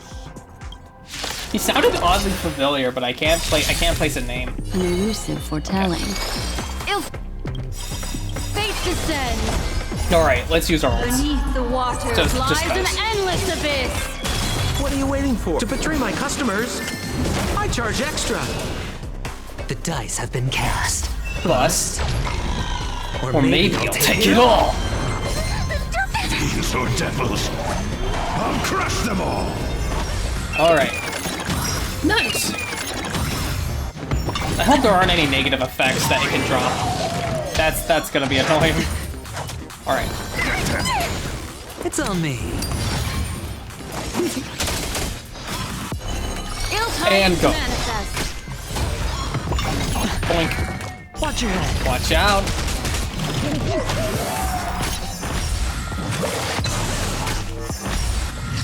Nice. Bye. The world kisses me with pain, and I provide with soul glad in return. Whoosh! Alright.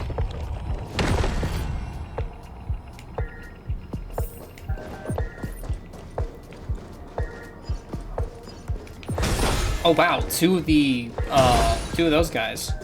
That's not gonna be a hard, it's just I wasn't expecting two bosses. A turn we can't of go up fate. that way yet. Okay. Congratulations to our two Dream Chasers for establishing yourselves as budding stars in Penacony. However, now you face a competitor selling at low prices, pushing you to the brink of bankruptcy. No matter how lengthy the battle, you always persevere. Topple this powerful opponent, and the tides will turn, paving a way to success. None will take my soul glad away from me. I will use the transmutation arcanum to turn into a dinosaur! Oh, dinosaur! Devour my enemies! Grab Okay. a bottle of soul glad and make your dreams a blast! Rah! I don't know who the actors are, but I like their energy. Okay. An elusive Go time. Ill fate descend. Beneath the waters lies an endless abyss.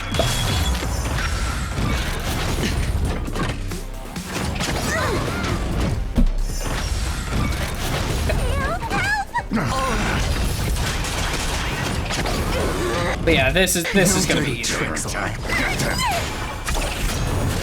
Hedge your bet. Boink. I probably should have put up another shield, but whatever. What are you waiting to betray my But customers? it's like these guys I are charge extra. easy. With What do my you want to team know? specifically, this is just too easy. Ill tidings manifest. Okay. I mean, I ain't arguing. I can do this! Okay. Bye.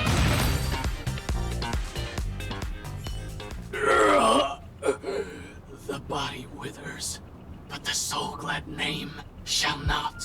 Ah! You truly are a beast! More than I can ever be. That should do it! Okay.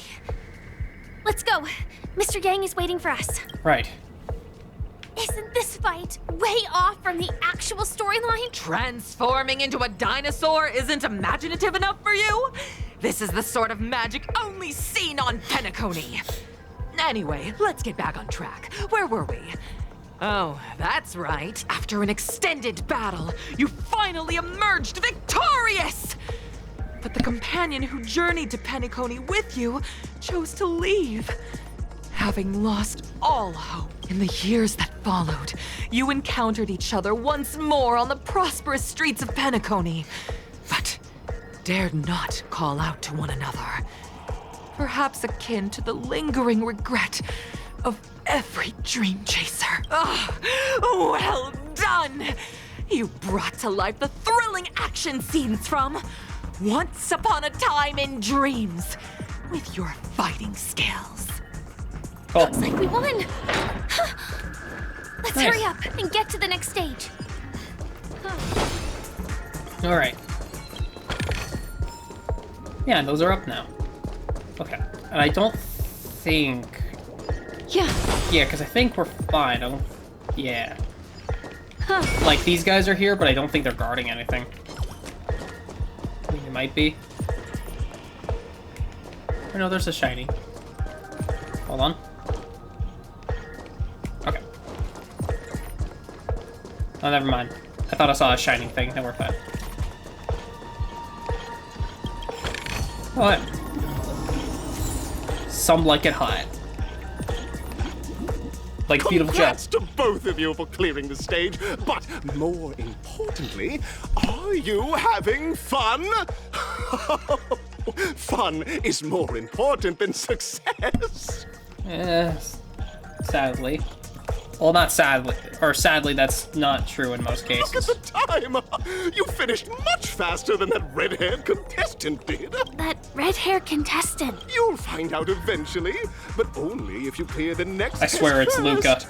Welcome to I the swear it's second Luca. stage of the 33rd Scorched Sand Festival in the 20th season, sponsored by Soul Glad Enterprises. Gunfire time! You have the option to choose gunfire and undergo Brother Hanu's trial, or time, where you'll face Clucky's trial. And now, make your... Okay.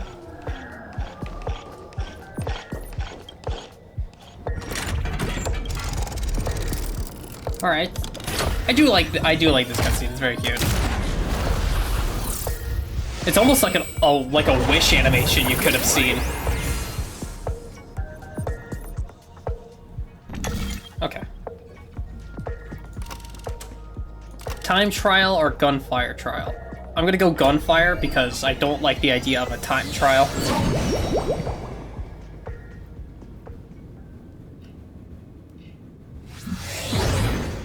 Oh. Dear friends, welcome to the enchanting universe created by the Watchmaker. Awaiting you is the morally dubious yet ever charming character from the animated Clocky series, Hanu! It is said that these cartoon characters were inspired by the Watchmaker's own experiences. According to research by Clocky scholars, the original Hanu of reality shared a deep friendship with the Watchmaker, akin to comrades in arms. Enter into the world of Hanu via the TV by the entrance and partake in an enchanting and suspenseful story with him. Good luck in there. If it's a gunfire trial, we should be able to settle this with a fight, right? I hope this won't waste too much of our time. Hope so. We've only got like in universe we only have like 8 hours. Which mean that could go by pretty quickly in the dream. Okay. All right. Ready? 1, 2, 3. Are we both? Wait, we're both in control of this Hanu character? Very good. Looks like you've got the hang of it. In this Hanu's Adventure episode, Boss Stone has gathered his battleships for an assault on Dreamville. Old Buzzfly, Cousin Wolf, and Bombhead are all raring to go. The brave Hanu must thwart their advance and protect his home. Alas, Hanu presently is ill-equipped to fend off the malevolent mischief makers, which is why he is preparing to seek out the Puzzle Gentleman's aid. Go forth and speak to him. Got it.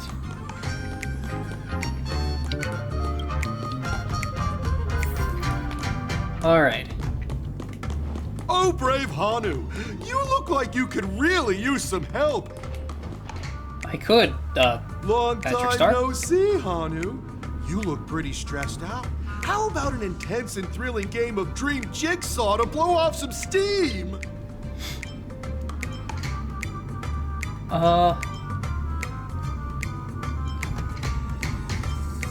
Let out a really cool sounding humph. Oh my! Are you telling me that Boss Stone has rallied the villains to seize Dreamville? What a dreadful twist of fate! Listen closely, Hanu. I'm aware you're in need of a suitable weapon. And I also know there's one just upstairs. But you know what? You'll have to play an exhilarating round of Dream Jigsaw first. No Jigsaw, no moving forward. Of course. I mean, I gotta keep it up. Now scurry along, Hanu. But tread carefully. Two ne'er-do-wells are also eyeing those jigsaw pieces. Either Got it. outsmart them with the quick knockout, or ensure they don't catch you in the act. I can't wait to see you finish the dream jigsaw. Alrighty. Let's stay alert and make sure those monsters don't spot us. It appears we can't. Yeah, I know. Look up there. If we can push that thing down, do you think that would do the trick? Yeah. Trust me, honey, I've done this way too many times. I'll be fine. I know what I'm doing, hon. Punk.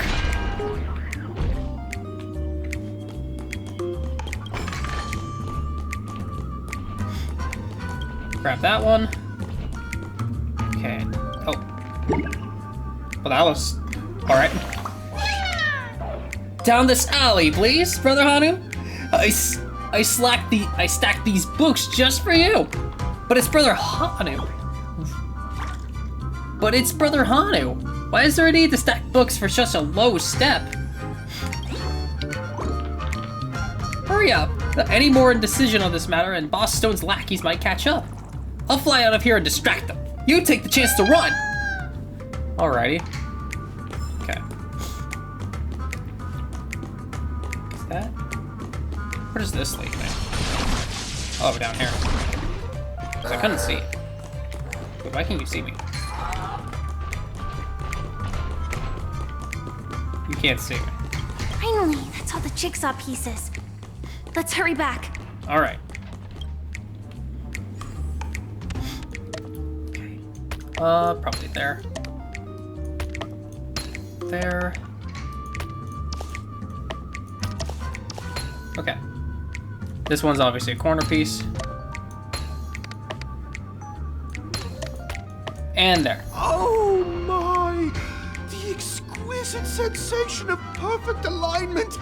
My organizational itch has been quite thoroughly scratched. Hurry now, Hanu. Touch that TV set and transform back into your old self. Are such haphazard instructions really okay? I don't know.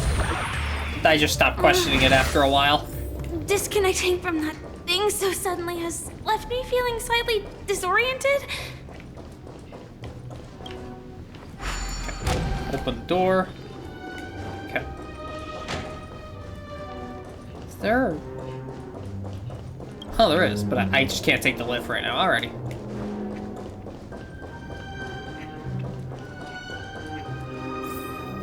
And... Is that... Oh, shit! Hanu? He's real! I mean, I know he's real, but he's real.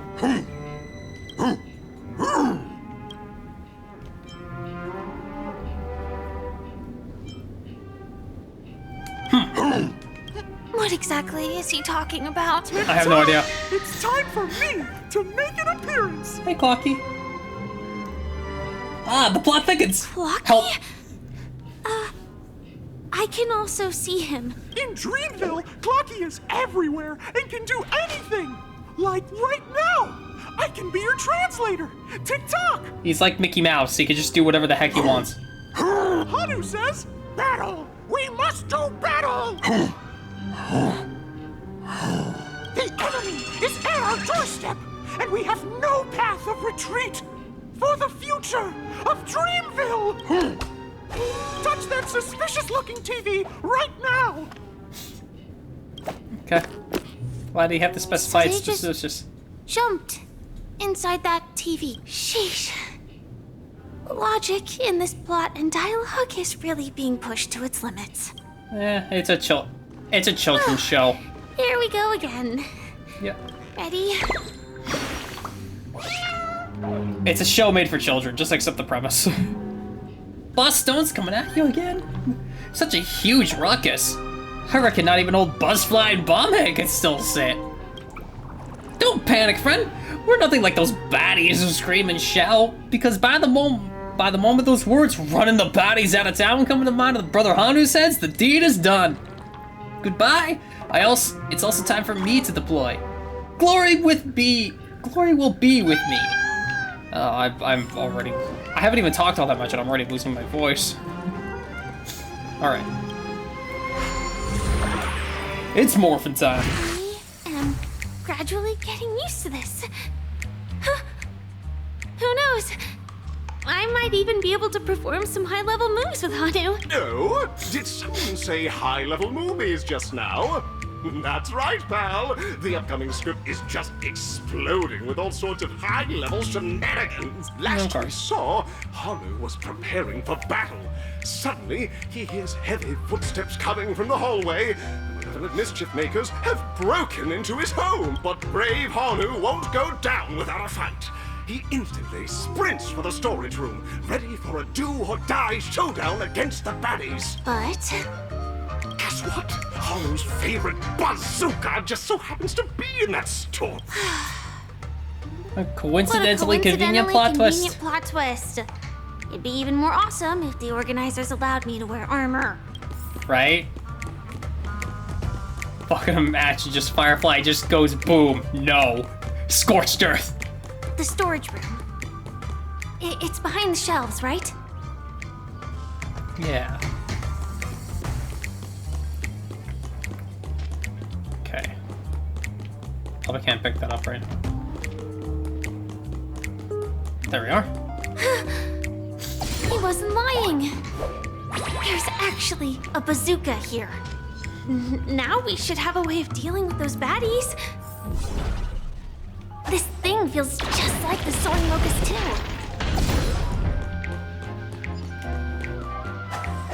Boink. That's at least nice that they gave you the full clip. Oh. Okay. Careful. It looks like we've got more company. One shot.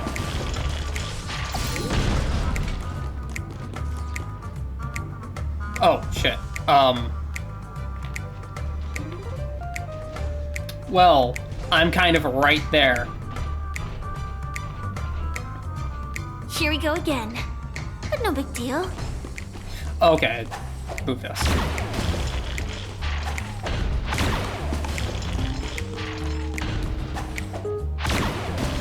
Okay.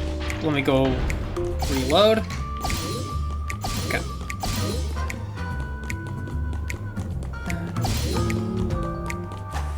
And bye-bye. Fully loaded. That should be all of them, right? Oh my! Haru is on the street! Everyone! The stage is complete!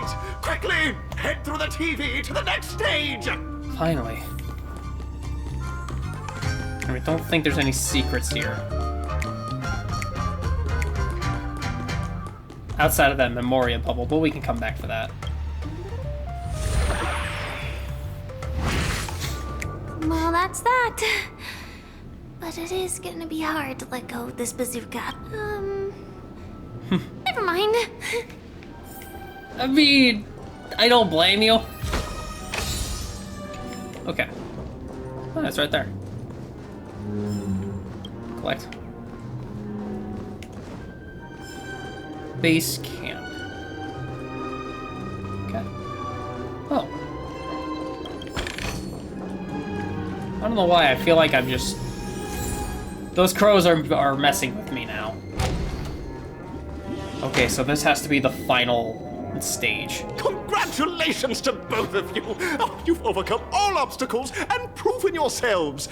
But, unfortunately, there is only one who can be Penacony's festive superstar. In the final stage, you will face the defending champion. If you fail, you will lose the opportunity to become the festive superstar. Welcome to the 33rd Scorched Sand Festival's third stage in the 20th season. Superstar Showdown. I didn't want him to continue that phrase again. Okay, and we can't skip this cutscene. I mean, to be fair, it probably is like, once this one ends, we won't see it again, so like...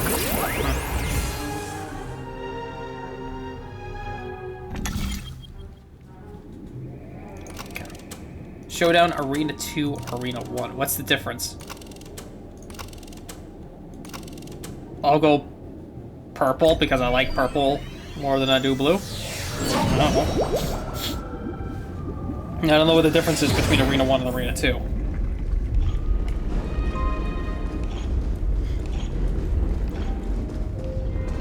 Oh, it's Argenti!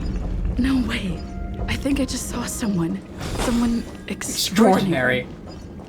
Okay, I was fully expecting it to be Luca, even though there's no reason why someone from Bellabog would be here. I'm happy it's Argenti.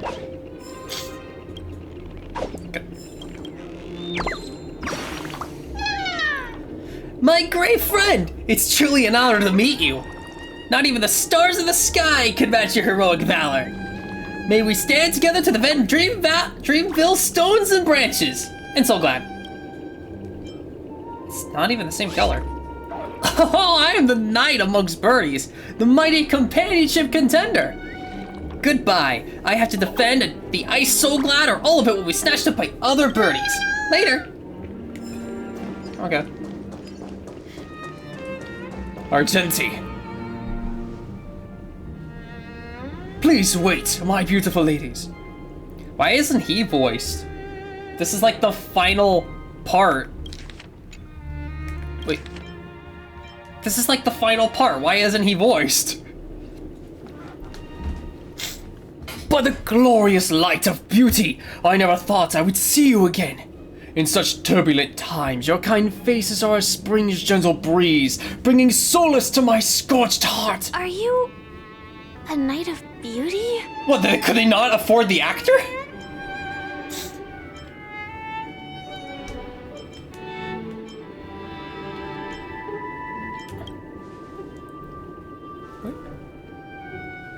Wait, no, seriously, could they not afford Argenti's actor? Was he not available? What happened? You've already heard of my humble title elsewhere. I am deeply honored. Upon hearing of the impending festivities, I command the one and only to bring me to Penacony with full haste. Alas, in a cosmos unguarded by beauty, disorder prevails. Thus, my passage was delayed by tending to the sick and injured. Fortunately, the mini-rabbit mech pilot, stray cat duelist, galactic ninja, and quad-drive Intellatron, along with 32 other souls in distress, all emerged from their predicaments safe and sound. I then led them all here to revel in the harmony with the countless other splendid beings. Is this the beauty? It's dazzling. I do not deserve such praise. Unfortunately, that dashing IPC ambassador, whose radiance matches that of a beautiful peacock, remains in a woeful state. How I wish she too could take part in this splendid occasion. Oh yeah, because the IPC rep that went with him and became a follower of the beauty. Okay, let's get back to business. Since fate has brought us together, it stands to reason that you both seek the accolade of the audition's victor, correct? Though upon arrival, I was once mistaken for a towering, silver-armed fugitive with firing red flames due to my lack of eloquence.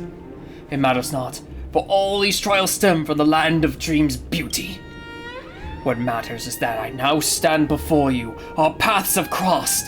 I, Argenti, the Knights of Beauty, and humbly requesting for a battle in the name of the Code of Chivalry with you both.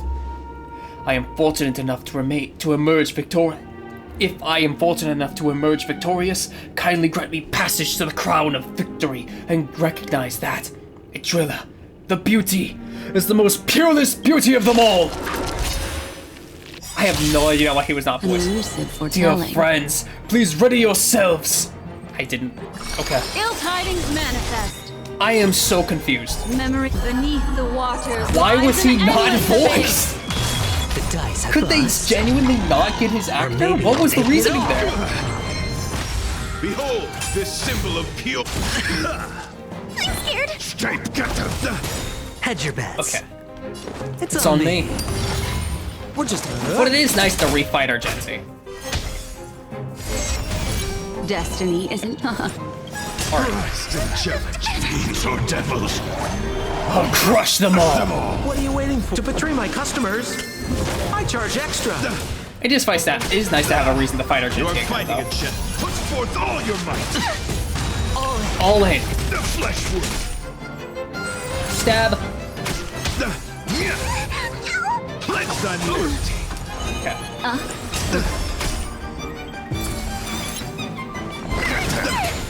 Spend freely. Shield and damage. Bear witness to honor. Watch your head. All in. Destiny isn't chosen. Okay. Got to rise to the challenge. It's on me. Let the duel commence. Confess! Okay. Retribution will find you. Phase 2. Your convictions, my friends, are indeed awe-inspiring. 'Tis a beauty. The laurels of the victories belong to a driller. Fate to say, beneath the waters lies an endless abyss. What are you waiting for? To betray my customers? Unfortunately, I have the OP characters on my side, so Or maybe I'll take it all. Rise to the challenge. Also, I have beaten you on much harder difficulty than this, so I'll be fine. Nice. Pledge thine loyalty. Put forth all your might. No dirty tricks, alright. Spend freely. We'll just... Oh. That's enough! I have come to grasp with the sincerity of your cause. I yield! Nice. The ultimate is eternal sincerity. Beautiful! Beautiful! Truly a captivating contest! It is through you that I realize to uphold the honor of a driller is that I must further hone my skills. What a beautiful lesson indeed. Go forth, my dear friend, beautiful miss. The audition's crown is yours to claim. I shall remain here, gazing from afar as you bask in the limelight, joining the audience in offering you the most heartfelt cheers and applause. We don't have much time. May fate allow us to meet again, Knight of Beauty. And hopefully with your voice actor intact. In that case, let's make our way to the end. All right. Penacony's really thronging with talent. I hope we make it in time. Okay, one moment, since I'm probably not going to come back here for a bit. Feeling lucky. Alright. So we should be reaching on the end game now. I genuinely was not expecting this to last so long, considering the last updates were, the last big update stories were only like 3 to 4 hours. This one's going on 5. And might be a bit longer.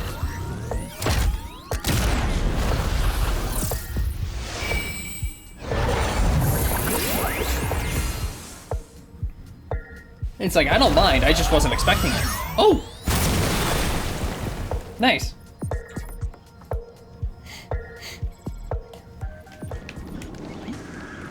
Congratulations to the Galactic Baseballer and Firefly on becoming Miss Scorched Sand Festival's champions!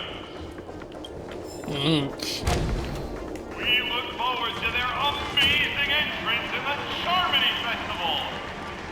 Oh, it's actually us on the big screen. That's nice. Let's give a round of applause! Congratulations to the both of you on becoming Sunday. the festive superstars of this year's Charmony Festival. Before entering the Grand Theater, I, on behalf of the organizers, extend my sincere congratulations to you, wishing you joy under their radiance. Where are my stellar shades? You already worked things out with Dream Master? As previously promised, my sister, Mr. Yang, and I have met with the Dream Master. We delved into the truth about Penacony and its Stellaron, and have come to a consensus. Both I and the Oak family cannot acquiesce to your request. Just as expected. We acknowledge the perspective of you, Nameless. Penacony does require change, but not as you propose. The planet of festivities cannot and will not revert to a place characterized by chaos, disorder, or anarchy. Through your journey of overcoming obstacles, you must have glimpsed the essence of that era. The vulnerable ruthlessly eliminated, equality non-existent, common folk living precarious lives, eking out a dreary existence. Ultimately, Only heroes like yourselves manage to achieve success. But I would dare ask, if you did not possess the special status of having a Stellaron, and you were but an anonymous and frail member among the masses, which Penacony would you prefer? A dystopia for the survival of the fittest, or a sweet dream paradise for all?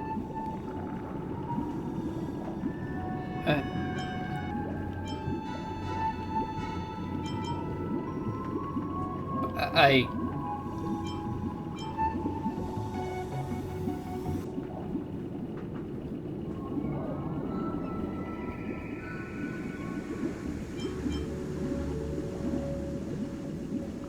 don't know.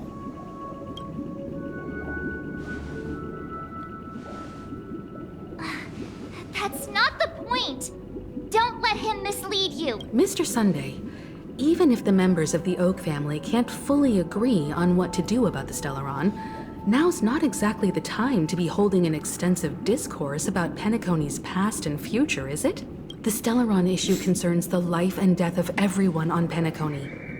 If anyone has a better suggestion, the crew is more than willing to listen. Also, it'd be best to tell us the ins and outs of that meeting. This way, we'll at least know what Welt and Miss Robin are dealing with, and the reason why they failed to make our appointment.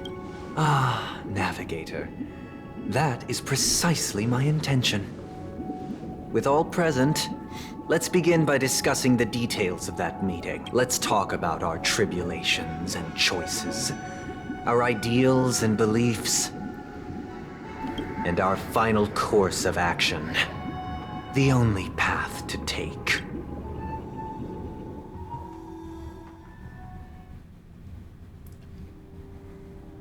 A while ago. You mean to say that for the longest time, there have been scoundrels who would use the Charmony Festival that I have bequeathed to the masses as a tool to realize their ambition? Indeed, Dream Master. Once the Charmony Festival begins, the Stellaron's powers, along with the song, will be broadcast across the entire planet of Penacony. And then everyone in their dreams will be unable to awaken. This is indeed surprising to me. The dreamscape is maintained by the collective effort of the 5 families. If someone were to use the Charmony Festival to recklessly disseminate the power of the Stellaron, this individual must hold a position of great authority. Do you have any suspects? I'd like to ask, did you really not know of the Stellaron's existence? I would have never thought that this nameless would point the spear at me.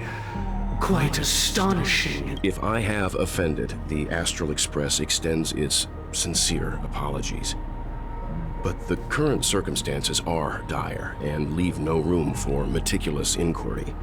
We're doing this out of concern for the Dreamscape's safety.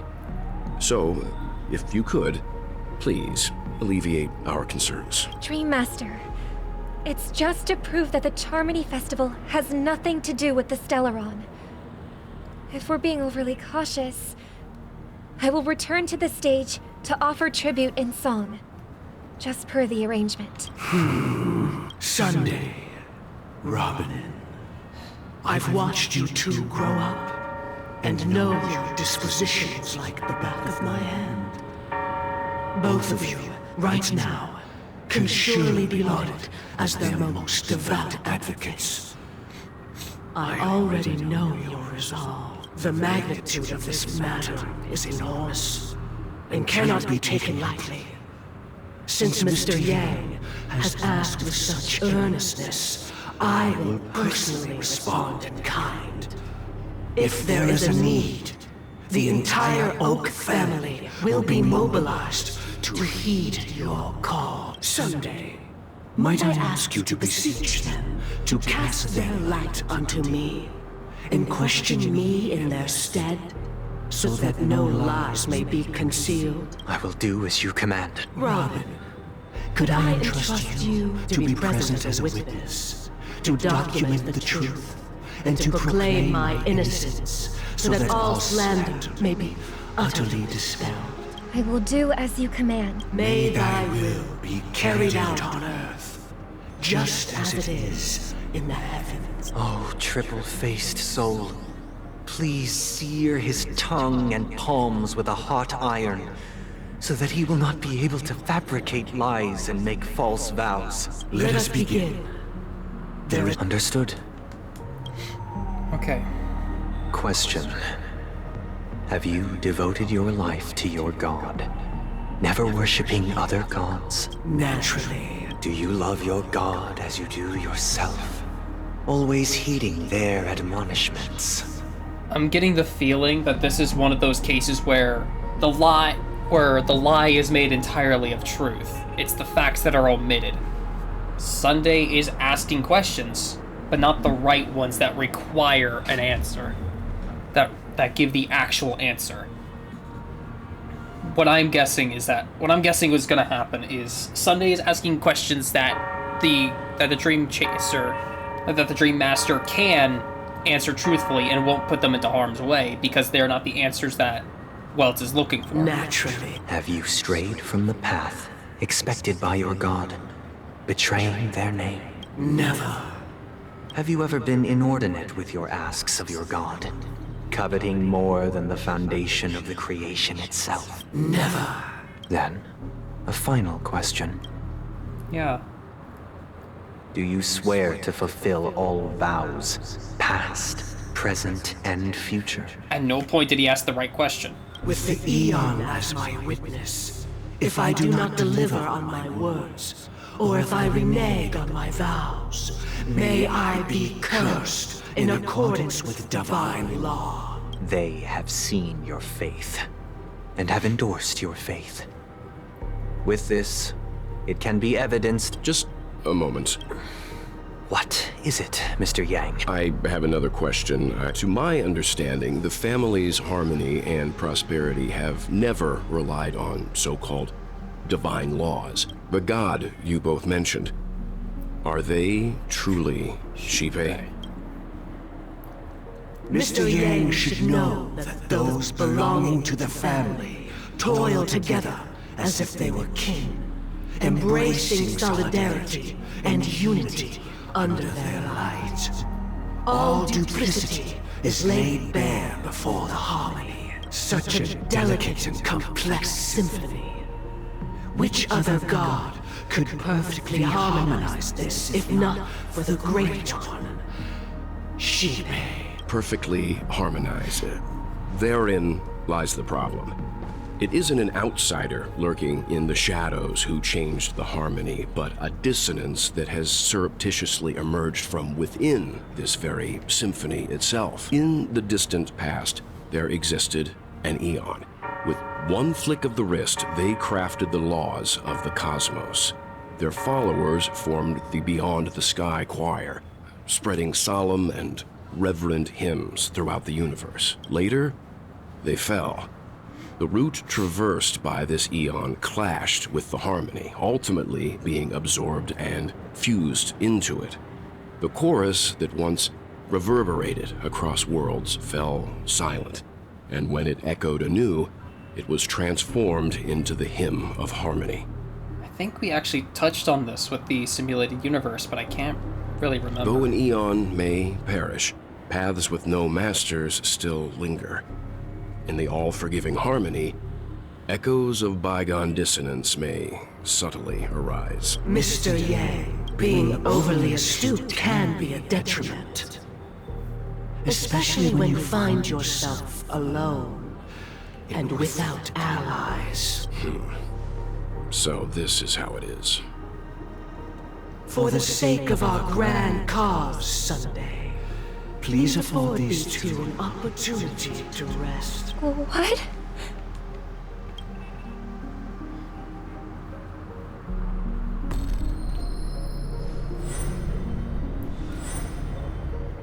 Sorry, Robin. It's just you. I did not wish for you to know this. It's a pity that things have turned out this way. So, this is the true reason I can't sing?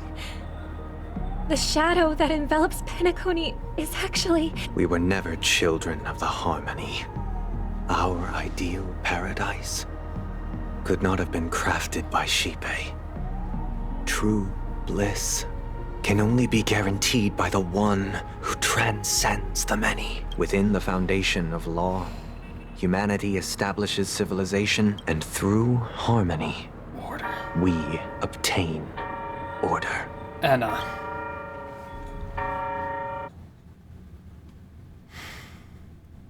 Unbelievable.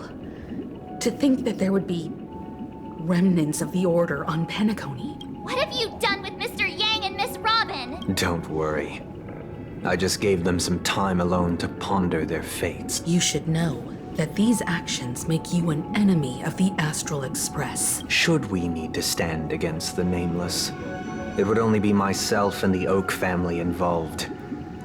But we haven't reached that point yet. I think we've long since passed that point. Your efforts for the justice of Penacony are evident to everyone, and have been widely observed.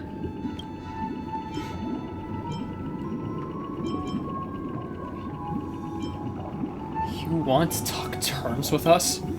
Smart kid.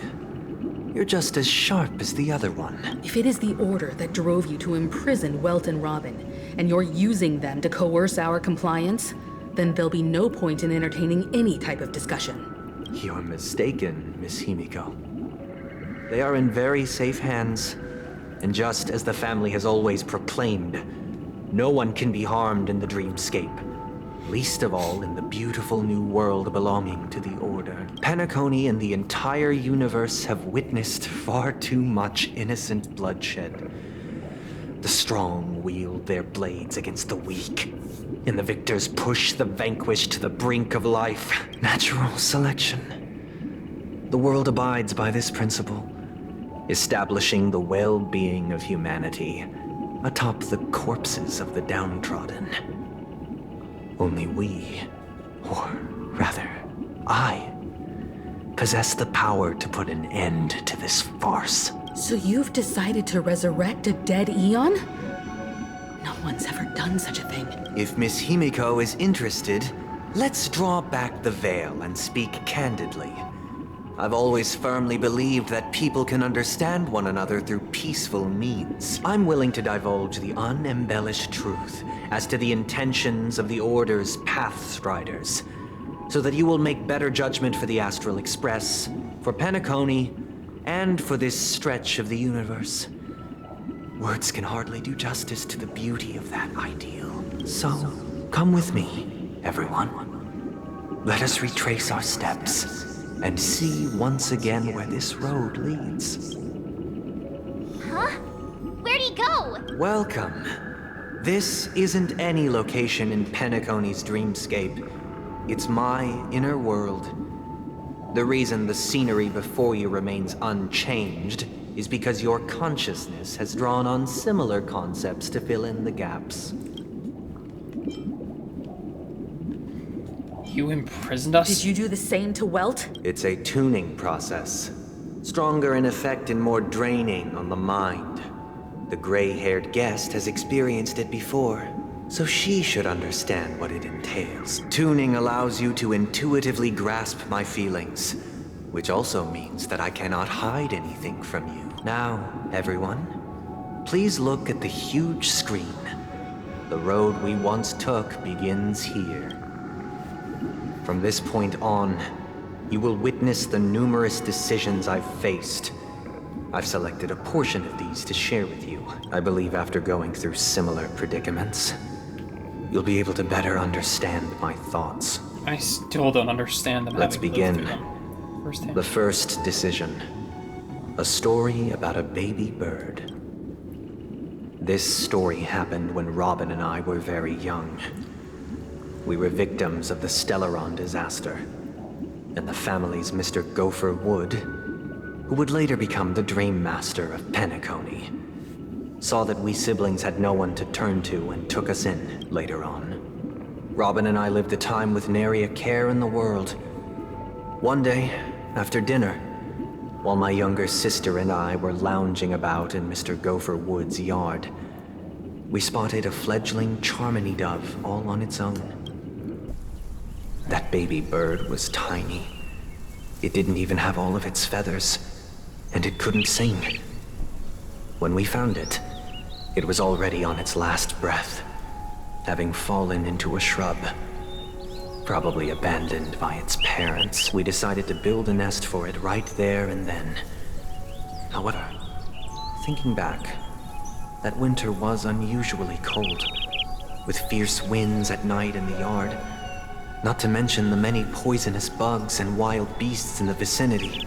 It was clear that if we left the fledgling in the yard, it stood no chance of surviving until spring.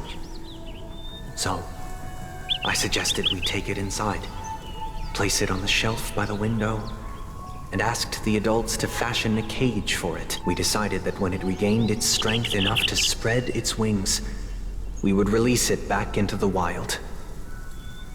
The tragic part, something that we'd never considered, was that this bird's fate had already been determined long before this moment. Its destiny was determined by our momentary whim. Now, I pass the power of choice to you all. Faced with this situation, what choice would you make?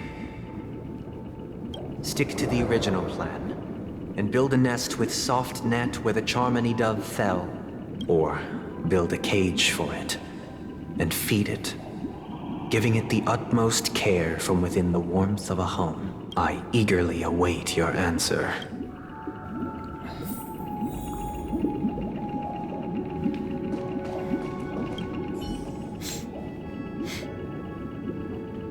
That guy just casually throws this kind of question at us? What exactly is his deal? But fine, if it were me, I guess I'd choose to build a cage for the little Charmony dove. After all, leaving it there, it's bound to get hurt by wild animals or something.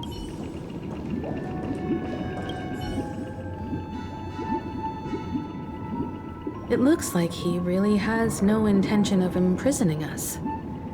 If it's just a quiz, I suppose it's fine to humor him. Back to the question. I would personally choose to build the little Charmony dove a cage. No special reason. I do think that a fledgling should have the right to fly into the sky. But if it can't even live to that point, then there's nothing to talk about to begin with. I can't decipher his intentions right now, but based solely on that question, I would probably choose to build that dove a cage. Even if I was gonna release it back into the sky, it'd have to be strong enough to fly first. Right. If I left it where I found it, I fear it'd never get the chance to fly ever again.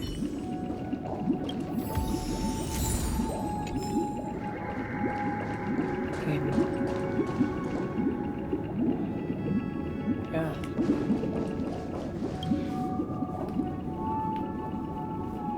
I'm happy to see that you made a choice similar to ours. If your mind is made up, let me reveal we passionately nursed it back to health, preparing only the best food for it every day. We even preened its feathers. Later, on the day that Robin left Penacony, we opened the cage door and let it fly back into the sky. I watched it for a long while by the window, probably about 3 or so days. In those 3 long days, the little Charmony dove tried again and again to spread its wings to fly into the sky, but fell to the ground, only to keep trying.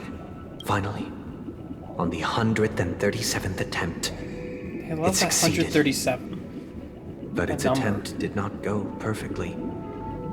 After flying unsteadily for a while, it fell to the ground, unable to grasp the direction of the air currents. Wonder what's so special about that number. 137. What the heck? What is so special about that? They've mentioned that specific number in so many different places. The fall shattered its wings. It writhed helplessly in my embrace. But it was all for naught. finally succumbing to a painful demise. And in that instant, our tender care, our given love and hopes, they all became the inevitable push that sent it to its death. I deeply regret the choices we made. Next, let us head to the second decision. This time, it's the story of a dream chaser. This story happened when I was appointed as Bronze Melodia, a position exclusive to the Oak family, charged with listening to the problems and vexations of Dreamscape residents and providing them with the relevant guidance. It was during that period that I had the opportunity to hear voices from all corners of the Dreamscape. Joy, sorrow, arrogance, regret. The complex tapestry of human nature that formed the world. And I was fortunate to catch a glimpse of it. He was a dream chaser and an illegal stowaway. Just like the rest of them, he came to Penacony in search of a better life, except that, to most people, the price he paid, I suppose you could say it was everything. He told me I sold everything I could at home. The house, the land, even his 2 children. He said he could not afford to raise them, and that at least they could eat if they lived as slaves. He had a plan in place.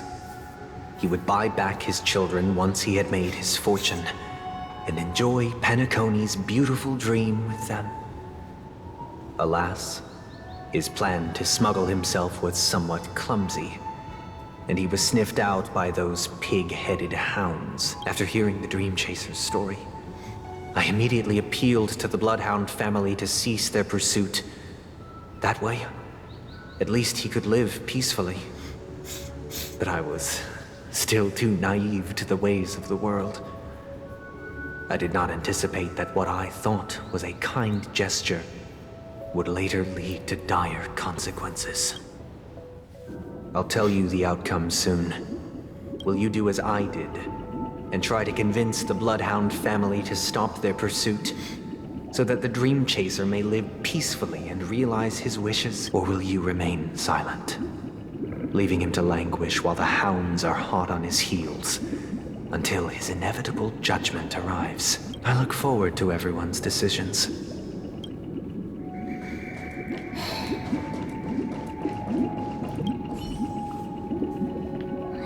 Illegal stowaways are really quite common on Penacony. But that guy in the story, I don't think he deserves any sympathy at all. He sold his kids to chase a dream. Even if he intended to go back for them, it's still insanely irresponsible. With that thought, there's only one choice. Let the Bloodhound send him back home.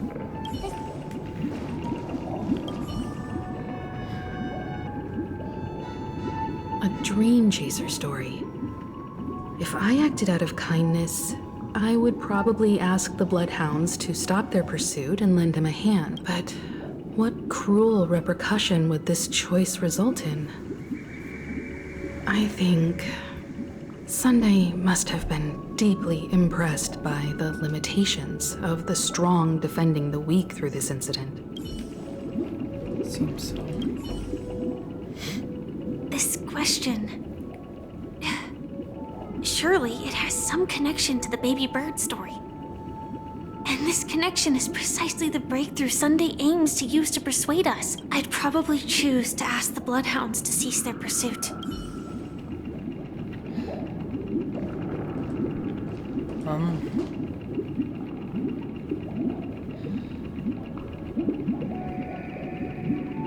I don't know.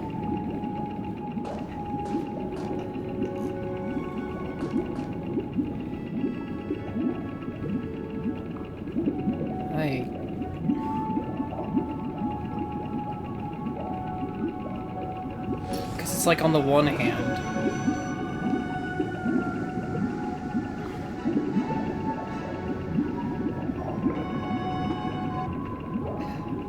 Because it's like, on the one hand, I know what Sunday's trying to convince me of, so it makes sense to go against what he's trying to convince me. But I know I would actually want to help if I had that power, but that's precisely his point. The strong protecting the weak.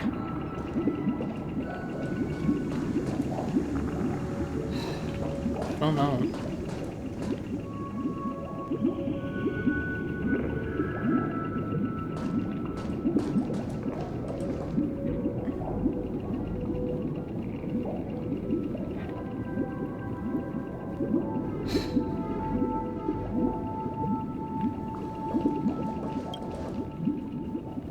Just because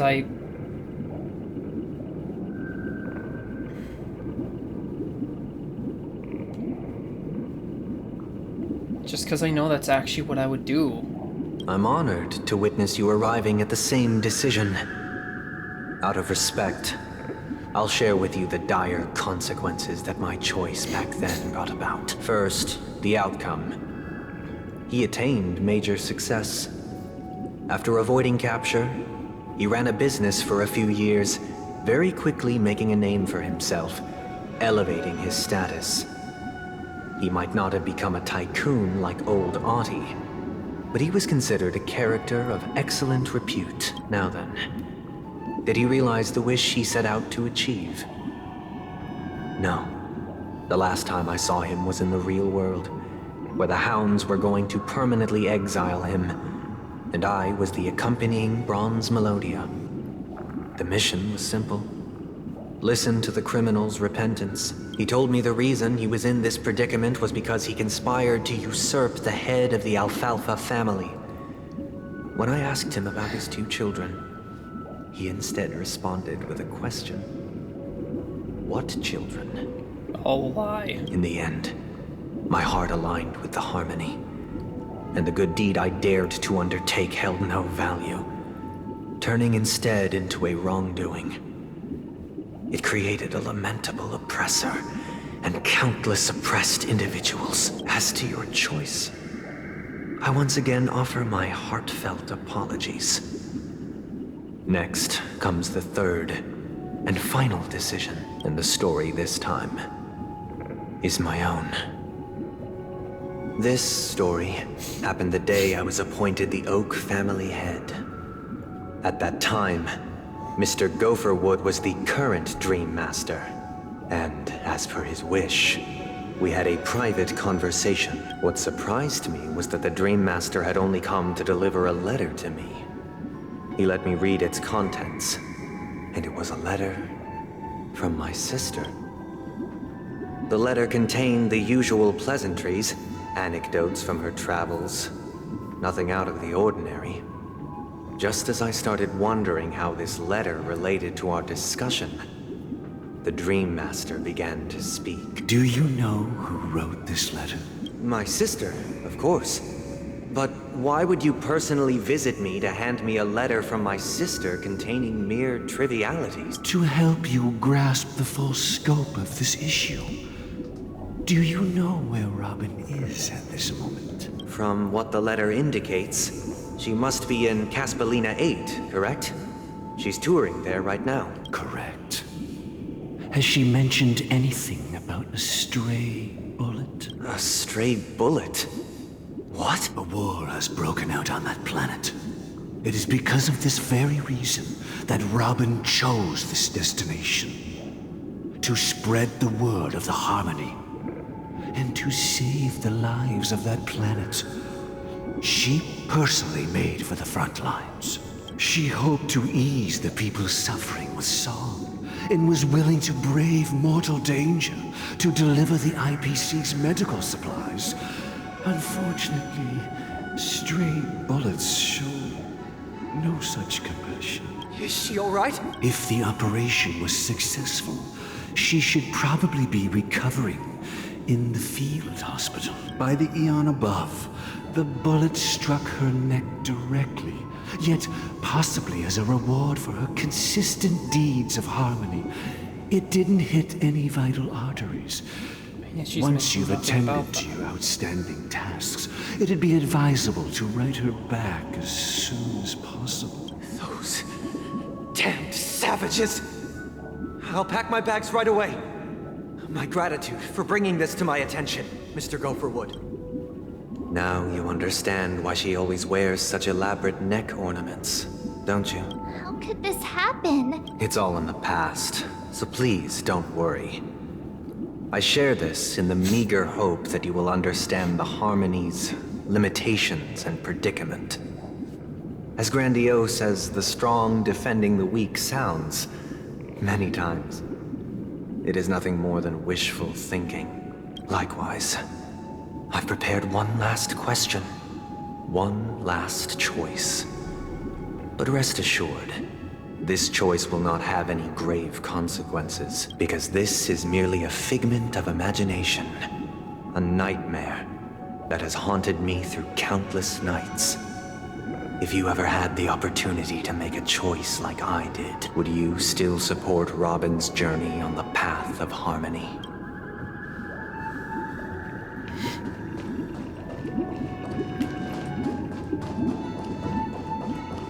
At least hear what they say, but I know my answer. I can't believe that happened to Miss Robin. The strong defending the weak is a great mantra, but if I had to pay such a price...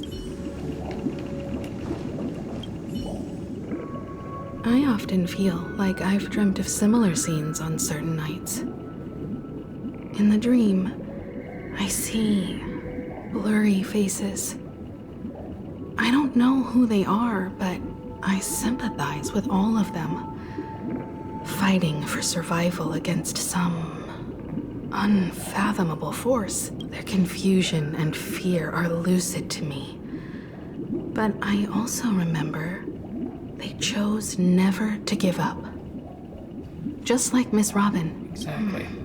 If Mr. Sunday's question leaves you puzzled, with each trailblaze, dangers and tribulations will surely follow. But would you ever back away? Would you stop March and Don Hung from reaching their next destination? I believe you have an answer of your own in your heart. To never stop trying. Miss Robin's courage is admirable. And here I was thinking she was just another superstar celebrity. But the fact that she's also Mr. Sunday's younger sister? No, I doubt he'd wish harm on his own flesh and blood, no matter how grand the ambition.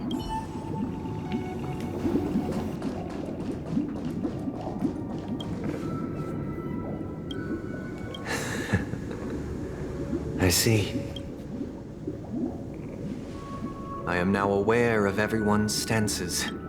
Raising these questions merely serves to illustrate one point. The plight of Penacony cannot be salvaged by the harmony. The true foundation for a sweet dream paradise can only be established through the order where the strong govern the weak. I know the suffering of being tormented, the turmoil of losing your way, how sorrow and even despair set in when matters don't work out. All of this causes me unending pain, because this is not what happiness is at all. We must teach the weak how to live a happy life, and this life isn't some noble propriety that the upper crust preaches, but in definitive terms, a way of survival that belongs to everyone. So what is your definition of living a happy life? Good question. Human consciousness is fundamentally an illusion, a cage known as self-worth. People lured in by this illusion make mistakes, yet still ask that external influences bear the burden. When one mistake after the next permeates the masses, they become impossible to trace. Thus, the amassing of these individual cages culminate to form a prison, a place dictated only by the rule of survival of the fittest. Nature is always accompanied by predation and sacrifice. Its antithesis, is known as order. That is what I want to do.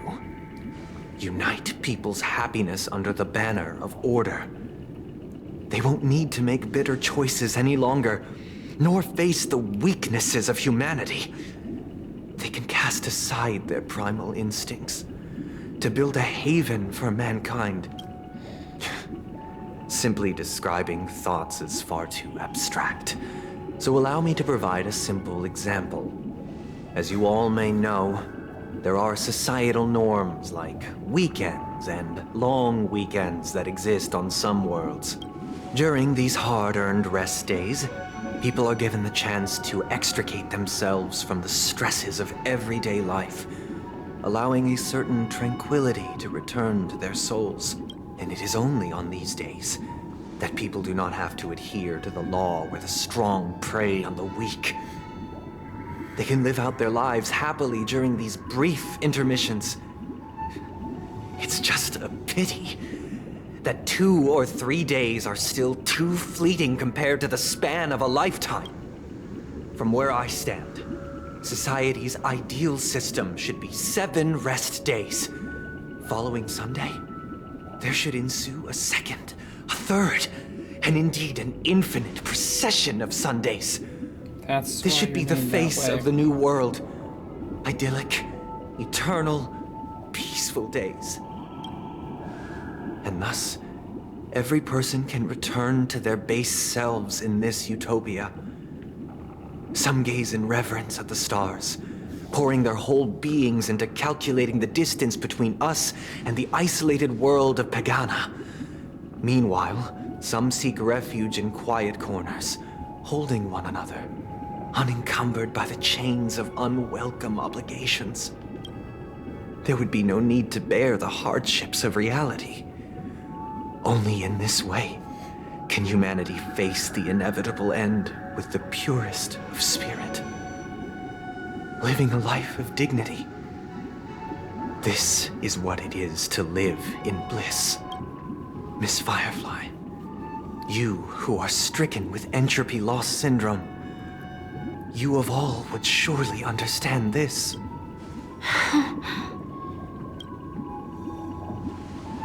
It sounds like a flawless theory. But to live only in peace is to never know pain. To never know pain is to never know peace. Because if you don't know what it means to suffer, what it means to feel pain, then your own peace will just become another pain. You'll want to escape that peace to find something better. It'll just become another prison of suffering. But what is the price to attain all this? The cost is minute, merely a personal and eternal sacrifice. If this paradise is to be maintained for everyone, someone must remain trapped in solitary awakening until the end of the cosmos. Awakening. Which means that this so-called paradise is still a dream. Stepping into this paradise means forsaking reality, correct? It is not forsaking, but transcending. Flesh, blood, sorrow, weakness. If the physical is the root of spiritual suffering, it is only logical that we defeat it. But in this supposed bliss, people won't have defeated their demons. The chance to overcome their tribulations would be forever lost to them. In other words, it is an escape. That's another way of understanding it. But there is no shame in escape. On the contrary, the seeds of escape exist in everyone's hearts. Don't you agree, Miss Firefly? And as to why we sleep, it is because we are afraid to awaken from our dreams.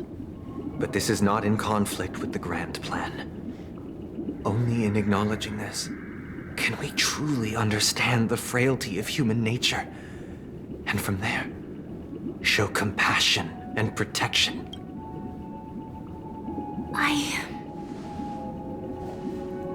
I admit that you are a born leader. Your perspective on humanity brims with pessimism. Yet you express compassion for all. Even when your heart pities them. But unlike you, I live for the self. From my perspective, individuals making choices for themselves is their birthright. The want to escape may be innate in the weak. But whether they are weak or not, it is not up to another to decide. Perhaps in your mind, you also view me as weak? Because I don't think so. Since Miss Firefly has said her piece, the Astral Express will also naturally give you our answer. Because what is greater strength than fighting against your own weakness? We'll leave it to you. Just as Mr. McHale instructed before. Tell him our choice.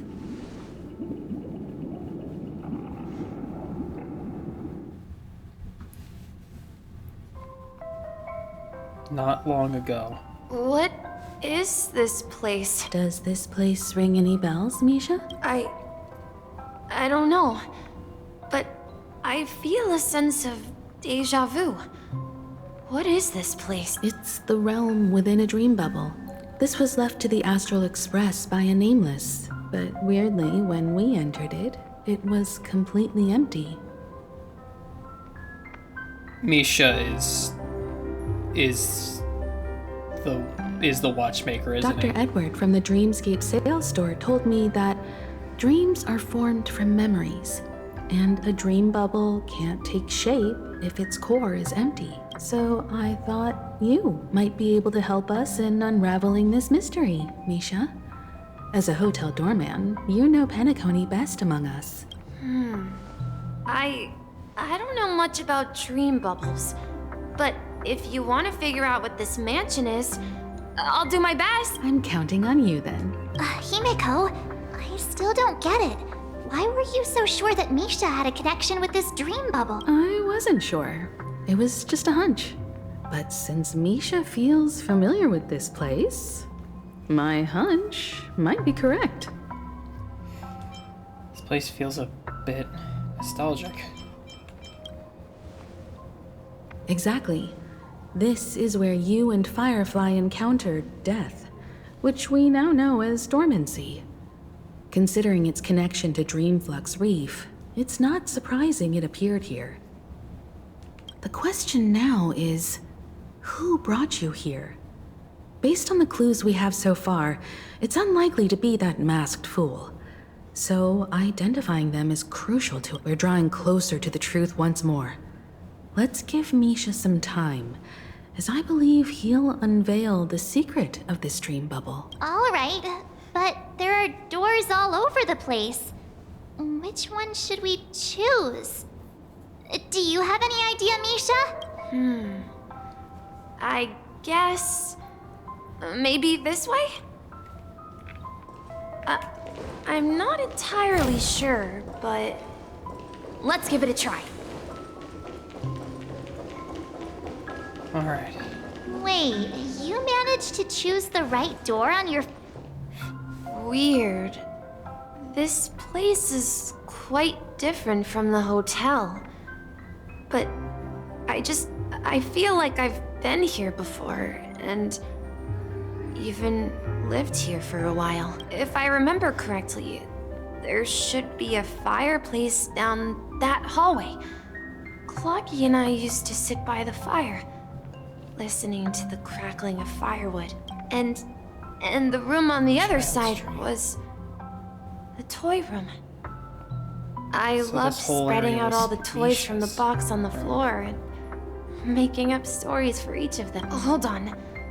This doesn't make sense. Didn't I grow up in Dreamflux Reef? So, what is this place? This could be a case of amnesia. Don't worry, Misha. It's common for everyone to forget certain aspects of the past. Those memories haven't vanished. They're just lying in the depths of your mind. We can surely get them back.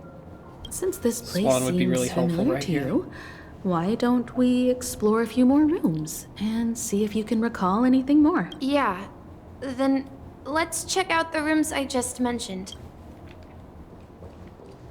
Okay. I heard some noises from the room. Origami Bird? That's a friend of mine. You and Origami Bird are friends? Yeah. It's a member of the Compass crew, just like Clocky and Miss Mirror. And there's more than just one Origami Bird. They are a big family with lots of brothers and sisters who look the same. They follow Miss Mirror's orders and handle all sorts of jobs on the ship. They're the best sailors. Sailors? Can Origami Birds be sailors? Could you tell us more about the Compass, Misha? The Compass is a ship bound for the New World. Clocky and his partners travel through layers of fog to the depths of the sea. Whenever there is danger, Clocky will use a compass and guide the ship in the right direction. That's a great story. But in the Penacony cartoon, Clocky and his partners have always lived in Dreamville and never ventured out, right? Huh? Oh, that does seem to be the case. Weird. I clearly remember Clocky arrived in the New World in the end. Perhaps Clocky has a hidden past. So, where has Clocky gone? Did he leave to protect Dreamville?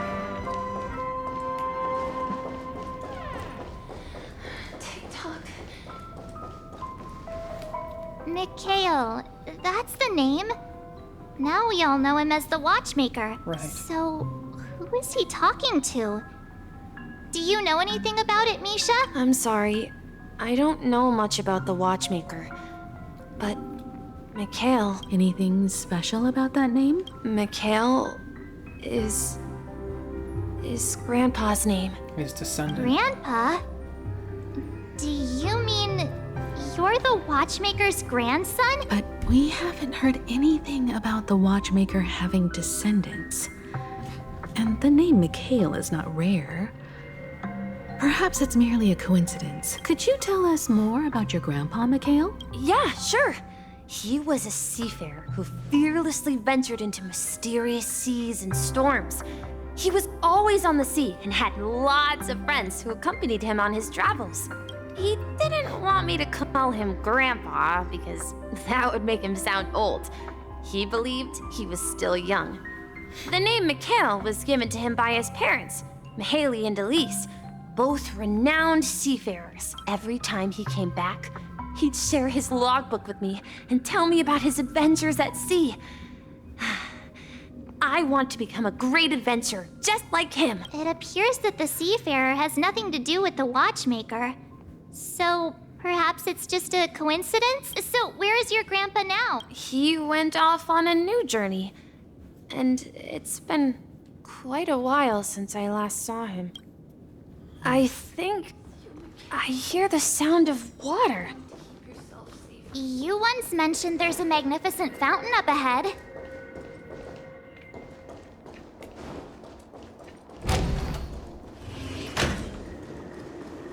Look, there it is!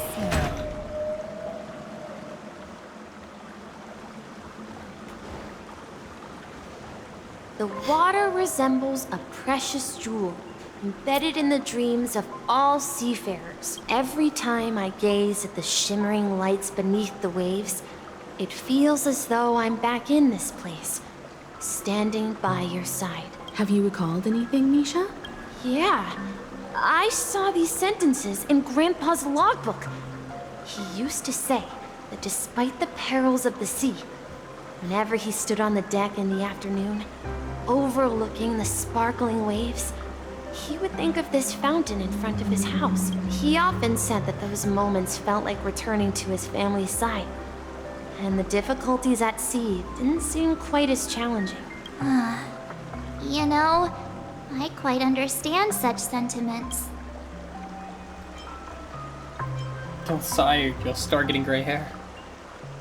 says me, the person with all gray Hey, hair. don't tease! I was just being a bit sentimental. Perhaps every adventurer far from home carries a fountain within their soul.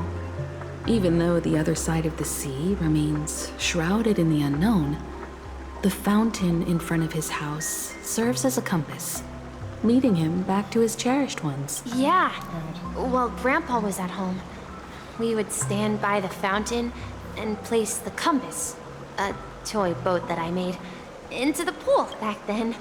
I would ask him when I could go on adventures like him, and he would always laugh and say I was still too young.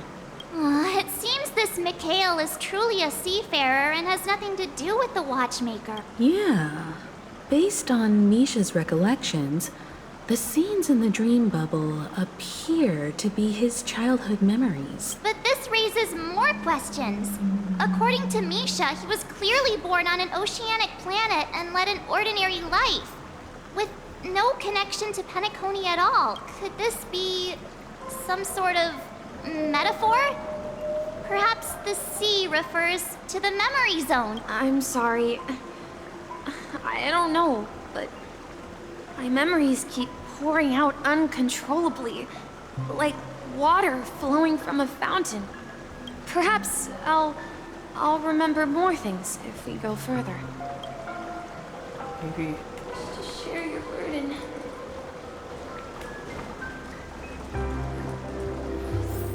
We're going to the opposite side, right?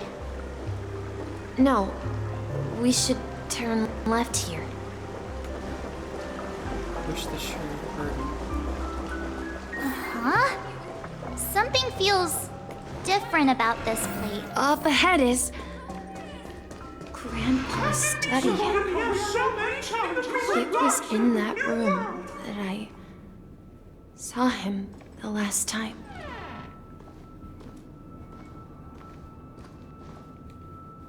The atmosphere in this room feels totally different. I always wondered what this place was for. Finally come! Clocky! You're here! Huh. Yeah. This is the room where we first met each other. Is Clocky his grandpa? Or wasn't Clocky based on the Are those watchmaker? books on the bookshelf logbooks left behind by that seafarer? Yeah. Whenever he came back, he placed a logbook on the bookshelf in his room. They contain records of his expeditions to every corner of the world. He described our world as a fountain. At some point, the sea started to gradually swallow up the land where people lived to ensure that everyone had land to settle on. He had to continue exploring the sea and search for the source of the rising seawater. On that day, he called me to his study, telling me that he was embarking on another journey. However, I could sense the gravity in his expression. It was the same look I had seen on my father's face before his final voyage. I asked him if I could go with him, but he said that my adventure lay elsewhere and told me to stay home and patiently await a certain sound at the door. What sound? He told me about a vast ocean in the sky, an ocean of stars. He spoke of a train that transports children with a desire to venture far away, traversing the sea of stars without ever stopping. He said that he knew the crew on the train, and that he had asked them to take me along. He said the journey I had always dreamed of would start there. A train? Could it be? It's the Astral Express. I remember now. Grandpa's friends are a group of nameless who came to this world to resolve a disaster caused by a star. Then, he gave his pocket watch to me. It was his cherished treasure, appearing in every one of his adventure tales. He explained that difficult times were ahead, but assured me that the watch would guide me. He said, as long as I kept moving forward, I'd eventually reach my desired destination. And then, it was as if I heard the distant sound of a train whistle, echoing throughout the room. Exactly, Misha! And then we followed that whistle, didn't we? Yeah. I think I can still find the way we took back then.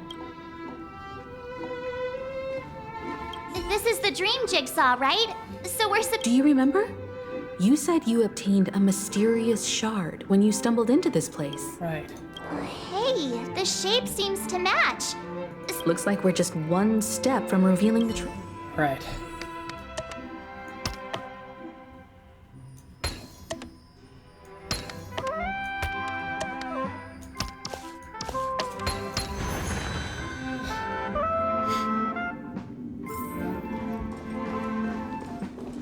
Let's go.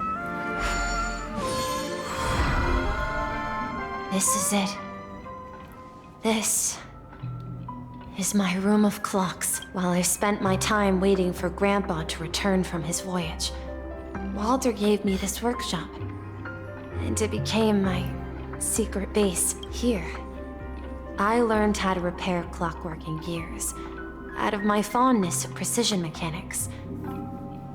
In my dreams, I was the captain of the compass, embarking on adventures with my companions, Clocky and Miss Mirror, in search of the new world. I was born and raised here. So, this building in the dream bubble is your childhood home? Yes, but not exactly. To be more precise, this dream bubble itself is my home. Looks like you've remembered everything now. Wait. Why does it feel like everyone else knows something I don't? I'm with you, March. I'm still in the dark. March, do you remember when she mentioned a clocky that only she could see? Yeah, the little guy here, right? But we all saw him in Dreamflux Reef, right? And Mr. Yang even greeted him. Looks like everyone on the Astral Express has a childlike spirit. The answer lies in the Astral Express. Her experience shows that neither Firefly nor Acheron can see this clocky, and when we were in Dreamflux Reef, you may have noticed that for some reason, nobody outside of the crew had ever talked with Clocky.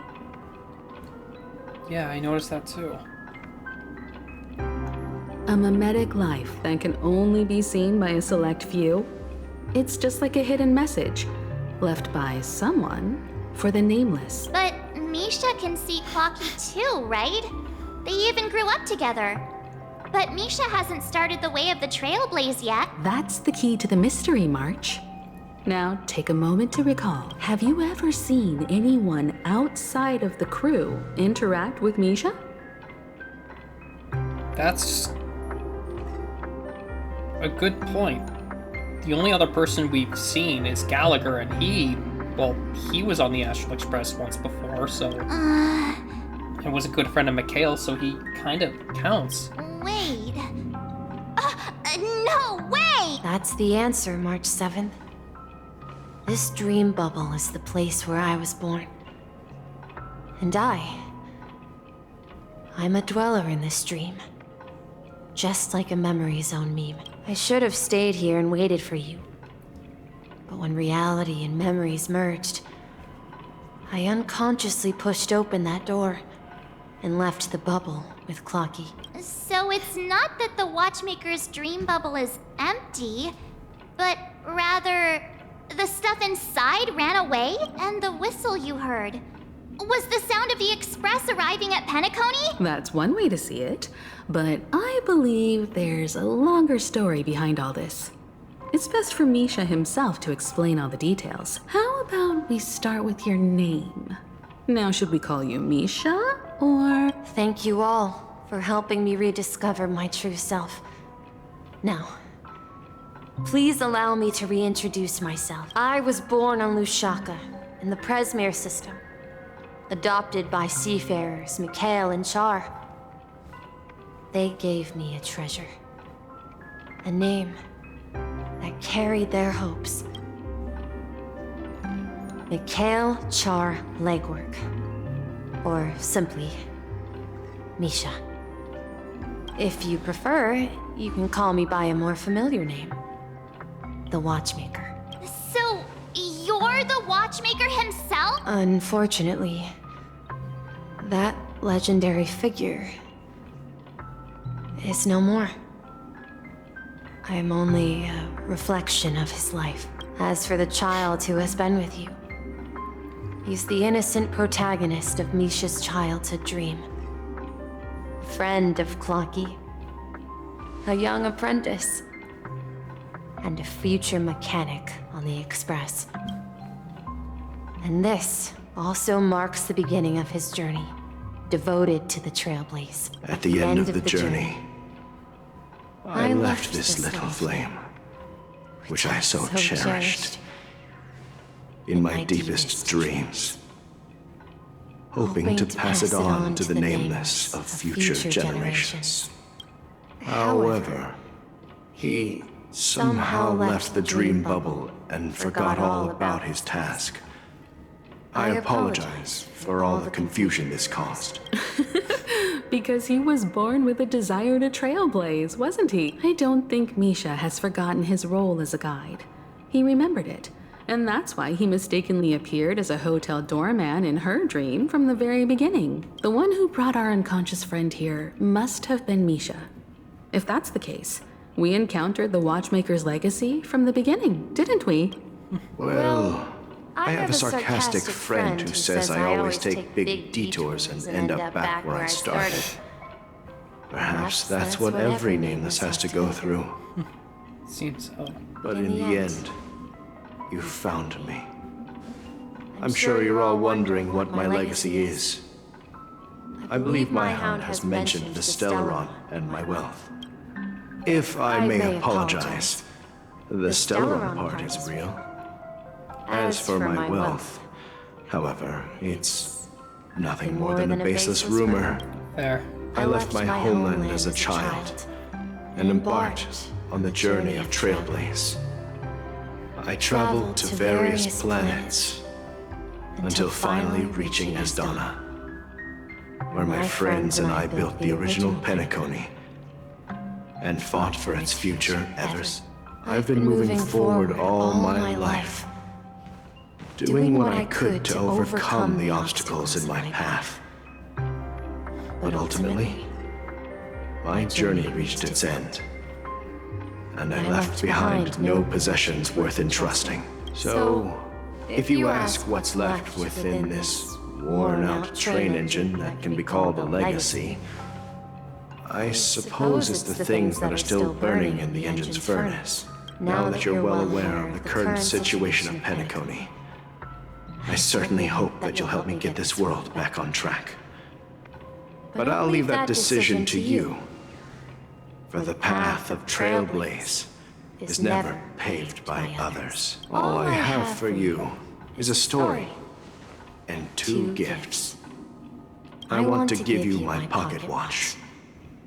It has accompanied me throughout my long journey, guiding that naive child forward, and has been blessed with the presence of so many great people up to this day. And my hat, too. The one who navigated for me placed it on my head and planted a fanciful thought in my mind. The trailblazing expedition will never end. Now, it's time for you to make your choice. Once you've made up your mind, open that door and enter the long dream of an old man. I'll be waiting for you at the end of this corridor of time. All right, everyone. Let's make a decision, although I don't think anyone will have any objections. I object. I'll choose the Trailblaze. Of course. We've come this far. Surely there's no other option than moving forward. In that case, it's unanimous. Then let's proceed together to the end of this stream and tell Mikhail our decision. Right.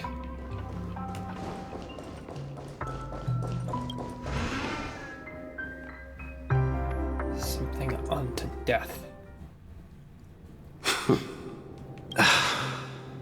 Mikhail, where are you going? Someone has to step up and save Lushaka. So why can't it be me, Misha? Please don't go. And if you must, please take me with you. Don't leave me alone. Even without me, you know how to proceed forward, brave Captain Misha. The compass is waiting for you. Haven't you always wanted to be a better adventurer than me? Now go, board that train and start your journey. Where are you going, Mikhail? I'm going to clean the floor in the parlor car. I've promised the conductor. Wait, first tell me, did you fix this watch? Yeah? I know what it looked like before. Its chain was broken, the back case torn, and the marks on the dial all worn out. How did you manage to fix it? Well, it's hard to explain, but I knew it could be fixed. It's the hands, Mr. Amundsen.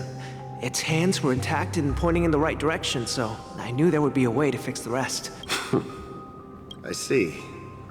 You'll work with me from now on. Haven't you always wanted to tinker with this train? You're its mechanic now. As for the conductor, I'll do the talking. But I only know how to fix watches. Don't worry. You've got what it takes. I'll teach you what you need to know. Where are you going, legwork? And it's time to head to our next stop.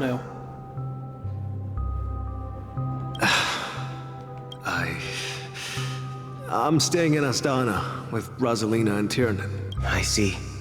This place reminds you of home. The people of Astana have only achieved a tiny victory and still have a long way to go towards true freedom. Hanunu needs us. Don't worry, not all journeys lead to the stars. Even if I leave the Express, our path of Trailblaze will continue. Yeah. I knew you wouldn't stay on the Express forever. Leave in peace, my friend. And, take this with you. This is Mr. Amundsen's hat. But why? When he departed, he said he would leave it to his best student. Well, I suppose the time has come. Farewell, legwork. Take care of Tiernan and Rosalina. And don't forget to write to us. Where are you going, Watchmaker? Don't worry, Micah. Just going on a little trip. Someone has to be at the forefront of the interstellar frontier, and I'm the only former nameless in Penacony. So why can't it be me? Because you're all we have!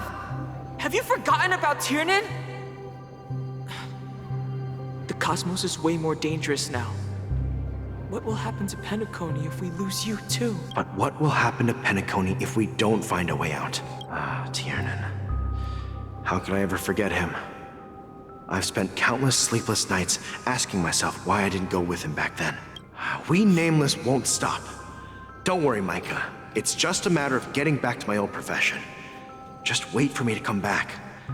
But if, and it's a big if I don't come back in one piece, then you'll become the next Watchmaker. Where are you going, old man? Oh, you're here. Answer my question. What are you up to? Relax, Gallagher. I just came up with a great idea. Wanna hear it? Oh, come on! Aren't all your ideas just ways to get yourself killed? I may be blunt here, but you're the last remaining hero in Penacony. If you die too, the secret of the Stellaron will go to the grave with you. Yes. I'm afraid there's no way out in Penacony, so I'll have to consider alternatives beyond Astana. We'll organize a festival using the Watchmaker's legacy as a facade, and send invitations to the entire cosmos to gather people here. So, a desperate struggle against the family? Desperate? Don't we have you here, my friend? This task is challenging, but what hasn't been challenging for us along the way? Well, whatever you do, remember, make sure to send an invitation to the Astral Express. Misha! Where are you going? Oh, it's you, Clocky. Take me to Dreamflux Reef. Last night, I had a long dream about the day we met. I want to write down that dream. Write it down? Why? Oh, so I won't forget it.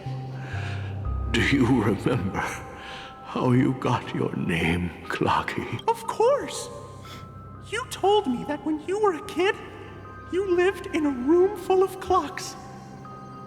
Those wall clocks and pocket watches grew up with you and were your best friends. Yes, but what I didn't mention was there's a funny misunderstanding behind it. I was a kid, and there was always a special pocket watch in my memories.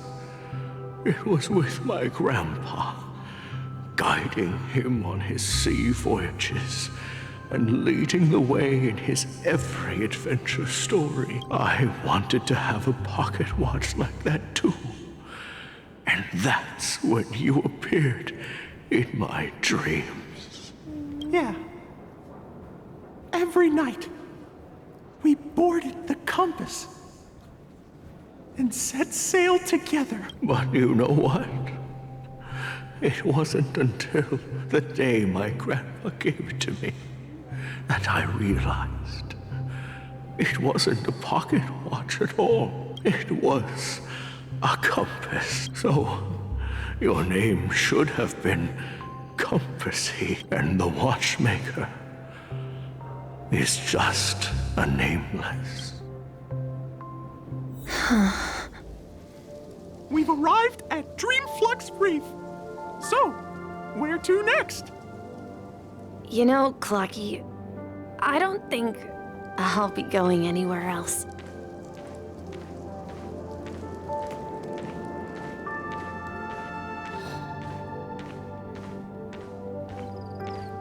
I don't know if I have words right now. A lot going through my head.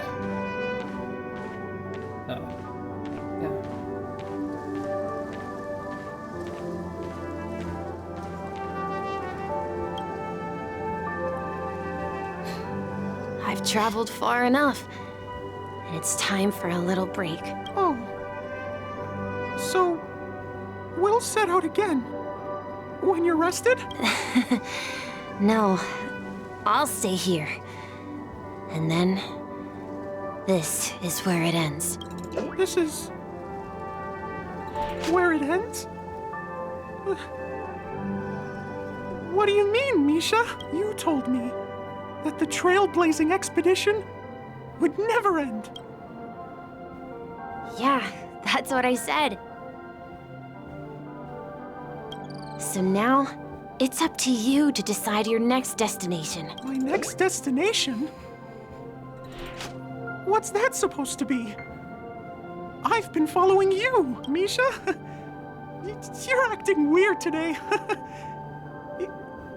If you're feeling down, we can just do what we usually do. With the clockwork. No, I'm not feeling down. As for clockwork, yeah, it resolves all problems in this dream. So, do you know what clockwork actually is? I'm not quite sure. Well, everyone gets lost at times. They may hesitate and doubt which way to go. That happens in this dreamscape and beyond. But don't worry. Everyone goes through moments of uncertainty and hesitation. Eventually, they gather the courage to make bold decisions. Whether it's calming, joyful, angry, or sad. All they need is a little nudge to take that step toward where they truly belong. I'm leaving that little nudge with you, and I hope you'll share it with others. Such is the essence of clockwork, the will of the Trailblaze. Clocky's hands spin around non-stop, indicating confusion, frustration, and weakness. But ultimately, people still need to move forward. Just like your hands, always pointing ahead. This is where my journey ends. From now on, it is your path to walk. Trailblazing means taking paths your predecessors forswore and venturing even further. The Penacony in Mikhail's dreams does not belong to Order.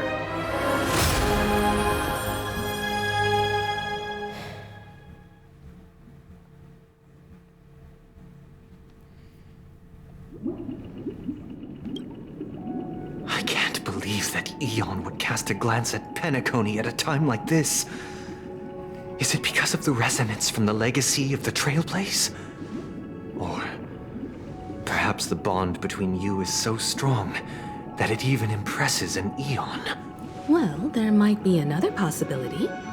Perhaps they want to witness, on behalf of the fallen Eons, who will hold the future of Penacony. If that's the case, on behalf of the Dream Master of Penacony and the 107,336 members of the Oak family, I'm extending a formal invitation to all of you. I'm cordially inviting you all to the Penacony Grand Theater to participate in the upcoming Charmony Festival. And, of course, you won't be in the audience, but on center stage, since the future of the Stellaron, Penacony, and even the entire cosmos is at stake. Let's draw a conclusion there. In all fairness, if you truly believe in Akavili's path, then show me their courage and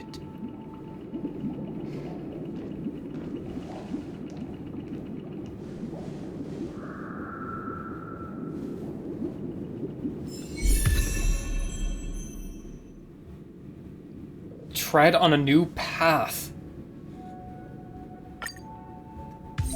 Trailblazer has the harmony now?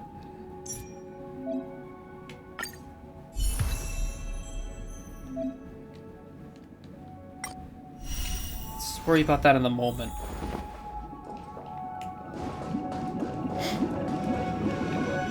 Does that mean he wants to fight us during the Charmony Festival? I'm afraid so. This is weird. Aren't Arc villains usually plotting some dirty conspiracy in the end? But he actually said something like, "In all fairness." Well, in my opinion, Sunday is deeply committed to his own philosophy and genuinely wants to prove that the Order is right. I sensed a strong conviction and a desire for dominance in him. Maybe he won't accept the outcome unless he wins fair and square. That's why he'll give it his all in the upcoming battle. And we won't back down either. Yeah, you're right. We've even dealt with a Lord Ravager of the Destruction, so a follower of the Order won't be a big deal. Anyway, we can't leave the Stellaron unchecked. This is about trailblazing a bright future for Penacony and fulfilling Mikhail's and his predecessors' long-cherished wishes. Now that we've taken up the mantle, we can't afford to fail them. However, the same applies to the Order. Their plan didn't materialize overnight, and they have the profound collective consciousness of the planet of festivities behind them, a desire to dream, to slumber and escape reality. All those hidden emotions have given birth to the sweet dream of the Order. They've harnessed the will of an entire planet to create an Eon. This confrontation is far more complicated than a simple power struggle. To secure Penacony's future, fighting on the stage alone is not enough. What do you mean? Are you not coming with us? I believe Firefly is trying to say that she's heading off to another battle. Before I left, the Destiny Slave told me that this journey would bring unforgettable rewards. Even though the script he gave me only had a few lines, I couldn't ignore them. Because one of the lines said, I'll experience death 3 times in the land of the dreams. 3 times? This can't be serious, right? The first time was a painful death when I was stabbed by the Blade of Dormancy, which led to all subsequent events. The script will always come true, but in a way that will only be revealed when that page is turned. So now I've understood the meaning of my second death. And I am prepared to face it. If all goes well, my efforts will provide crucial support for you. Only by achieving victory in this battle can we secure a future for Penacony. And only then, my third and final death won't come true in the most terrible form. The most terrible form? The true death. Where everyone in Penacony loses themselves completely in the eternal sweet dream of the Order. We must do everything we can to prevent that. Have you made up your mind, Firefly? Yes. Otherwise, I wouldn't be here. Thank you again for your assistance for the Astral Express. May we meet again, in reality. Right. Yeah. Farewell, everyone. May your trailblazing expedition never end.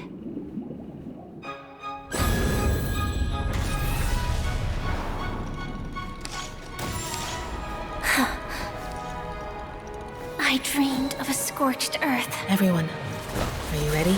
A new shoot sprouted from the earth. It bloomed in the morning sun and whispered to me. Like fireflies to a flame, life begets death. May we meet again in reality.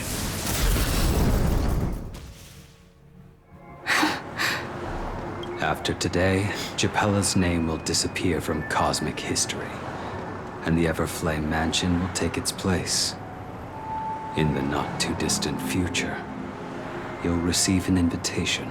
That's your next stop. Land of the dreams.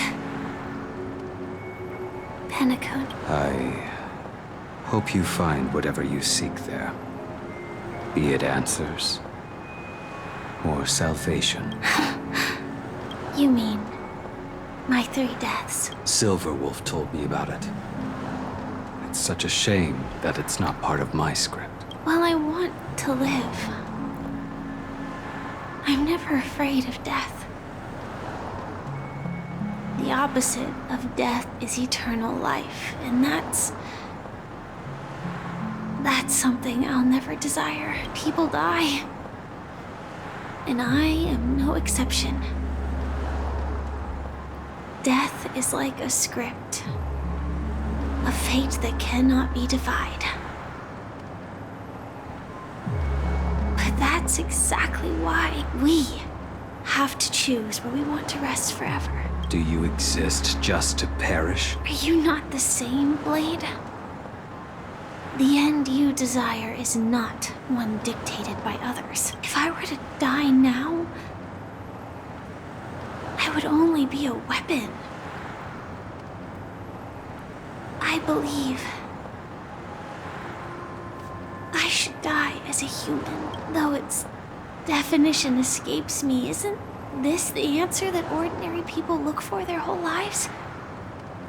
A name that can be carved onto their tombstone. The tombstone that belongs to me once bore the inscription, Glamoth's Iron Cavalry. Then it changed to Stellaron Hunter. But one day, it will bear the name Firefly.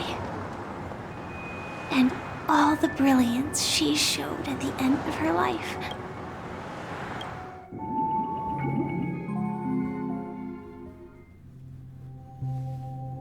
That's quite unexpected, old man.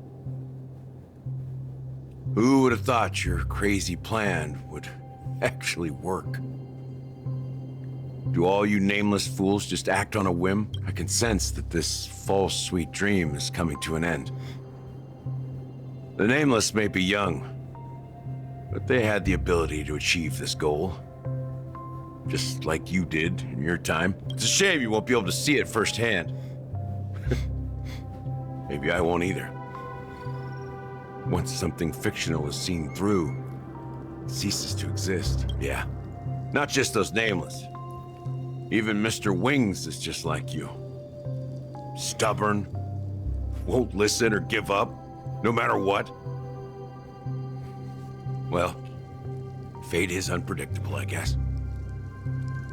If we weren't bound by those cursed paths, maybe we could have had some good talks. But in the end, we managed to do it. And now we can find solace. Remember how those idiots cursed us? They said, "Go to hell, you worthless traitors." Well, I don't know if they really meant it, but if longing for freedom means going to hell, then I'll be joining you soon, you fool. Let's get together and have supper again in hell. Oh, I almost forgot. There's one more thing. Here's to you. A glass of hello and goodbye, Trailblazer. To the imperfect tomorrow. To the imperfect tomorrow. It's warm here, isn't it? You're lucky to have found shelter from the rain. Let alone fresh berries in this desolate place. I was just following the scent of life. It's particularly strong in a place like this. It's a shame these berries don't have much flavor. Seriously? In case you didn't know, this fruit is pretty juicy. The only downside is that when you chew it, it becomes extremely spicy. Have you lost your sense of taste? I can still taste certain things, like a faint sweetness. Before coming here, I stopped by a place called Orkron. It had barren cliffs and nights lit by bonfires. Burgundy snow would fall from the sky, and when it landed on my tongue, it tasted like raspberries. The flavor wasn't exactly sweet, but it left a lasting impression.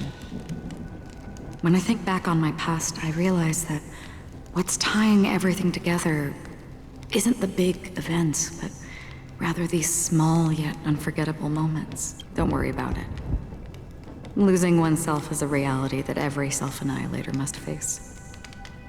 At least I haven't completely lost my senses and memories yet. Well, congratulations on adding another footnote to your journey. By the way, are you always alone? No, I had a companion in Orkron. She's a short, nameless girl who aspired to explore IX. She always said she'd walk a path deeper and farther than Akavili's. Quite an ambition for such a small girl. So, what happened? She became stagnant water. Well, my condolences. Condolences. I don't need them. The girl left with a smile. She never regretted her choice and most definitely wanted me to say goodbye with a smile. So, that's what I did. That's proof that you're grieving for her. Or perhaps I'm just afraid. Afraid? I rarely sense that emotion from you.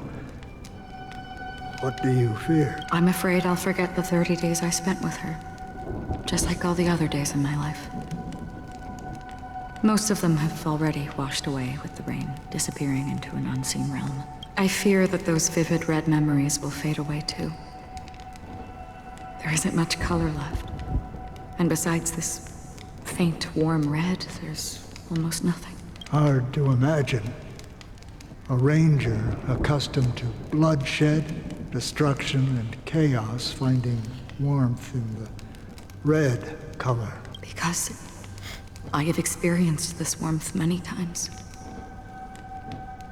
Long ago, I promised someone that I'd bring it to more people. And that for every remaining moment of my life, I'd strive for a better ending for all. As long as this red color still lingers, I have a chance to fulfill that promise. It represents a burning fire, a blooming flower, the berries in this cave, and life itself, fleeting yet still dazzling. In the end, it will lead me beyond the horizon of existence. And on the other side, I will cut off nihility. The one blessed by the sleeping and shapeless is considering how to kill them. That's truly pure nihility. But you're right about one thing. After spending so much time near this stagnant water, only when I look at this vibrant red fire do I realize that I'm still alive. When will this rain ever stop? Perhaps when the sorrows of the departed have finally quieted down, the sky will clear up. 4 system hours until the Charmony Festival. Have you heard of a planet named Biari Scamandros, Don Hung? It's one of the Paradise Kingdoms under the influence of the Harmony.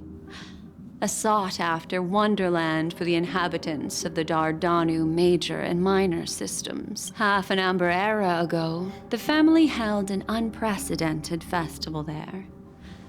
And after that, everyone on the planet became part of the family. Do you think the same thing will happen on Penacony? Yes. Or how else can we explain it? The family deliberately used the Watchmaker's invitation to keep all the Pathstriders here, but banished the Emanator of the Nihility. Because of the Nihility, I'm rarely affected by the power of other paths, but somehow I can unconsciously infiltrate them. Maybe that's the risk they're trying to avoid. I would disagree. Biari Scamandros is not part of the credit system or connected to the Silver Rail. It's nothing more than a remote civilization sheltered by the Harmony. But Penacony is different. If the family messes with Penacony, that would be like declaring war on almost half of the factions in the cosmos. They have no reason to do that. No, they don't. If they truly serve the Harmony, that is. What do you mean? The path in Penacony is impure. The Harmony here has impurities. Do you remember the Ancient Swarm disaster? Tazeront, the propagation, brought endless havoc to the universe, and it eventually evolved into a fierce battle among all eons. 2 paths lost their eons in that war, the propagation and the order. Coincidentally, their downfall is related to a certain eon. Shepe, the Harmony. Legend has it that they participated in the crusade against the Imperator Insectorum and devoured Anna the Order for unknown reasons. Holy Forgaroni. So you're saying that the 2 leaderless paths are working behind the scenes? But I don't see any descendants of the propagation in Penacony. Could it be that the remnants of Beyond the Sky Choir are hiding within the family, trying to resurrect a fallen eon? I can't say for sure, but they're definitely planning something for the Charmony Festival. Holy wabba-boo. Now, this is getting way too complicated. Is this why you want us to leave Asdana right away? Are you giving up? The Charmony Festival will start soon. There's one thing that I need to confirm no matter what. A warp jump is the best way to do so. Time is running out. I have another plan. We're all yours, Don. Hold on. Are you thinking of using the Jade Abacus of Allying Oath? Exactly. The assistance from the lawful Cloud Knights would be enough. The fact that it's playing the Xian show music as well as he mentions it. It over carefully. You can only use that once in your lifetime. I have considered it thoroughly. My companions are... they're also once-in-a-lifetime treasures.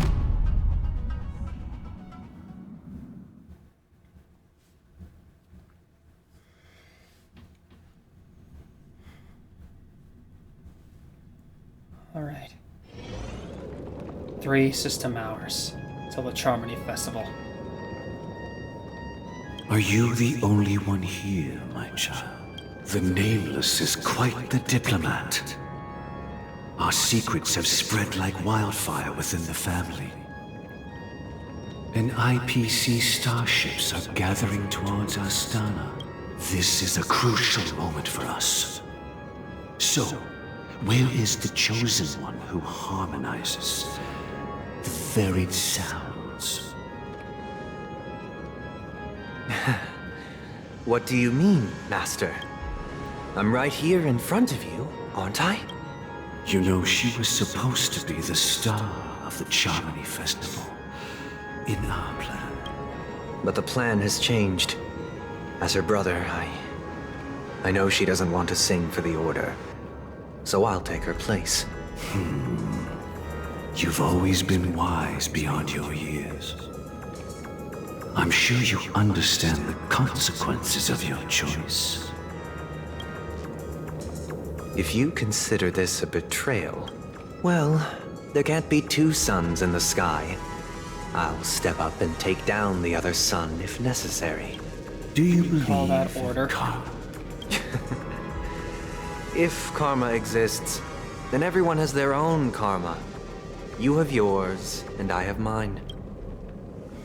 And my karma has nothing to do with you, Mr. Gopherwood. All right. Since you're willing to sacrifice yourself for her, I'll grant your wish. Well, the compromise came sooner than expected. Why? You and your sister were born as twins of the Order. And one of you is destined to follow this path to the end. Is this part of your plan? Of course. You're still as clever as you were when you were a child. The opening is near. Go, my child.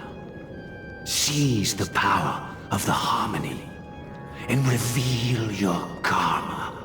I have one final question, Master. Why did you choose to bring the Order to Penacony? Wouldn't it have been better to choose a desperate world instead of a city filled with hope and dreams? Why? It's for justice, my child. If we lose justice in our hearts, we'll make the same mistake as the Harmony did. So, it's not you who manipulates the dreamscape with the Stellaron, but... Well, that's where our conversation ends. Go ahead. The 107,336 souls of the Oak family have dreamed of this moment too many times.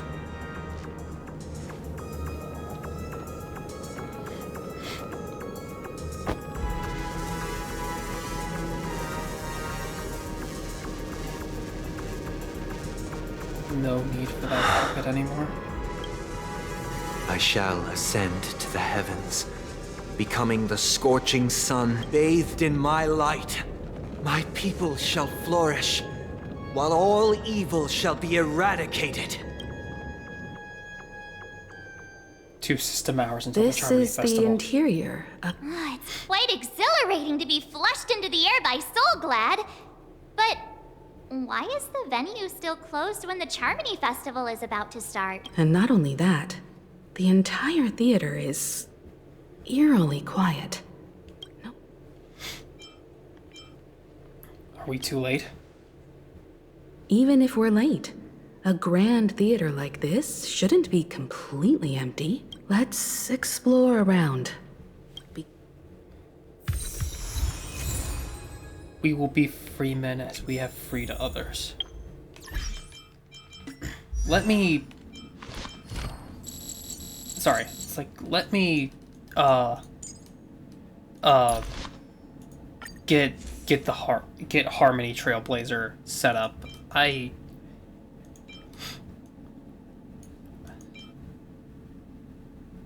Just type, okay. I don't know what to give him. I don't have very many. Sorry, I know I should be talking about the story and all that jazz, but I really just can't. I just can't wrap my head around it. I don't know what to give them.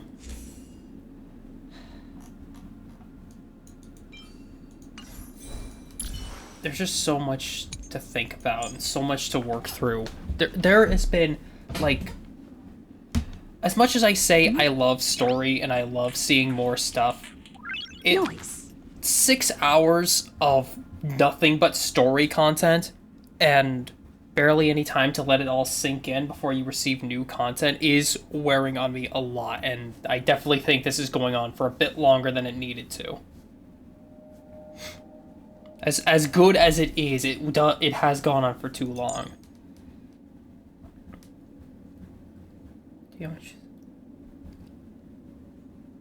Oh, imaginary harmony.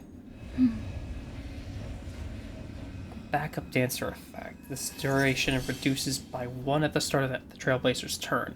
Allies with backup dancer effect have the break effect increased by 15%. Okay. Makes sense. That makes sense that...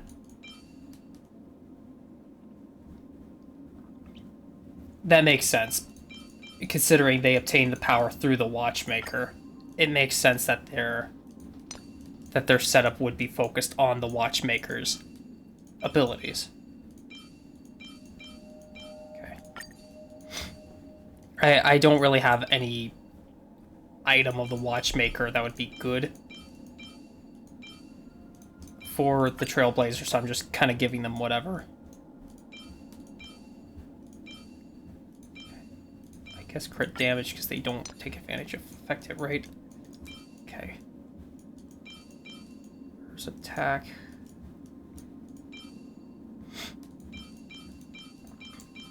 Okay.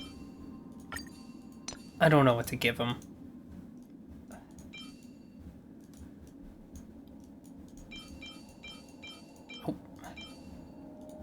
I'm just kind of giving them whatever has break effect at the moment. Mostly just because I'm expecting them to have... Like, I'm going to be forced to use them in battle. Kind of like with Bellabog, when we got the Preservation Gosh, the Trailblazer. atmosphere here is so creepy and unsettling. Even if there's no audience yet, there should be some staff around. Why is it so silent? There's not even music. What the fuck? What?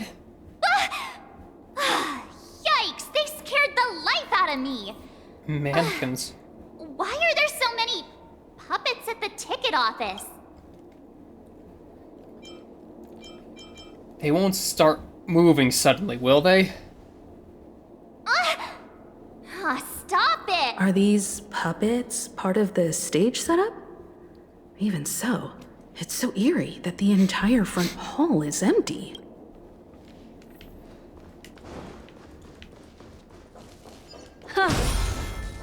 I'll do the ticker later, because I know I'll be able to come back here. Intermission.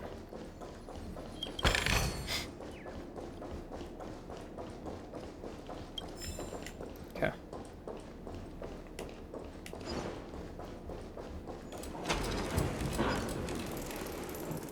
Something feels off. We're in the right place, right? There's no other grand theater in the dreamscape. So Sunday's messing with us? He said we'd have a final showdown on the stage, but why is there no one here? My apologies for the delay, March 7th.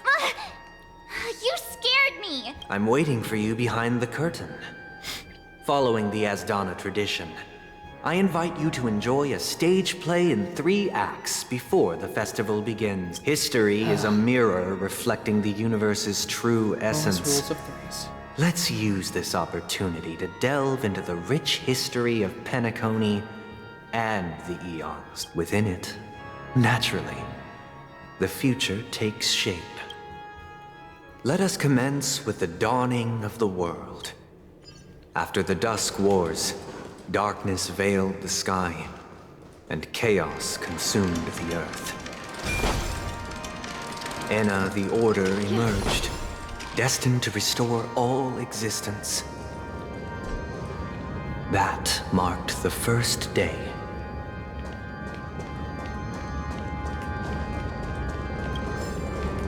They gathered nebulae and forged them into picks, thus creating a grand lyre with black and white keys. Strike the white keys, and the sun rose. Strike the black keys, and the moon rose. And so, the cycle of day and night arose. That marked the second day.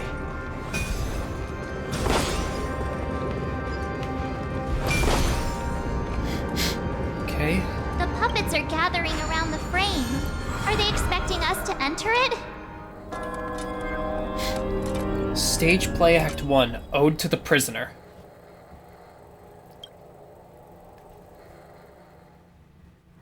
Where are we now? The atmosphere here looks similar to Sunday's inner world. Perhaps this so-called stage play is created with his abilities. This act is named Ode to Prisoner. Given the atmosphere here, I believe it's about Penacony's past. I thought things were finally looking up as I managed to dodge prison during my recent trailblazing expeditions. But now it looks like I'll be back behind bars again. I genuinely wish to avoid a violent clash with my esteemed guests from afar. Therefore, I've arranged 3 acts before the situation becomes irreparable. Where shall we start our narrative? Well, let's start with the time when Penacony was still a frontier prison.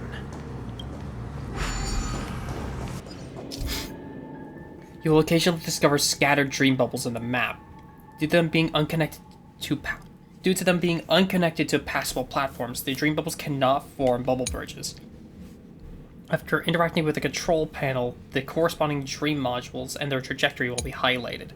By interacting with the control panels, the dream module can be moved alongside the designated trajectory.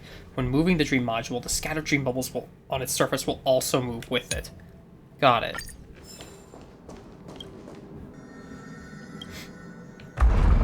Makes sense.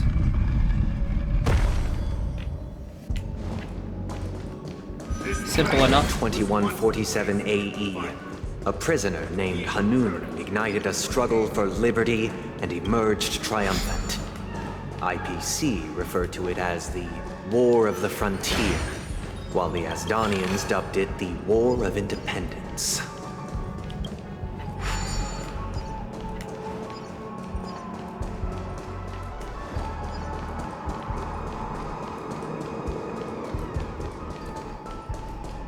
Okay, so how does this one... Okay. Move that. Put this way. We've shattered the cages and expelled It's the true guards. that Hanunu was a legendary hero, but it must be acknowledged that while he bestowed freedom upon the prisoners, he didn't grant them true Stay liberation. here, honorable travelers. However, The three nameless stayed on the planet, endeavoring to spread the tenets of Trailblaze throughout the frontier prison. Alas, their efforts proved futile. Once again, as Donna was engulfed in war, this time the enemies originating from within. The prisoners remained prisoners for the rest of their lives, fighting for freedom rather than living for it. I hope you like this land of Past's freedom voice. on a scorched earth. As you can see, their sentences have long ended, and the IPC guards have long been expelled. Yet, these prisoners remain enslaved, not by external forces, but by the confines of their own minds. Freedom permeates every corner, except fragile souls. It gives solace only to those who believe in its existence. Prisoners, this is my order. Learn the essence of freedom and teach your fellow prisoners to fight for their lives. New boss type, alright. Why do we have to fight while enjoying the show? For I desire not only your enjoyment, but also your assistance in its completion. Pass locked onto a target. Attack pass to distribute the damage. Okay. Spend freely. What are you waiting for? To betray my customers? Okay. So do an I insane charge amount of extra. damage to one person, or do a bunch of damage to just one. Got it. Fiends or devils. Or do an insane amount of damage to one person, or do kind of okay damage to everyone Maybe else. I'll Got take it. it all. Watch your head. Okay. Got it. Destiny isn't Passion chosen. Ill fate descends. It's on me.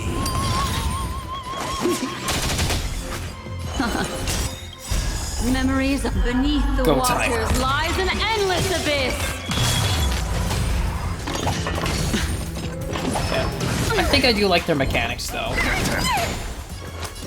Spend freely. Not too bad, not too intrusive. And easy enough to understand. Watch your head.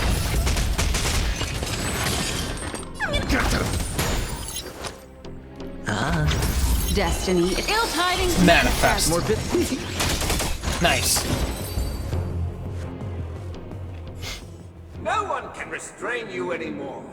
You are free. Thus concludes the first act. Amidst a raging war, the frontier prison headed toward becoming Land of the Exiles. This must be how Penacony was constructed.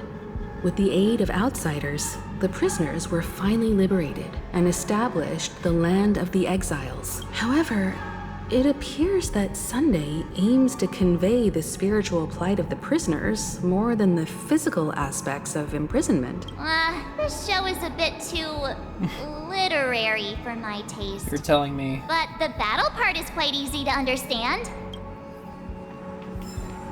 These puppets, where are they guiding us this time? As someone who likes a good story, this is definitely too literary for my They tastes. transmuted streams of stars into inked nibs, creating symbols to be pronounced and counted.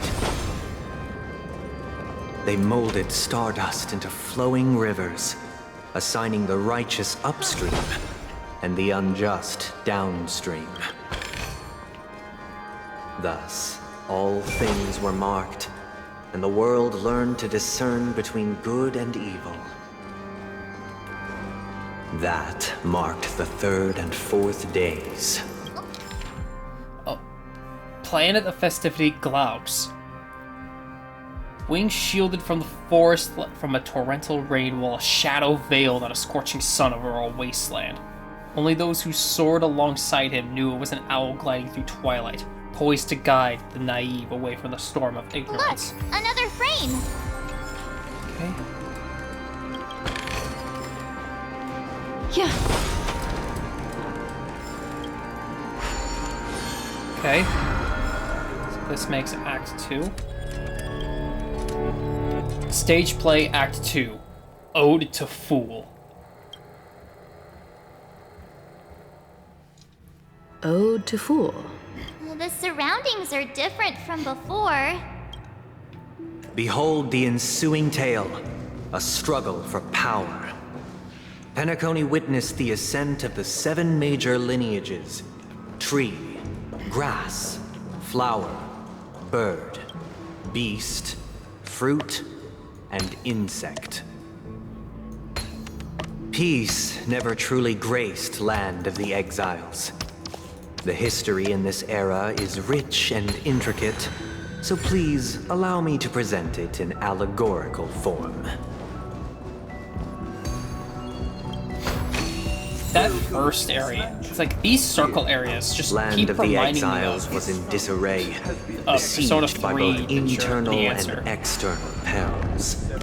Though the 7 major lineages appeared united on the surface, each harbored their own ambitions. The leader of the Alfalfa family sought to defect to the IPC, trading freedom for survival. However, his eldest son slew him in the name of righteousness and ascended as the new family head. Mm-hmm.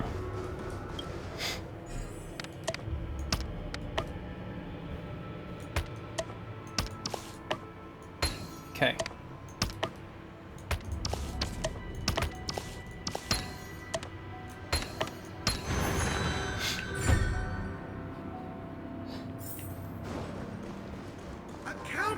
Still just a bunch of... The Black Plum family was the first to fall. Still just a glorified They cutscene withered now. away in the White Desert event, orchestrated by the Alfalfa family. Because Master shaped you from clay, but forged me from fire.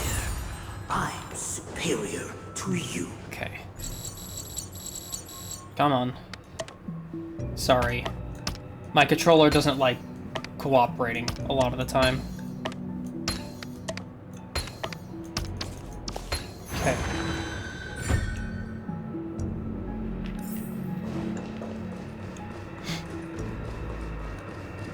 Because my controller sticks, so like sometimes trying to switch between mouse and my controller sometimes just doesn't like working.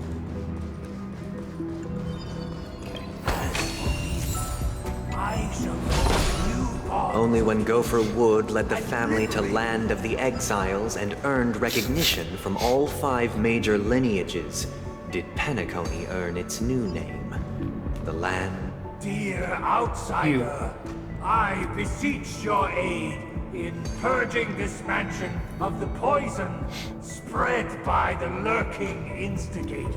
I wish they could regain their reason and cast away the shackles of hypocrisy. This is the second act.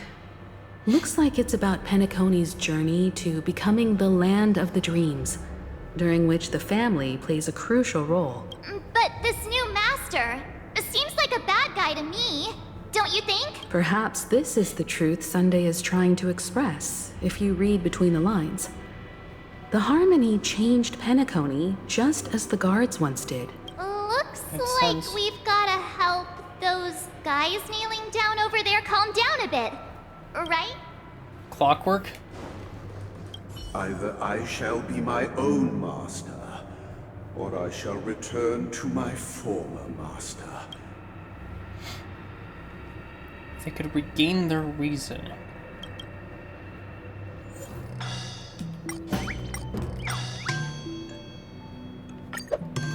Without a master. Master is no Yeah, longer it's clockwork here. time. I thought I'd be free, but I'm not. Now, without my master's command, I'll have to seek guidance from the blind. So just calm them all down? Master is no longer here. Hold on, let me Grab that. Once, I stood as the most loyal guard among all the servants. Now, with my master banished, it's my right to assume control of his dominion. So yeah, just make them all calm. Got it. My former master has... Master!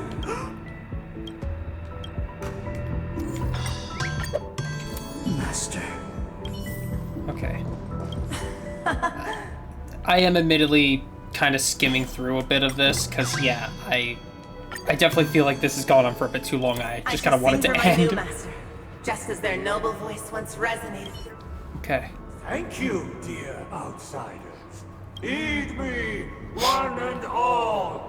Your former master shall not return. It is through righteousness and unwavering support for one another that we shall attain true perfection. Cast aside the veils of hypocrisy and embrace one another. Except for the fact Get that you've ready. given Looks up like one another fight is about hypocrisy to for begin. another. You've dropped one hypocrisy for another.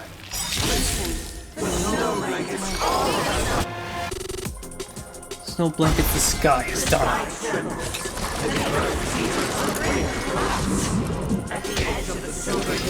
President. Alright. So it sounds like this guy's kind of Spend freely. the reverse. What are you waiting for? To betray my It sounds like this guy's kind of the I reverse charge of extra. The dice have been maybe, but cast. Or maybe I'll take it all.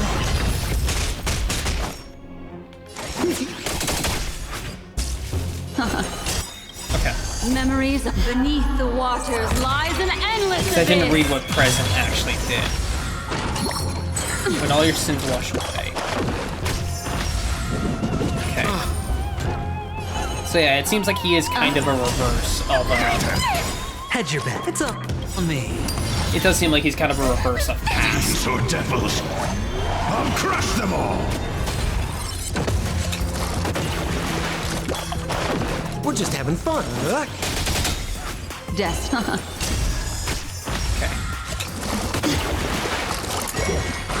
Mind Yeah. your manners. It'll detonate all DOTs. Oh, okay. Protect me! Protect me! Destiny's hand has freely. truly Literary blessed me. fragment. More business, eh? What are you waiting for? To betray my customers? I charge extra. Oop. Out. Hedge your bets. We're just Gonna try and save up some of my energy. Because obviously we're gonna have to fight a future. Alas, they remain but slaves till the very end, with the illusion of freedom. I mean, isn't that all humans? Thus concludes the second act. Amidst an illusory harmony, Land of the Exiles charted its course toward becoming the planet of festivities. This is how Penacony fell under the family's control.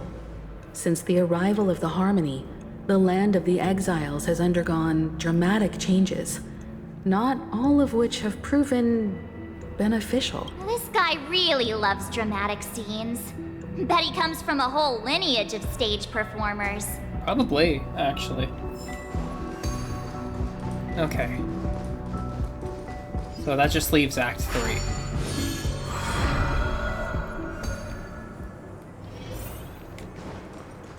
They used the planetary rings to establish the law, forging a code of conduct among the masses.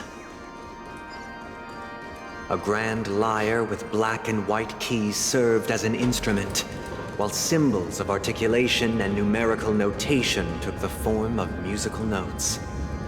The downward flowing river became a melody, and the canon of law dictated the form. This guy is really into these puppets. Yeah, I could do without the mannequins, thank you. Stage play Act 3, Ode to Order.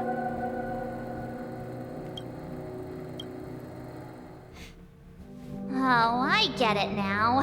The last scene is all about singing the praises of the Order. And the atmosphere here is completely different from the previous two scenes.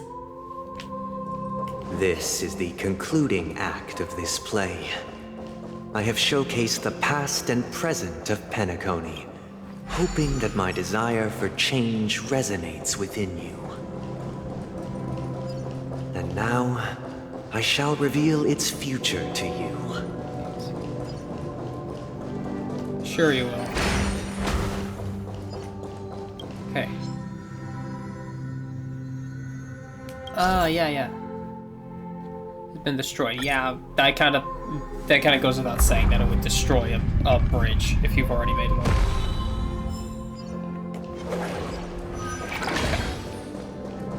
Back up. Yeah, like I said, I'm just gonna be skipping the tickers and most of the chests. Because it's... Without a king, who shall bear responsibility? Because I'm definitely feeling a bit of burnout with the story. And how long it's been going on for. We will make choices on their behalf, and we shall support them, protecting and standing against the mighty. Okay.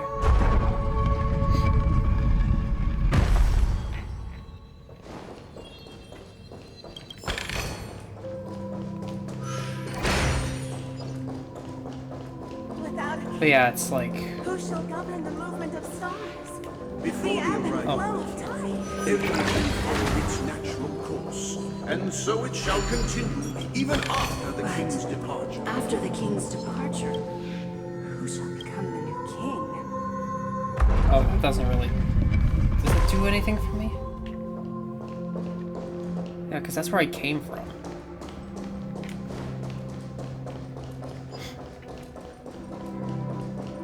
Okay. Ah, okay. Here. Yeah, that's more just getting to that chest. Alright. That leaves the final boss, Future. Hey, aren't we supposed to kick off a short story and have a fight here just like we did in the previous acts? Why aren't any of these puppets saying anything? Perhaps we'll need to complete the story ourselves, just like we did before. So, do you think their mind needs tinkering or something? Remove some of the ore. Based on the experiences from Act 2, it seems you'll need to employ clockwork once again. Satisfied, yeah, sure. Farewell, former king. Well, that's new. We no longer have need for a king, for we have become kings of all things. Farewell, former king. How did it go? You can't change them? My apologies for my negligence. I forgot to inform you that the final part was scripted long ago. Let our previous king recount it to you. Now it is time for the final rite. Prepare for battle. Looks like we'll have to fight again. Alright. Ending from the infinite spiral. I reverse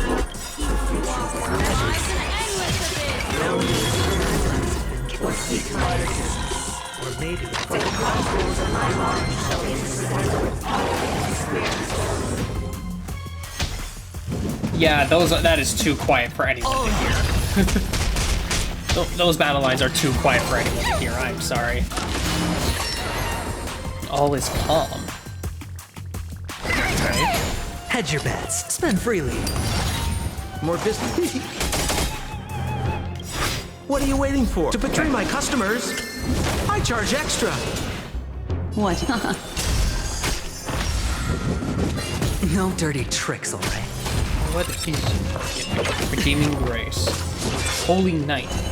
Play it to tune. Okay. Sure. It's on me. We're just I don't know what tune it's about to play, but apparently it's about to play one. Ill fate descends.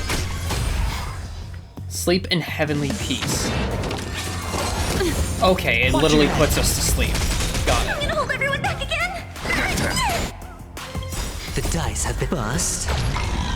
Or maybe I'll take it all. Okay. Death. Memories are beneath the waters lies an endless This boss seems simple enough, but it definitely seems like it's one of those past, present, and future have to work together to really be a threat. It's on me.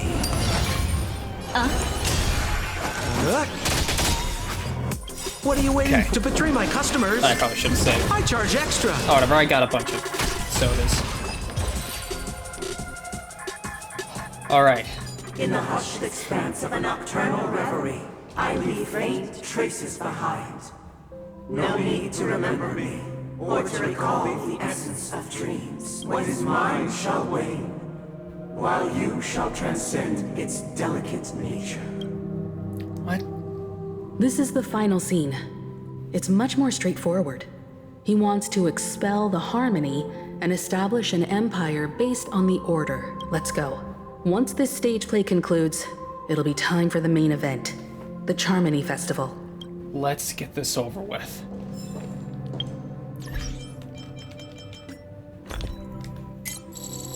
Let me... Come on, there we go.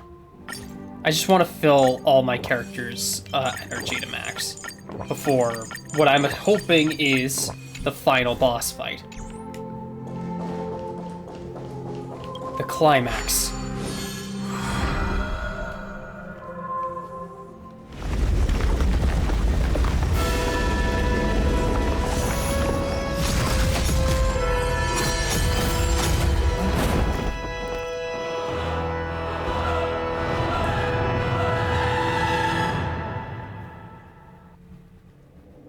One system hour. They imbued the world with meaning, perfecting all things in the heavens and on earth. Then, they rested from the labors of creation, yet all beings cried out to Enna. Under the banner of the Order, you have defined all things in the cosmos.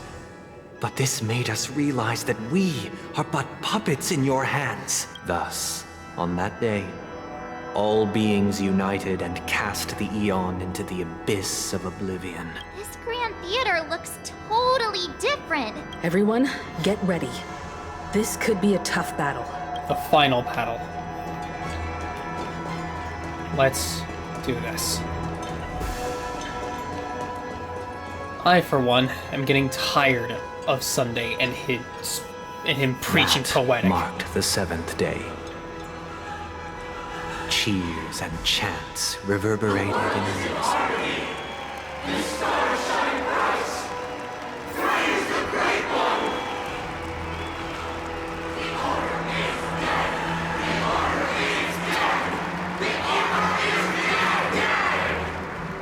You hear it too, don't you?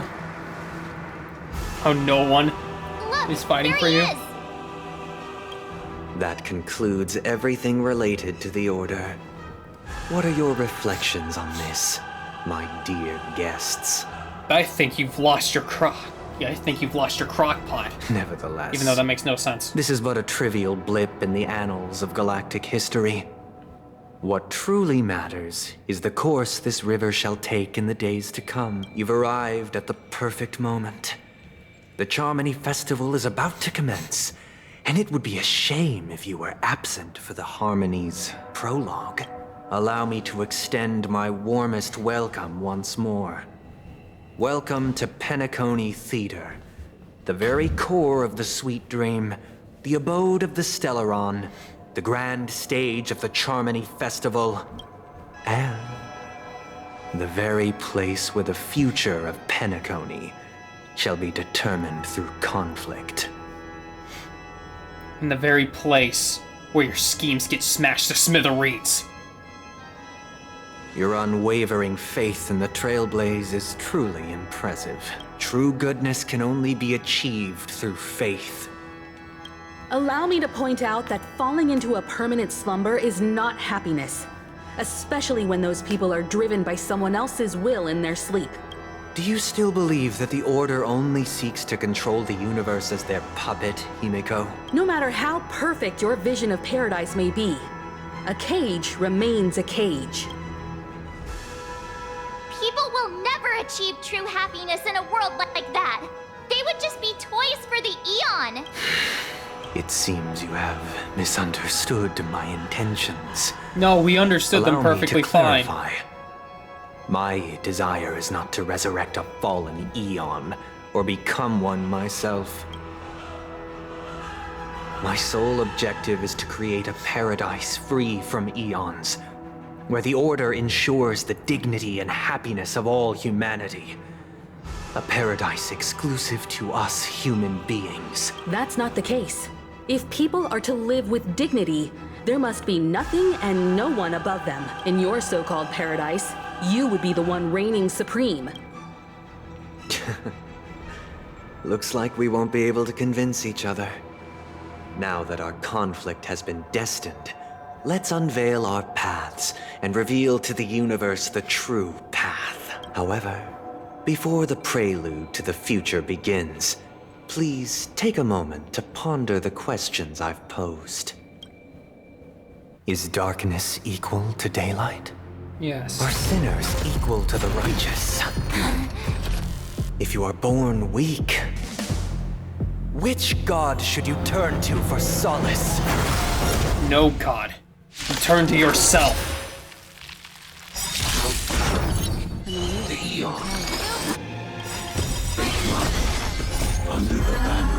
The past, the present, and the eternal show.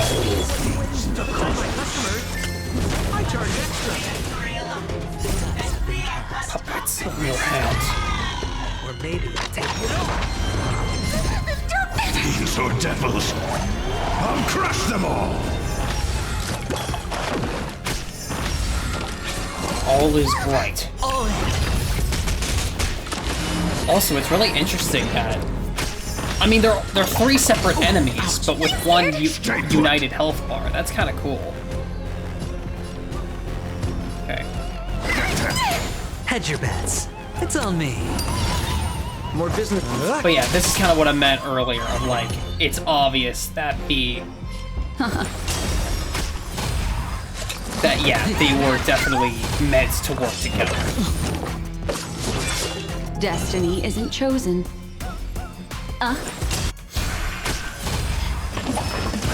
Attribution will find you. Everyone that could give me strength. Destiny's hand has Spend truly freely. blessed me. We're just having. All right. What are you waiting for? To betray my customers? But yeah, just keep. I charge extra. Keep Waha's protection up. So that way, anyone so that way, if anyone does fall asleep, we'll be fine. They'll recover pretty much right away. Because hopefully with Aventurine, they won't fall victim to that. Sure, I'll play along. It's on me. The dice have been bust. Or maybe I'll take it all. Watch your head. Watch out! Because with Aventurine's shield, we shouldn't end up falling prey to it. What do you want?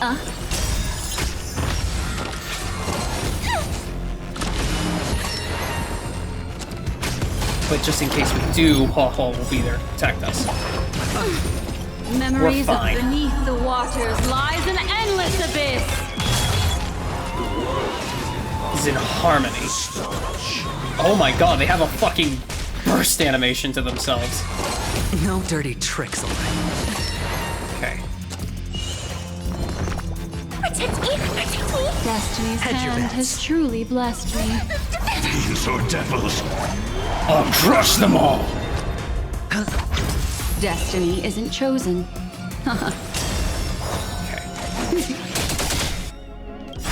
What are you waiting for? To Betray my customers? I charge extra.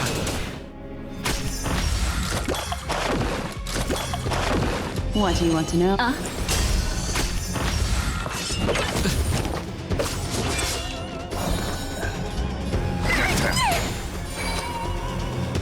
Spend feel like- freely. The dice have been cast. Bust. Or maybe I'll take it all! Watch your head! Order's commandment has been delayed. But yeah. I really don't know what to add. I know it's, as a streamer, it's my job to like talk and shit. It's to, you know, make commentary on it, but man, I really do not know what to say. There has been so much going on, so much dialogue. I'm genuinely not processing all of it. In their actions. No dirty tricks.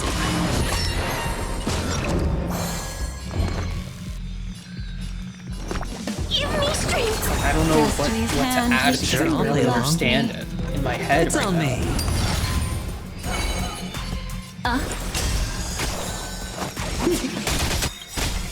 What are you waiting for? To betray my customers? I charge extra. I notice that's been a common trait when it comes to like Star Rail on stream. I just never know what to say. Because it's like the stories end up like hitting somewhere really deep and I just never know. Hedge your bet. Spend freely.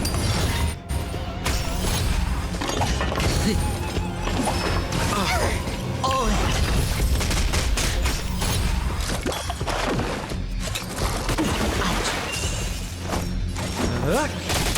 Okay.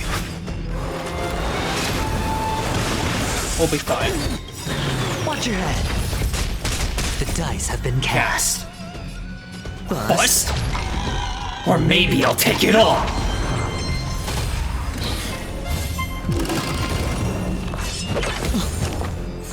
What do you want to know?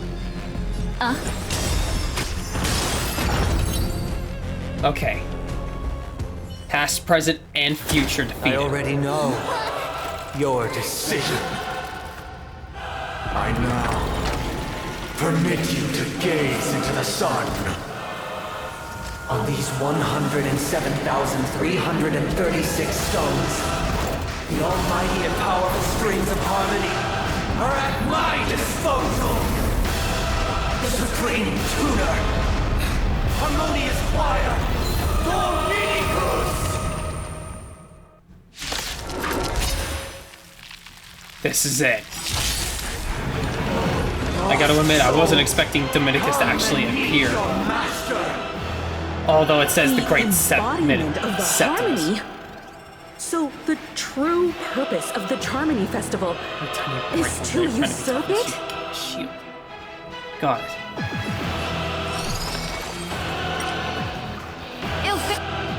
Alright. Beneath the waters lies an endless abyss. Yeah, it kind of sucks right now because all we have is imaginary and wind. My team is not made for this, I can tell you that much. Crush them all. What are you waiting for? To betray my customers?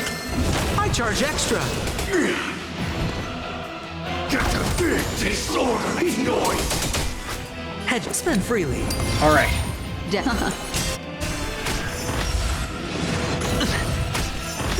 Having our actions is gonna be annoying. Wise and perceptive as you are. Momentum is about to start. Break echo fate of faded dreams quickly. Why could the harmony and the order merge into one? I'm feeling like there's another world in front of my eyes. Because neither side could tolerate discord. Ow. Disorderly noise. The dice have been bust. Alright. Or maybe I'll take it all. It's definitely going to be a bit of a challenge because I am not made with multiple elements in mind, much less break effect. But we'll get it done. It's on me. I've dealt with worse. What are you waiting for? To betray my customers? I charge extra. Noisy. Mind your manners. Alright. Oh wait, battle over. Wait, we won? I was expecting like another phase. Creation will be reborn from the remains of the gods. Don Hung!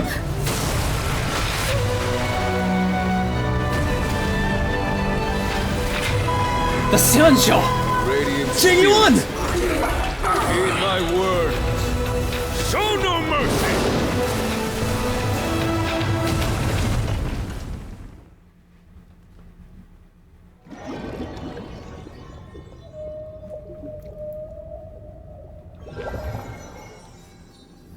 Wake up! Wake up! Hey, wake up! The sun's frying your butt! What? Are you alright? Can you hear me? Do you remember your name?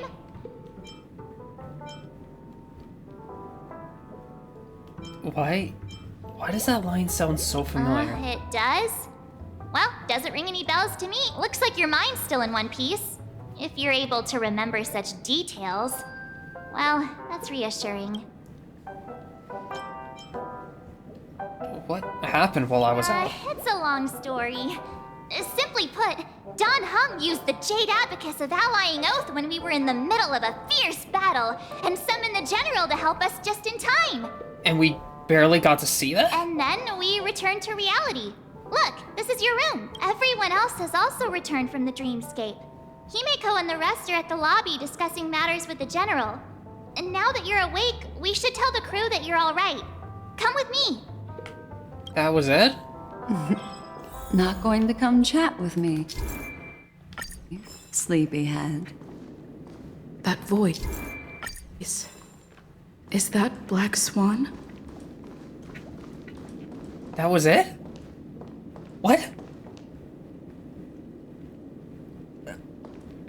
We have gone for 7 hours? And we have a fight that barely lasts 5 minutes? And barely got the chance to even get started? Hey, we meet again. What's Miss Black Swan doing here? Nothing, Miss March. I noticed she was awake and wanted to check to see how she was doing. Thank you, Mommy. Though the strike from the General was timely, its destruction was also immense. When emanators collide, ordinary people inevitably suffer. But, luckily for them, the dreamscape is my home turf. Nice. Thankfully, I managed to get everyone out before the harmonious choir collapsed. Oh, so that's what happened. Thank you, Miss Black Swan. Don't mention Felt it. really anticlimactic, After all, though. I wouldn't want to see such precious memories vanish. You're heading to see your friends, aren't you? Would it bother you if I walked with you for a short while? Please do. Of course not. But you're not planning on doing something like last time. Why would you think that? I've never harbored any ill intentions. Well, not when you are around, anyway. Wait, what's that supposed to mean? Himeko and Mr. Yang are probably still busy. Let's go look for Don Hung first. That's really it? The fight barely lasted Look, he's any still amount of talking to that cowboy. You're awake. How do you feel? It's like the whole thing was, of course, like everyone working together with the harmony and all that, but I was expecting like another phase where like we would get to see that. You know, we see the Xianzhou working alongside Boot Hill, working alongside Acheron, like all that stuff, and the fight barely lasted. I was still trying to figure out what everything meant, and it was just over. Well, fork me. You must be that Stellaron they were talking about. Well, fuck me. You must be that guy they've built up just to do nothing.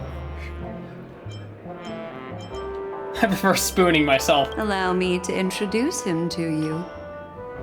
This is Boot Hill, a Galaxy Ranger. During our pursuit of a certain person, we crossed paths and just so happened to uncover a shocking plot being concocted by Mr. Sunday.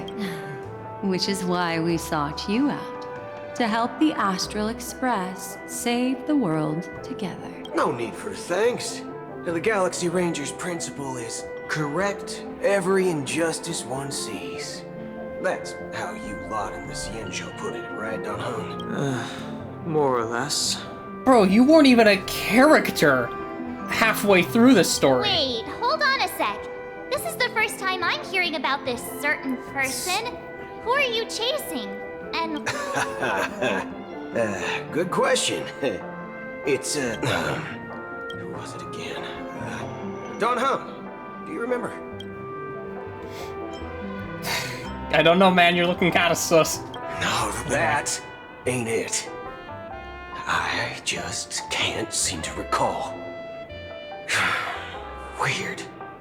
My neurochip hasn't registered any malfunctions. I can't seem to remember either. What's going on? Heck. Forget about it. If it slipped all our minds, reckon that person was just a minor scoundrel. Unimportant. Ain't gonna stop us from piecing together the story anyhow. Yes. When the dust settles, I'll just think of a way to recall it in the memory zone. Everyone, let's hurry up and look for Miss Himiko, shall we? She's now a minor star on Penacony, and the entire hotel's concerned about her well-being. Yeah, that seems to happen a lot.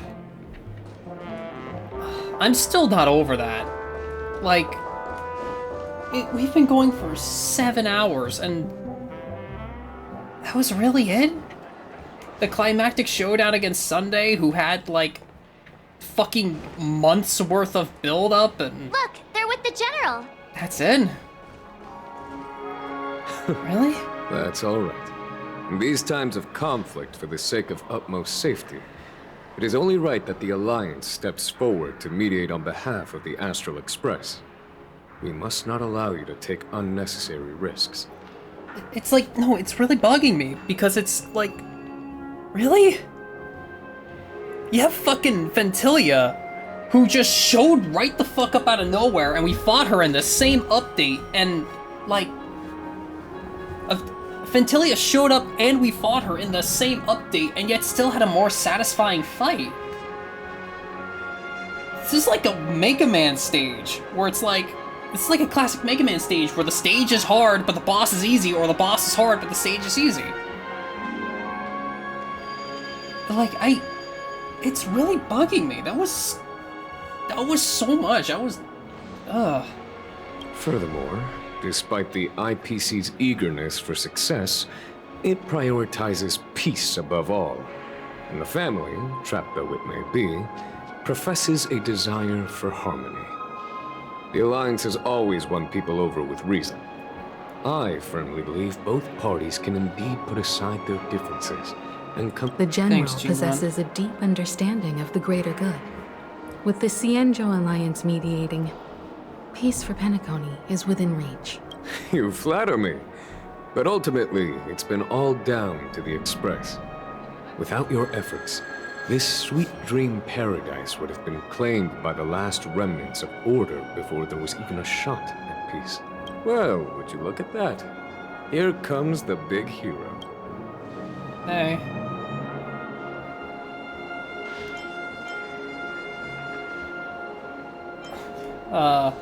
I do what I can. If it isn't the galactic baseballer, a true hero who dares to take action. Are you okay? I heard you couldn't wake up. Are you feeling unwell? Don't worry, Mr. Yang. There's nothing wrong with her. She practically burned through a lifetime's worth of jokes on the way here. Definitely. What about you, Mr. Yang? I heard that even Miss Robin wasn't spared. And that guy locked you both up. It's a long story. But at least Mr. Sunday took it easy on us. He used an ability called tuning to connect our consciousnesses with his. In other words, he imprisoned us within his consciousness. Thanks to General Jing Yuan's destruction of the Harmonious Choir, we were able to escape. He used that tuning on us too. Does that mean that we were almost imprisoned as well? I can confidently say now, he was truly after a fair fight with us. Had he wanted, he could have easily taken us down, without so much as lifting a finger. Speaking of the Oak family head, where is he now? It's complicated, but in a nutshell, he's now the former Oak family head. The IPC has named him the key figure in the family's Penacony split, citing a threat to cosmic peace. He must represent the family and answer for the unrest caused. His trial is set to take place at Pier Point. The family quickly labeled him and the remnants of the Order as enemies, declaring the turmoil an internal rebellion. This move effectively barred the IPC from intervening in family affairs on both moral and rational grounds. Everyone really has their own agenda, after all. At the end of the day. Then, what's going to happen to Miss Robin? She and Sunday won't be able to deny their involvement in the Charmony Festival. They're siblings, after all. Why the sigh, General? I can only say that this incident is an unexpected mess for the girl. The Alliance will try to persuade the family to consider this matter carefully during mediation. It's time, everyone. The IPC's key members and I have agreed to consult one another before the upcoming negotiation. Do any of you wish to sit in? Given the General's invitation and the matter's significance to the universe, the crew will naturally accept. However, if the IPC has any reservations... Why, of course you're welcome. They've mentioned that your team is a trusted ally of the IPC in Penacony, so there's no reason not to welcome you. Besides, if there can be reliable observers from the Astral Express present, discussions will go more smoothly. Works out. Well then. I'm kind of allergic That's to more those types cutscenes, of right? situations. I think I'll just head back to my room and start packing. Not to worry.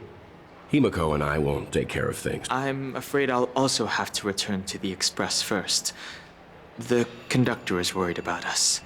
It's best I go and explain the situation. Thank you. What about you, Will you join Welt and me?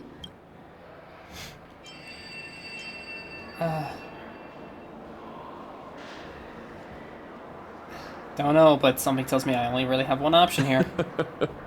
Good guess. Although I'm not too sure of the reason.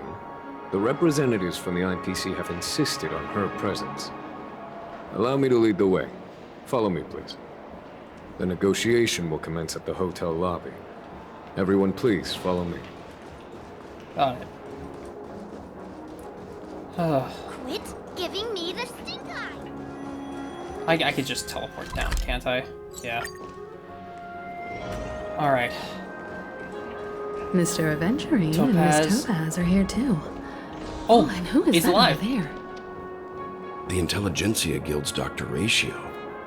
This assembly is quite something. It's been a while, my Astral Express friends. Hey, Aventurine. I would We also thought you extend my died. sincere thanks to you, General of the Lawfu. The presence of everyone here assures that the talks will likely reach a conclusion that satisfies all sides. Oh. Looks like everyone has come with expectations. Care to share? Of course. Topaz, if you please. Sure, leave it to me. In summary, it's good news. After much deliberation from the Strategic Investment Department's Council, the absolute majority of members have agreed to the following resolutions. In light of long-term considerations for interastral peace, and by authority of Pierpoint HQ, the Strategic Investment Department, on behalf of the Interastral Peace Corporation, will permanently relinquish its claim on Penacony sovereignty and offer unconditional support of the family's rebuilding efforts on Penacony. Now that's something. Huh. So the IPC does see the big All picture, in the huh? name of peace. That's our motto. Has the IPC finished sharing all its thoughts? Then it's our turn. The Guild, much like the Genius Society, has taken a keen interest in the recent calamity in Penacony. Ultimately, both parties have agreed to a comprehensive collaboration, offering technical support for the reconstruction of Penacony. The floor is yours for the final points, Mr. Screwlum. Enlighten us, please. Organic life's unrelenting search to understand the realm of inner spirituality is something I both admire and envy. Inorganic life has no mechanism to evoke dreams. But when my mechanical impulses are activated, my inspiration circuits will start to operate, and I will enter a state defined as imagination. Every time, within the realm of imagination, there emerges a fire from the shadows. It is warm, bright. I frequently ponder this flame might represent the essence of intelligence. A cluster of inspiration ignited by high temperatures. The future direction of the universe may well lie within it. Alas, they are nothing but projections of my thought system to me. Desired, but unattainable. But after learning of Penacony's accomplishments, I have come to realize that the flame is not beyond my grasp. After deliberations with my partners, we have decided to defer the progress of the Simulated Universe project, and instead assist the Intelligentsia Guild as technological consultants in the research of the Dreamscape and Memory Zone, so that these assets may be better used to serve humanity. Not only that, we've also established contact with the Garden of Recollection through the IPC, and they've pledged their support for our research endeavors. I'm truly happy for the Dream Chasers on Penacony. The cosmos' brightest and, let's admit, dimmer intellects are now at their service. It's a big W for everyone.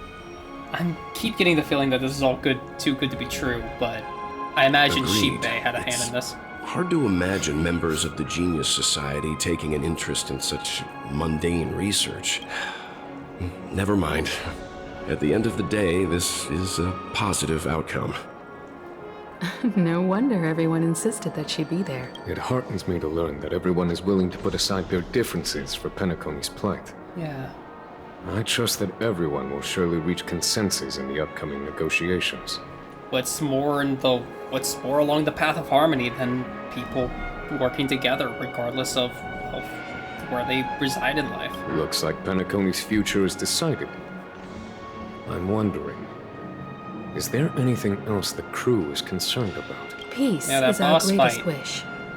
Beyond that, we desire nothing else. Well, that's good. Now that everyone's minds are at ease, I shall take my leave. You may now depart with peace of mind. The Alliance will deal with all subsequent procedures. Sometime later. If that's the case, it appears that we have nothing else to worry about on Penacony. Looks like it's time for us to embark on a new voyage. Sounds good to me. You two head back to the Express first. I'll pick up March and deal with the checkout procedure. Oh, also, Miss Black Swan, you have a matter to discuss with me, yes? Nothing escapes your attention, Miss Navigator. My God. You've been with us this whole time, Of course she has been. In any case, she and I will be waiting for you and March on the Express. Let's go. Our time on Penacony has come to a fruitful end. Penacony's journey ends here. I guess it was pretty fruitful. Yeah. Ultimately, return to the Astral Express. Ultimately, the stories that we had and the journey that we had was amazing. I have no fault with that. The navigation meeting is about to start. We're all waiting for you. When did the Express become so lively? But it's like, the journey of Penacony was amazing. I don't really have complaints. It's just so much just for what essentially was kind of a footnote. Ahem. Looks like everyone's present. Let the navigation meeting commence then. This a meeting to decide our next stop? How we doing this? By show of hands. Hold your horses, cowboy. It's for those to decide. Black Swan, how come you're here too? Shouldn't this be expected of a memo keeper? Allow me to explain. Mr. Boothill and Miss Black Swan submitted a request to temporarily travel with the Express for their own personal reasons. Okay, Swan being with us though? Whew. As you all may know, the Astral Express never declines any passenger whose heart yearns for the distant stars. Therefore, they will be traveling with us for a while until they reach their destinations. Whoa, the Express is going to be much livelier now. But, Miss Black Swan, you better not use your memo keeper abilities to pull any pranks. Understood, Miss Marge. I promise you, you'll never see me in your room while you're taking a break. Don't! You're freaking me out. All right. Now that everyone's met everyone, we can continue our navigation meeting.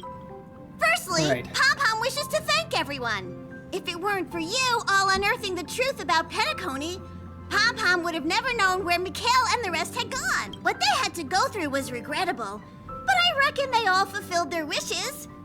And it was thanks to all of you. Thank you, everyone. Now then, we come to the crux of this navigation meeting. We must decide on the Express's next stop. Let me introduce our current options. The first choice is from Himiko, the oceanic planet of Lushaka, a planet composed entirely of water. Many aquatic races reside there. Of course, it's also the home planet of the venerable, nameless Mikhail. The second choice is the agate world Melustanen, suggested by Welt. It's famed as one of the initial sites of the Stellaron disaster, and the place where the beauty Idrilla ascended. Today, it's celebrated as a planet of undying allure. The third choice is Edostar, a planet nestled within a vast ion storm region, currently under assault by the Antimatter Legion. However, the distress signals from there have recently ceased, prompting the IPC's wish for us to check in on the situation. The last choice, courtesy of Black Swan, is the glass belt Petravia, a massive belt of asteroids that was turned to glass by the Lord Ravager Zephyro. These days, it's apparently known to house one of the branches of the Morning Actors Troupe. So, our choice is learning more about the Trailblaze. What was the other one? Learning more about the Trailblaze. Learning about where the beauty went.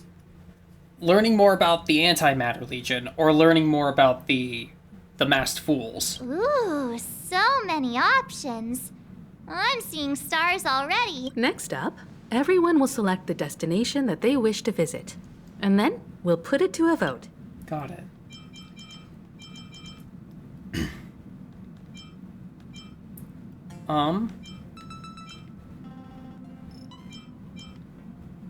That's a good question.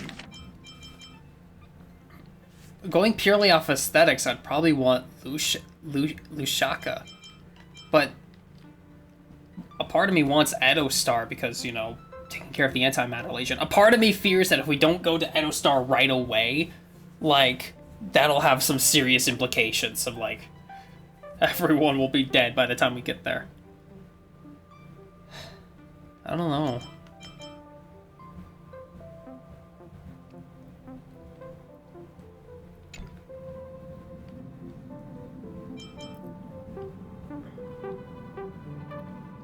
Edostar, because there's other games where I could get the aesthetic of Lushaka.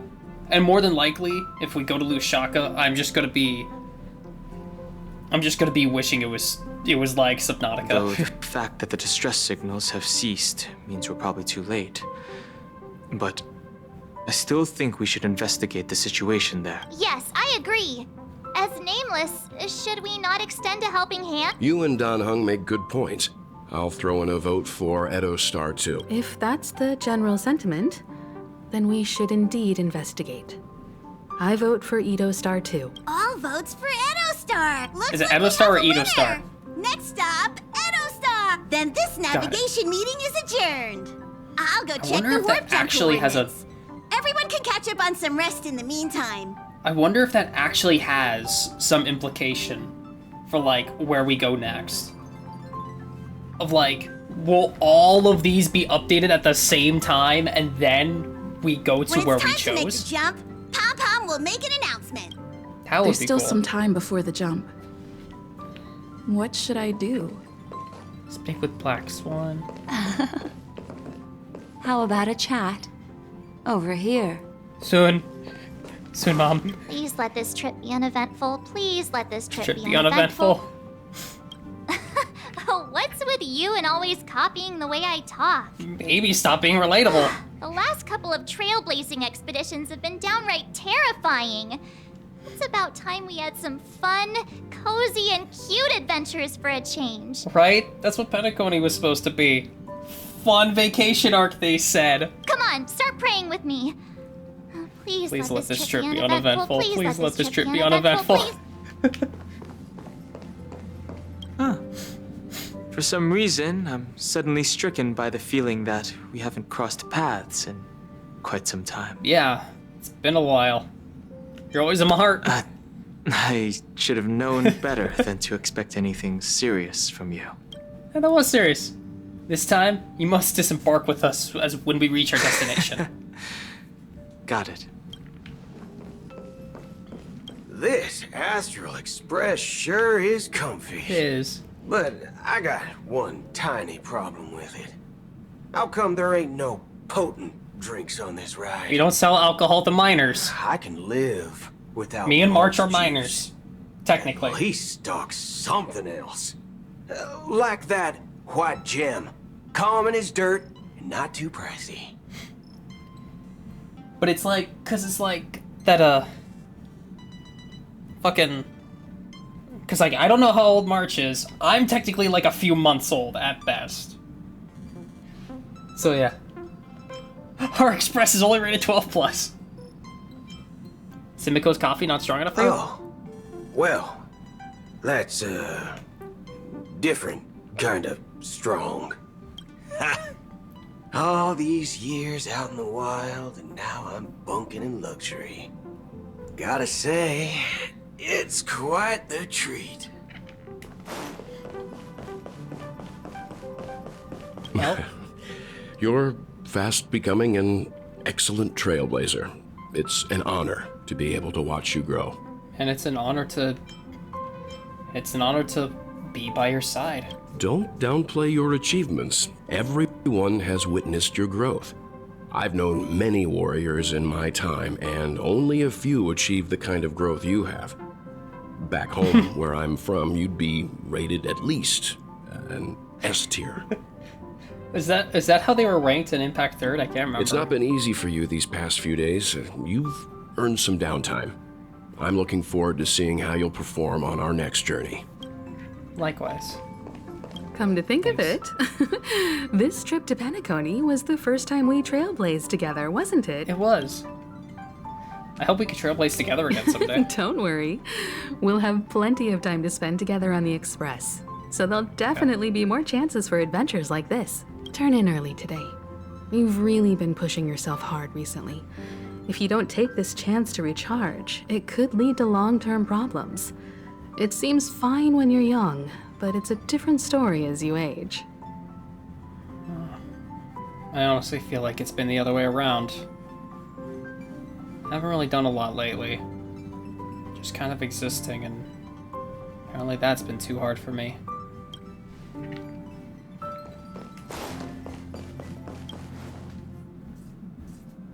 Hey, Sfalma. Oh, you're here.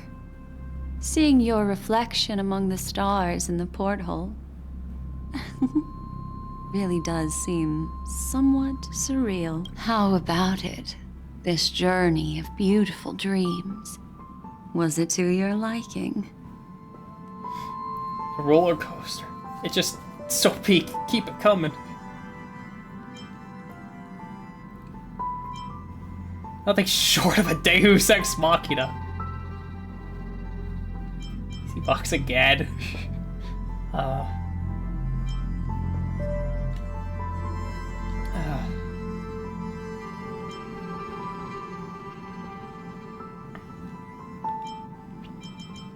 Just my feelings don't really, I guess, kind of left me wanting more, but it's like this was great. The story as a whole leading up to this was great, but it's just this update was just nothing but dialogue and nothing but story, only culminating in a boss fight that barely mattered. So it's kind of hard to say what I feel. I guess ultimately... I can feel your obvious excitement. That means your memories will also become even more beautiful. So, how about you hand that small parting gift back to me? I'm quite eager to have it back. Okay. Oh?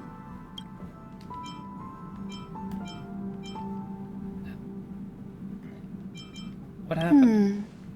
Never mind. I just stumbled upon a particularly fascinating spot in your memory. Before I explain, I would like to apologize to you. This farewell gift I gave you isn't really a compass from the memory zone, but merely an empty light cone. Remember when we entered the hotel in the dreamscape for the first time, and I procured a few trinkets from your companions? Their functions are similar. This way, I can always be attuned to your location, ready to assist immediately if you encounter any threats. But this is not its most intrinsic function. Light cones are slices of light used to encapsulate solidified phenomena. This empty light cone is the same. It can etch your memories in their most vivid form, and then allow me to admire and manipulate them, turning them into unique mementos. All the world is born from the power of mind and soul, and that power is memory. To prevent ourselves from being forgotten by the world, we must make the world remember us, or use our memories to recreate it. Life, seemingly vast, offers but a scant collection of impactful memories. Some joyful, some sorrowful, some light, some heavy. But you are different. Memory is a reflection of the future. Within that reflection, I see your unparalleled worth. You have the power to craft memories that can captivate the world. Your memory can illuminate the universe's future path. I don't feel like I believe that. And that memory will be as scintillating as the star clusters you see in this porthole.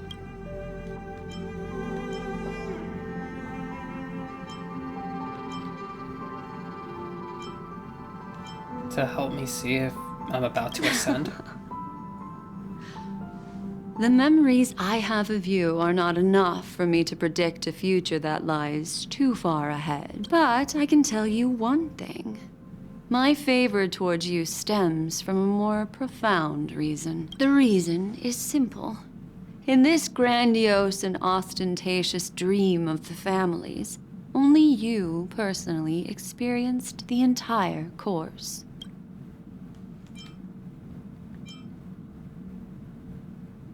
And that just ties back to something I've talked about before of like, yeah, I have experienced literally everything because as the player, we saw multiple people's perspectives, not just our characters.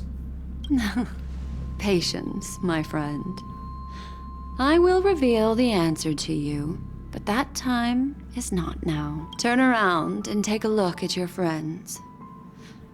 Every one of them is reveling at the arrival of their next destination, all filled with hopes and expectations of their own present and future. Revealing everything at this moment would be a bit of a buzzkill, wouldn't it?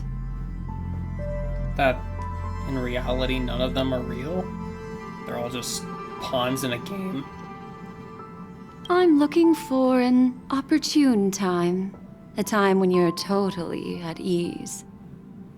Perhaps when the night grows hazy and you're about to drift off would be the most opportune. How about one fine night?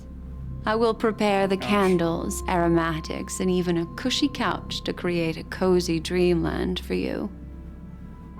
And then I will tell you the answer in the form of a little bedtime story to lull you to sleep. Can you do it while you cuddle me and pat my head too? Hi! Hello! Attention all passengers! The express is about to make the jump! Please be seated and hold on! It looks like we're finally about to set off. There are countless gleaming memories out there waiting for us. Why don't we just leave it at that for now? That's right. As a small token of compensation for playing that little trick on you with the empty light cone, I will gift you with some words. They hold great significance to me. Life is akin to a winding labyrinth where memories serve as our sole companions. You'll remember these words dearly, won't you? In the year 2158 of the Amber Era, the first year of the new epoch, the universe resumed its intended trajectory. The kindling of conspiracy smoldered in Penacony, the land of the dreams.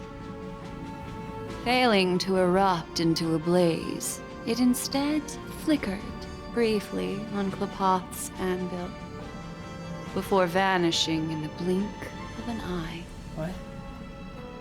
The dead and those fated to die remain in their eternal slumber, while the living find solace in deep sleep. All clamored in a cacophony of silence, and then went about their own ways.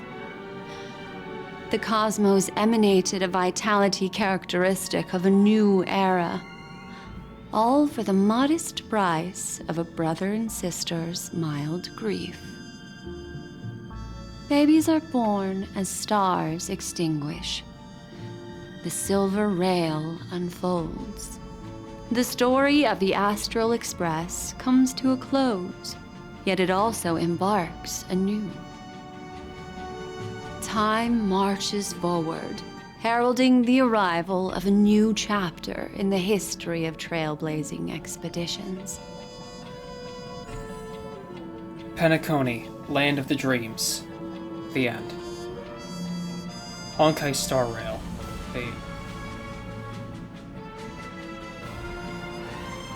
What?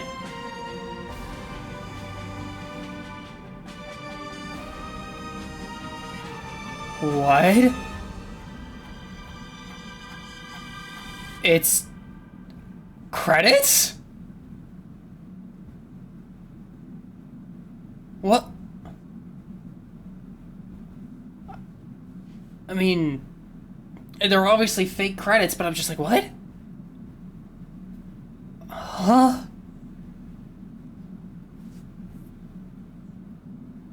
May this journey lead us starward.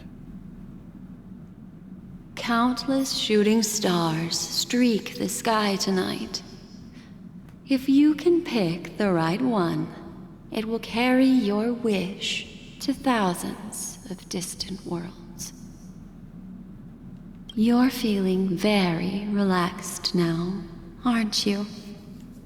So, then, it's time to tell you a little bedtime story. Well, let's start with a conclusion. The crew was defeated in the battle against Sunday. Everyone in Penacony failed, and no one survived. What? But don't panic. The truth, as horrifying as it may be, is not yet irreversible. There's still a glimmer of hope, and that's why I'm here. Next, I'll use this empty light cone that carries all your memories to relive everything that happened before. And when this story reaches its end, I'm sure someone as clever as you will notice that. There's a major flaw in the story you have experienced. Yet, within that flaw lies a glimmer of hope. You mean, like, that battle? Or, like, as a whole? Are you ready for it? Like, the battle against Sunday was the flaw? Or, like, in the story as a whole? Do you remember everything? When the clock turned back, the Express started a warp jump, sending you to a strange dream. You were bewildered back then, and then a Galaxy Ranger named Acheron showed you a way out. When you arrived at the Reverie Hotel, you met the doorman Misha and had a confrontation with Aventurine, an IPC representative. Thankfully, Acheron appeared again and helped you. After that, you saved Firefly and explored Penacony together. During the tour, you ran into Sparkle disguised as Sampo, and accidentally entered a child's dream. There, I rescued both of you from death, but Firefly didn't return to reality. She realized the truth and tried to involve you in her plan, but that resulted in an accidental death. Even more unsettling, you soon encountered another murder. The 2 cases of death prompted you to investigate the truth behind the sweet dream. Despite your efforts to gather information about the 2 victims, you didn't make much progress. But you did learn about the watchmaker from Gallagher. Meanwhile, Aventurine was secretly carrying out his scheme, in which you were one of the pawns. In the midst of a fierce battle, Acheron revealed her true identity as an emanator of the Nihility and unsheathed her sword. That strike foiled Aventurine's plan and opened a passage between the sweet dream and the original memory zone. Upon your arrival at Dreamflux Reef, you learned the truth that death was actually dormancy, as well as the truth about the dreamscape, the Stellaron, and the bellboy, Misha. You split up with Sunday and Robin, looking for a way to seal the Stellaron. However, it turned out that Sunday and the Dream Master had their own hidden agenda, and you had to engage in an ultimate duel on the stage of the Charmony Festival. Finally, the story reached its conclusion. You emerged victorious, with the Trailblaze triumphing over the Order, and Penacony embracing a bright and peaceful future. This marks the end of the thrilling journey in Penacony. I'm sure you've already noticed something unusual, haven't you? The major flaw, which contradicts all the known information, hides in this story. I gotta admit, I was just so taken aback by just everything. What is going on anymore?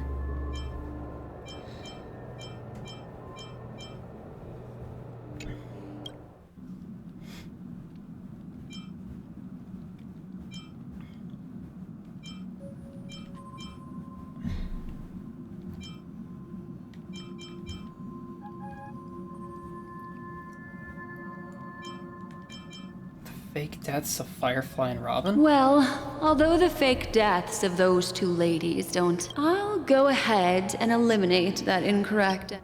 The fatal variable.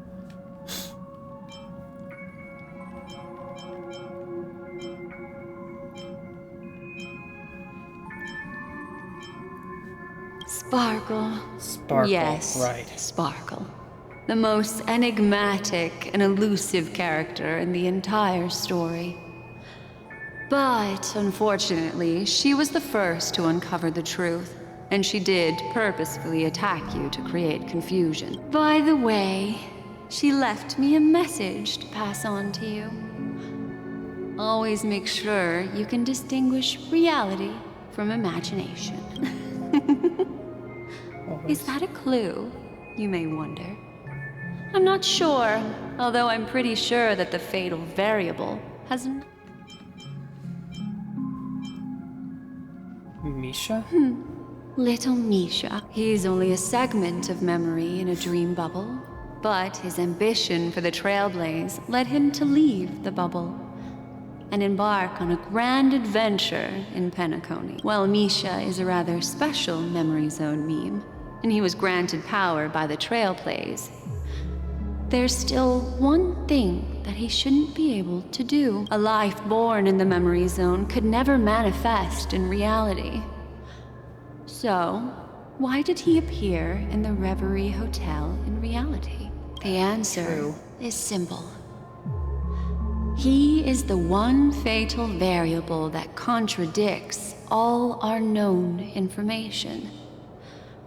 This means that you, who wholeheartedly believe in this memory, are still trapped in the dreamscape at this very moment. Wake up, sleepyhead. Break free from this eternal dream and return to the real world. Oh, it was too good to be true. We'll find our answers there. about to make the jump. 5, 4, 3, 2.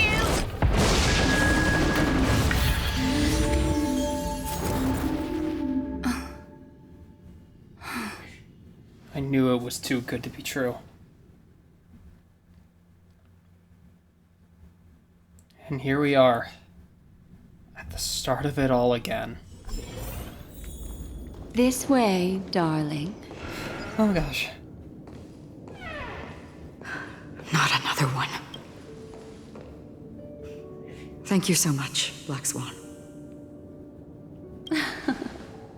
Finally, I can breathe a sigh of relief. Deja vu is very strong with this scene. I understand you must be confused, and we'll Beyond do our best to confused. My shed head light on the hurts. situation. However, before that, it's essential to know that this place is the rift between dream and reality. A place reserved only for those who have awakened from Enna's dream. Do you remember Sunday's ambitious plan? He intended to harness the power of the Stellaron, the collective will of over 100,000. Right. Unfortunately, it didn't stop there. From the early days of our journey into Asdana, we were already affected by the Stellaron. That strange dreamscape where we met. Maybe it was a sign that your thoughts were beginning to drift away. And I'm now back at the beginning? I don't think the goal of the Order was to put everyone into a deep sleep. Quite the contrary. They used the Stellaron to catalyze the leakage of Asdana's memoria into the material world, allowing the dreamscape to blend with reality, and that included a lot of memoria from the Beyond the Sky Choir. As time came and went, the dreams eventually became indistinguishable from reality, and reality became an illusion. People think they are awake, but their spirits have long since stepped into the Temple of Order. This is what makes Enna's dream so powerful. In this paradise governed by the Order, everyone indulges in their delightful dreams and lives happily ever after. I believe what you experienced in the sweet dream, except for that flaw, was real. Only in this way could you reach the destination, lifting the crisis in Penacony and embarking on your next trailblazing expedition. If it wasn't for Acheron's plan, we might have been trapped in this dream forever. Fortunately, while the path of the Order governs all things, it can't affect the Nihility. I came to realize this when the Dream Master tried to expel me at any cost. This is also why you felt a sense of peculiarity when traveling with her. Well, I'm not as fortunate as she is. Even if I'm a memo keeper, I was still influenced by the power of the Order and fell into hallucinations. However, thanks to your memories, now we still have a chance to turn the tide. For mortals, even if they possess the great power of a path, they can't create a flawless world like gods do. That's why there was a flaw in your dream. In other words, once you have realized the world is not real, you'll have a chance to break free from the dream. The flaw in your dream lies within Misha, who could have never appeared in reality. When I turned the pages of your memories, I realized that I was in an illusion too. We still have a fighting chance? Now Sunday has usurped the power of the Harmonious Choir through the Charmony Festival. Asdana has thus fallen into Enna's dream, transforming everyone equally into the notes of the Aeon. Failure doesn't mean weakness. Only the strong can gather the will to resist the Order and try to break free. We still have a chance, though. To make it happen, please, Black Swan, guide us to those with a strong will. All right, please come with me. These people are... They're the ones who accept Enna's dream and indulge in their happy illusions. We have no means to wake them up now. Not even your clockwork will do the trick. However, there are still other things we can do. Let's keep going. Or... let's not? I don't think I can make myself keep going. It has been 8 hours. I am all sorts of out of it. Huh? Am I still streaming? Okay, I'm still streaming. Sorry, I saw... Sorry. But yeah, I think I still have my chatting room. Yeah, there we are. I don't think I could keep going with everything that's happening. There is so much going on. So much my brain does not understand. This is definitely not how I was expecting this to end. Because, like...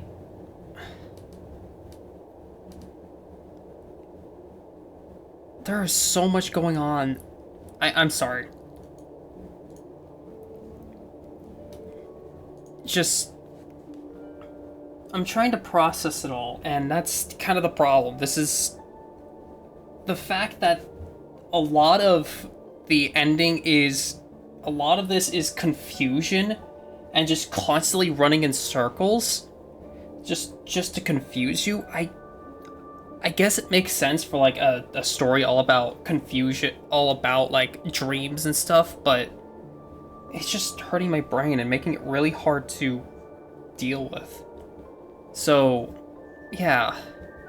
I don't know how I feel about this, especially since it's still going. We've gone for 8 hours. The other updates barely lasted, like, longer than 4. So yeah, I don't know if I like this. It feels like it's really teetering off at the end here. And it's just kind of wanting to go for the sake of going? I don't know. But yeah, so I think I have to end it here. Because my brain, I don't think I can force myself to keep going. So yeah. Let me... I want to raid someone. I haven't raided in a long time. I mean, I haven't streamed in a long time either.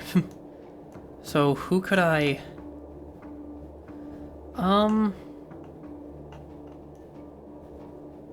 Fucking...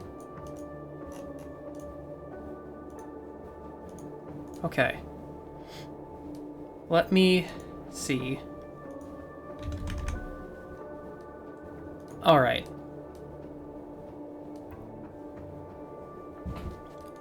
Okay. Alrighty, I want to raid you all over to Ren, because she is... Let me show up my chat. It's like, I want to raid you all over to Ren. She's a streamer who I've been enjoying the content of. And she's really cute, she's really sweet. Oh, we are unable to raid. Oh, never mind. Okay. That's okay. I'm not sure who I could raid. Maybe I can... Yeah, I don't have an idea. Okay. Maybe I won't raid then. So yeah. I guess I'll just leave it here. So thank you guys so much for watching and lurking. It really does mean a lot. Even though, like... I know I haven't said a lot. I know I wasn't talking a lot. But, like, just knowing that you guys were lurking in the background, then I could serve as white noise for you. It really does mean a lot. And it was nice. As much as this was very much a emotional whiplash for me, in terms of Star Rail's story and the confusion of everything, and still trying to deal with all the stream aspects, it was nice to stream again. And yeah, I don't know if this is sparking anything to, like, get back into streaming full time, but it was nice. So yeah, thank you all so much. It really, really does mean a lot.